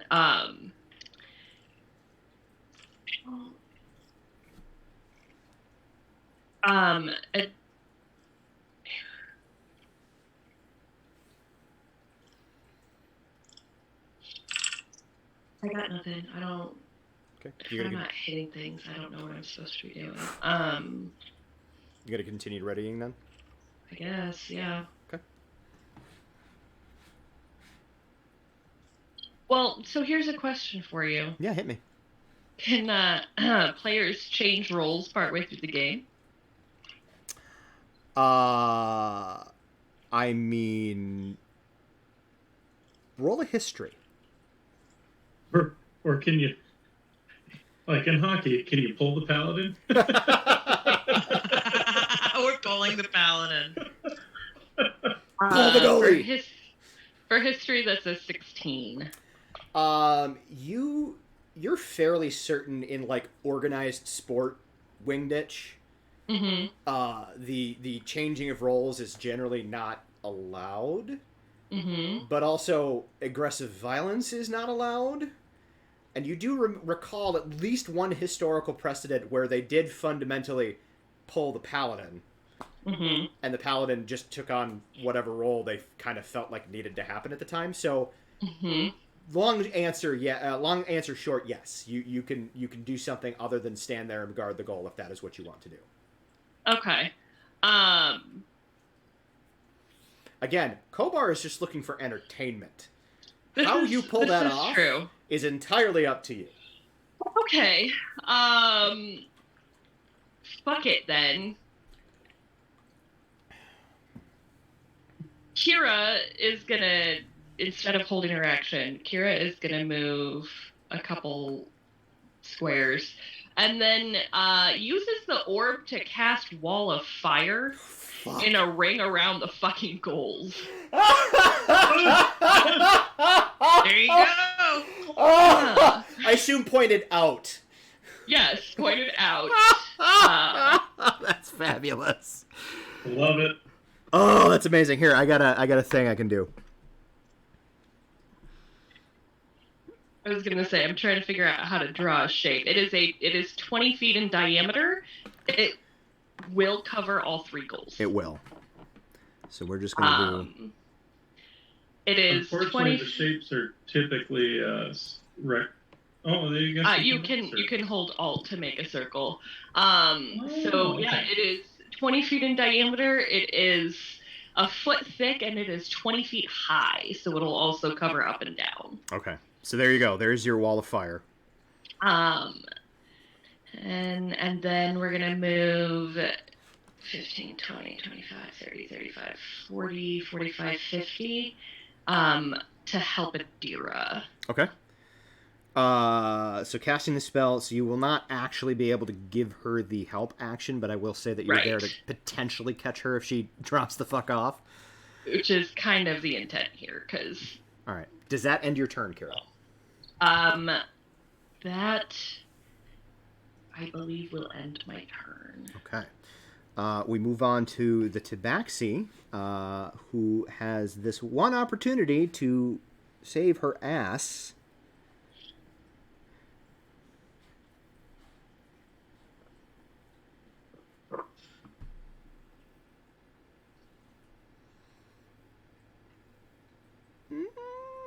And she doesn't really have anything that will, so she just plummets.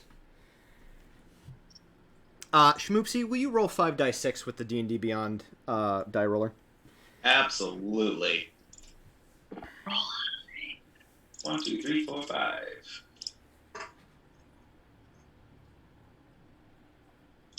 That is a total of 21. Fuck. Alright, so she hits the ground. She lies still, and then you see her kind of like push herself to her feet. She is still conscious. Is that the one that I hit? Yes. Aww. She looks like she is holding on by a thread. One down.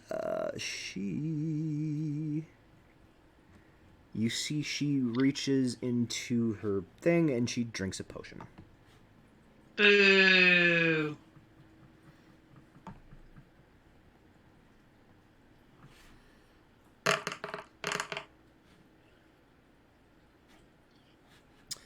And she heals a little bit.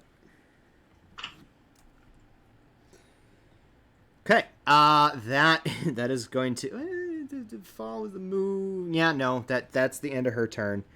That brings us to Adira. Dira is gonna try to climb back over the broom. All right. Well, since she is not actually she has the kerfuffle, but she's not holding the kerfuffle. Were she holding the kerfuffle and having to pull herself up on one hand, that would have been disadvantaged. But since she has both hands free, you can have her just make a straight roll. Athletics or acrobatics? Can she acrobatics it to like swing a leg up and not just try to like deadlift herself on the broom? I would say you can use acrobatics for that. Okay, it's a 14. Okay, yeah, she managed to like swing her legs a couple of times and then get it up and then kind of climb up on top of it and just kind of like. And that's an action or a move action? That is an action. That is So she can move and bonus. Okay. We're gonna. Leoben went up that way. Adira looks like she doesn't have it, so 10, 15, 20, 25. 10, 15, 20, 25, 30, 35, 40, 45. We're gonna like just do there. Not make it soup's obvious. Make a fly casual roll. Roll a deception. Oh, Adira's good at that shit. She is. Okay. We're flying casual. That's a dirty 20. Okay. Nobody, people are just thinking she's moving to support Leoben at this point. Yeah. All right. The kobold is going to... Oh, what is he going to do? Let me get to the actual kobold's fucking page.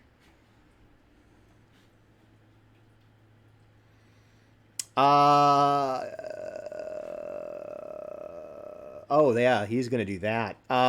Make a dexterity saving throw, Leoben. Okay. With a plus D4. Thank you. And it's good that I had the plus D4 because I rolled shitty on the D20. I got a 15. Okay.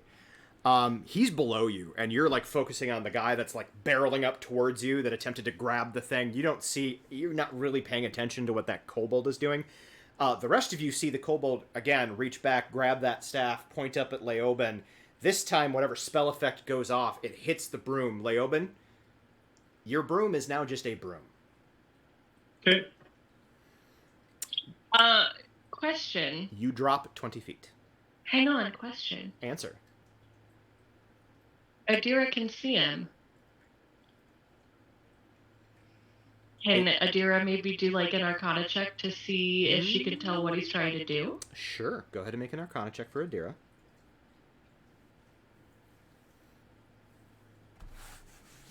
19? He's casting a dispel. Counterspell. Is she within 60? She is within 60. Okay. Yeah, you counterspell. And I think it's that's a third, so it just ends. Nice. Fucking Man, awesome. is this gonna be like that last episode of Campaign 2 where it's I counter the counter. Counter. I'm so confused. Oh, that is a valid point. Let me check something. All right. The gnome can see Adira countering the spell. Mm-hmm. Also has counterspell. Mm-hmm. So I'm going to roll his Arcana to see if he knows that is what Adira is doing. Okay. Yes, he knows that is what Adira is doing. So he counters the counterspell. So Adira. Oh, she casts Adira's at a higher level, though, doesn't she? It would be at a 5th level, so he's going to have to roll. Yep, because fucking fifth warlocks, level. man. Nope. That's fucking hilarious. So yeah, Leoben, here's the best part, Leoben, you have no fucking clue that was even a problem. But yeah, you see You hear the kobold as he goes to do the thing, and then there's the thing, and then there's the other thing, and then it doesn't work, and the counterspell goes off, and you hear the kobold just fucking fuck. I don't think so. That was fucking amazing. Here's a dumb question. Where is he in comparison to me? I'm not close enough to do my... Because I have a Mage Slayer thing. The kobold is right here. Yeah. Yeah. He's just out of your reach for that. He's just out of my reach for that. Bummer! Next time, dickbag. Next time you cast a spell, she's like... mine. Alright, that is his turn. He's pissed. Hey, guess whose turn it is, Malin? Mine? Uh-huh. So I'm going to tell you this, regardless of where we're at the end of this round, I'm going to call it. Yeah. Okay. Well, funsies. You tried to pull some shit. I don't like you. Dick punch a clock, asshole. Dick punch a clock. I don't have that as a slogan, so I'm just gonna hold this up. What I need to do is I need to get it as like a bit reward or something for the channel. So whenever Malin says that, we can throw it up. I just want you to know that I rolled an 18 and a 20. Oh Jesus! So the first one was the 18. So your 2d12 is going to be.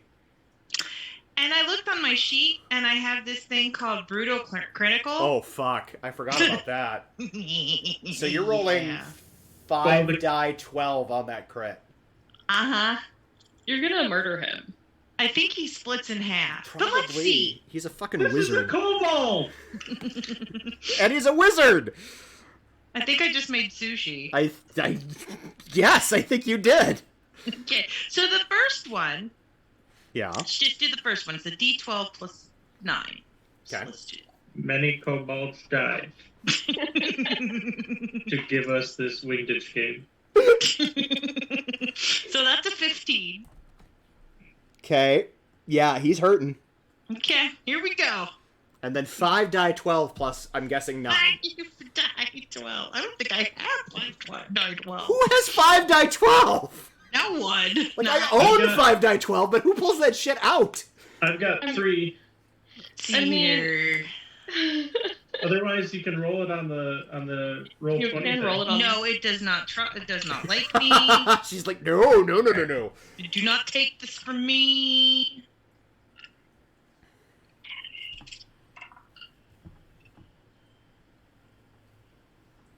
Okay. Oh. All right. 1, 2, 3, 4, 5. Okay, that's 5. Then do I double that? Nope. That's No. this is the that's- crit. Is the 5 die 12 Okay. plus 9. All right. Oof. 41 points of damage. Oh my god. Yeah, I didn't roll nearly that well on the roll 20. So yeah, you're like, oh, fucking with my friends. You fly out to him. You swing twice. The first one, he kind of manages to like get an arm up. The second one, you just bring it straight down on top of him, and he kind of manages to deflect some of it. But you damn near cut him in half. He is still holding on for dear fucking life. I am going to roll his ability to stay the fuck on the broom, though.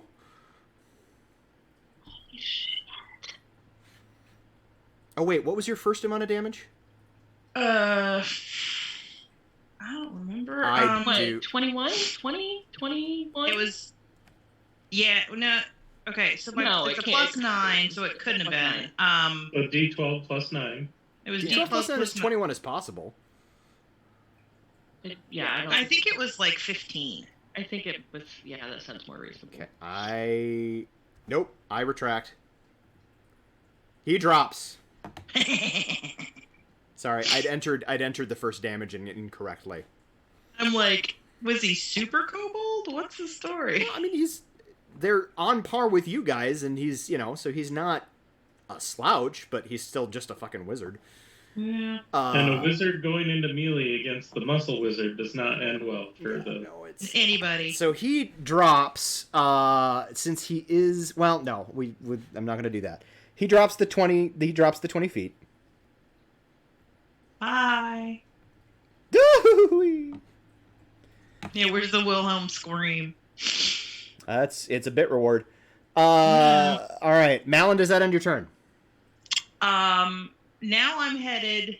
If I can, I only moved 15. Now I'm moving over to this vest.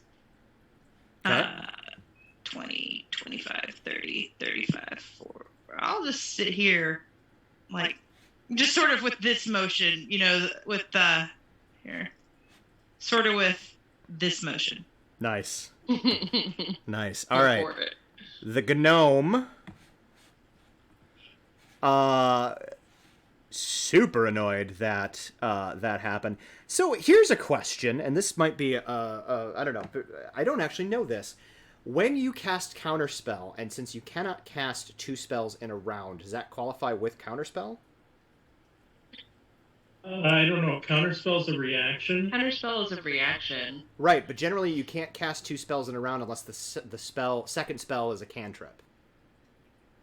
Yeah, then technically. Okay. Yeah, So I would say just. Is it in a round or in a turn? I believe it's in a round. I hear my son screaming, it's in your turn, and your reaction takes up somebody else's turn. Got it. That's what I'm thinking, yeah. That's a valid argument. I'd go with that. Because that won't come back to bite me in the ass later on down the road at all. I don't know what you're talking about. I don't know either, Sorcerer Cleric of Doom. Oh my god. Oh, I have to send you pictures because I got pictures from Sabby of the bodice for Rhiannon's dress because the bodice is done. It looks so fucking cool. Where? Excellent. One creature. All right. I need. Oh, but you're super hardy. Hardy, har. Oh, this. He's doing this. Boop. Malin, I need a wisdom saving throw, please. Oh, It's no. a D4. Oh, no. All With right. the D4. Hold on. Before we get all crazy, I think I have something that helps with that. Let me look here. Where's all my shit? Oh. And this whole time I'm going, she's smarter than Barca. She's smarter than Barca. She's smarter than Barca. She is smarter than Barca. That is I am smarter categorically than true. Barca. All right. Okay, let's see what we get here. Ooh.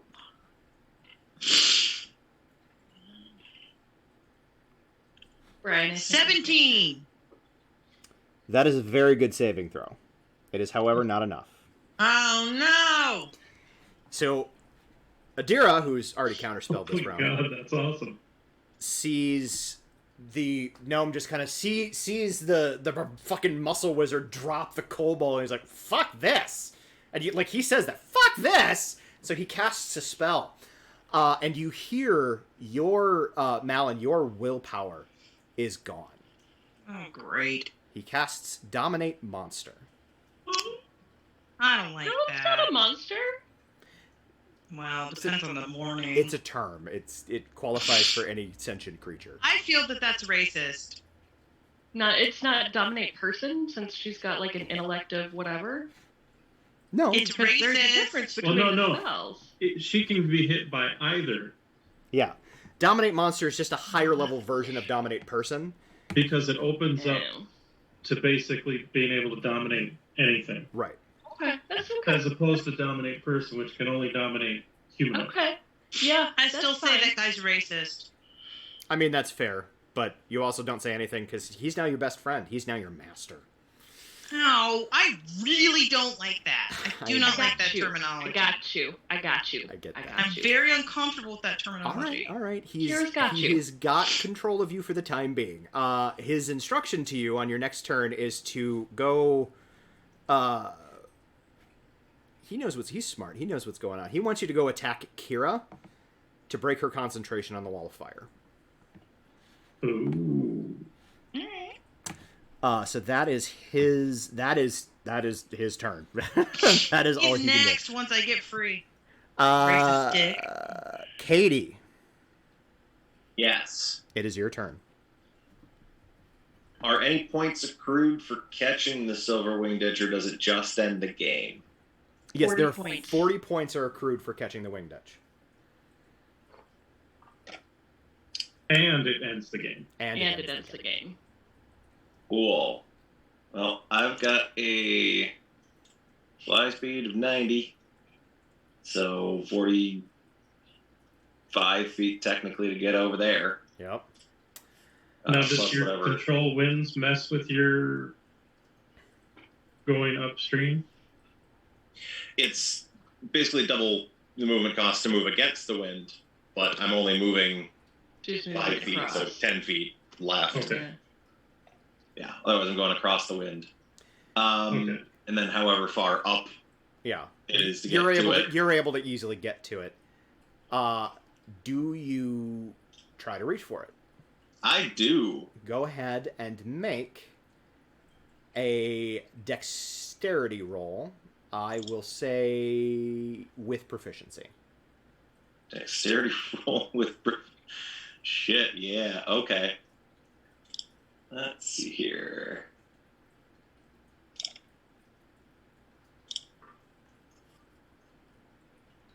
Not great on the die, but total of 15.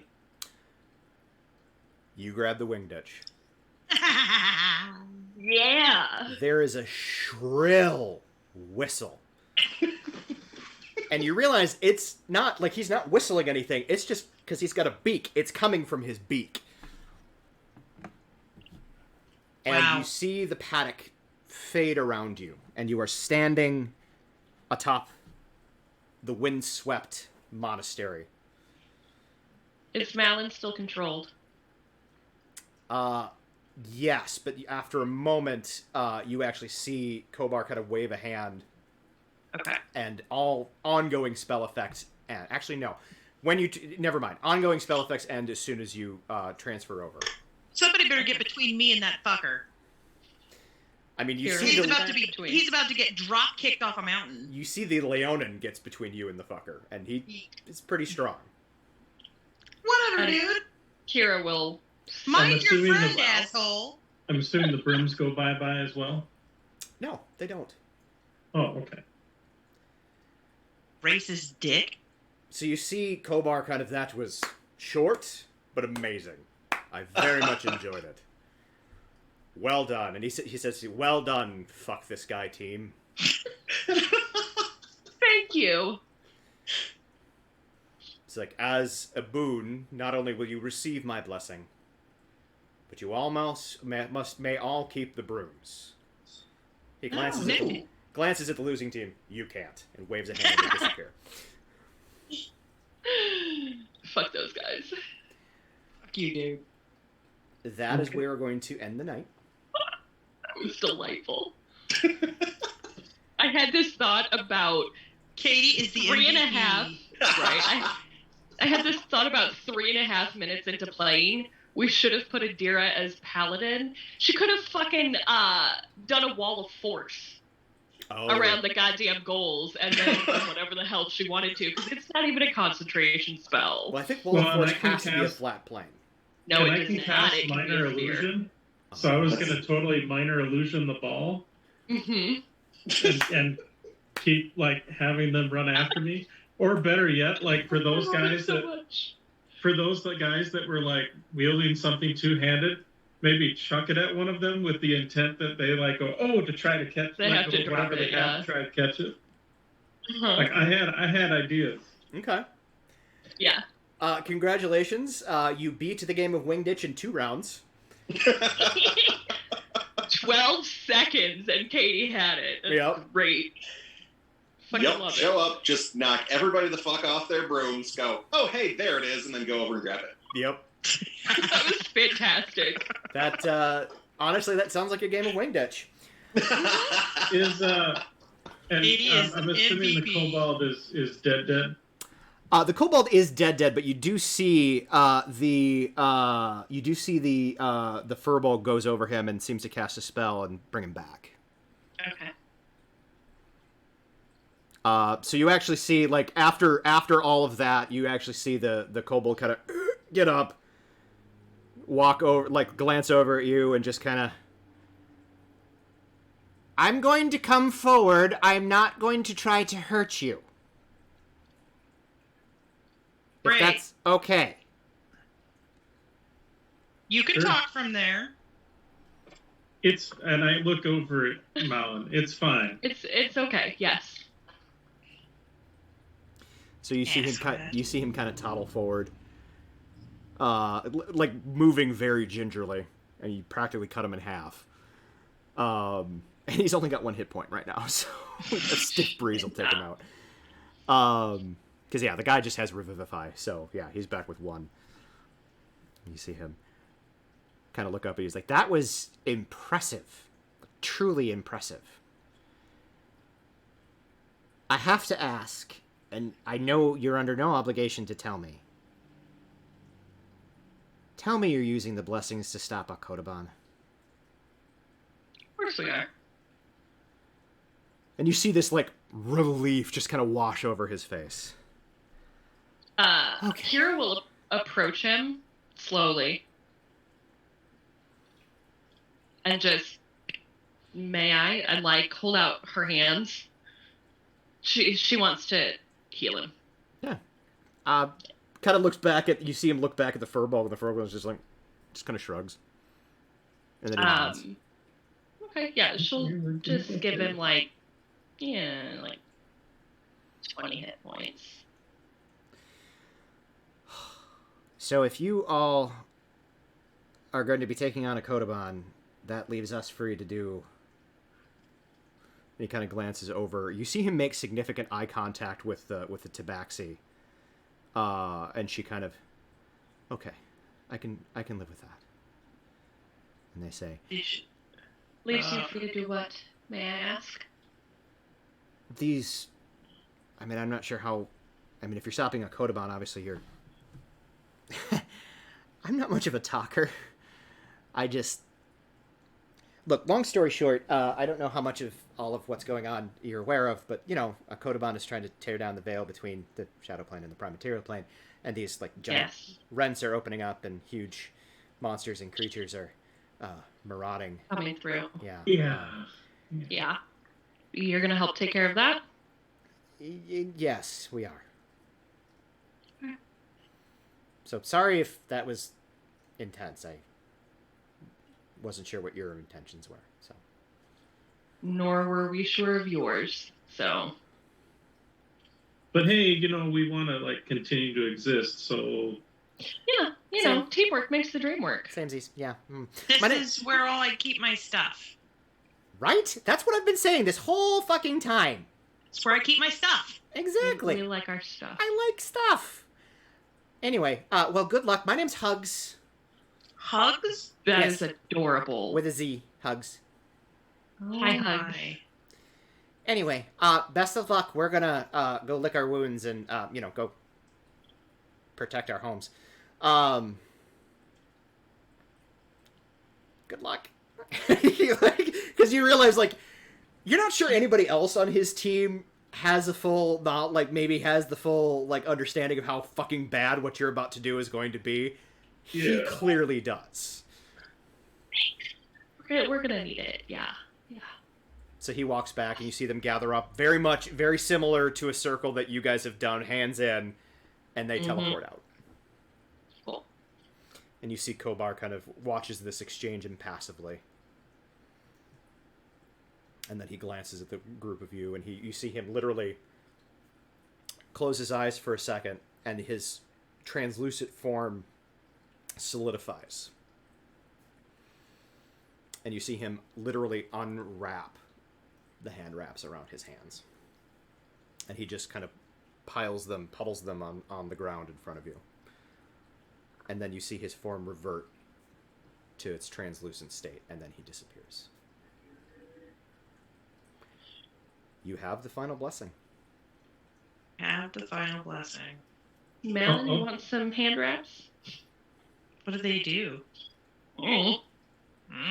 I'll pick up the hand wraps and hand them over to Malin and go, so do all of those guys have to be assholes to be part of that club? Is that how these were made? I don't know. Maybe it was part of like the membership dues. Kazuma didn't seem like an asshole. I mean, granted, the Kazuma didn't seem too bad. Sorala's kind of a delight, but holy fuck, the rest of them are just assholes. Well, and what were they doing with all these jerks? I don't know. I mean, why would you hang out with a bunch of dicks? It's at this moment that all of you realize that Adira has been conspicuously silent. Is she dead or something? No. But she's been very quiet this since you've been back. Okay. And you kind of turn, and she's sitting on the ground, cross-legged, and her eyes are closed. This isn't good. Adira? She does not respond. And that is where we're going to end the night. We broke it, Dira. So, yep, I mean, thank you everybody who tuned in. I do appreciate it. I hope you enjoyed my interpretation of the game that shall not be named. And I hope everybody had a lot of fun, and because God knows I did. And we will see you in 2 weeks for the next exciting episode of Saul's Rest. Dun, dun, dun. Huzzah. I say that with all that build-up, but I'm not ready to actually go off stream yet. Bye, everybody! Bye. Bye, folks. Bye.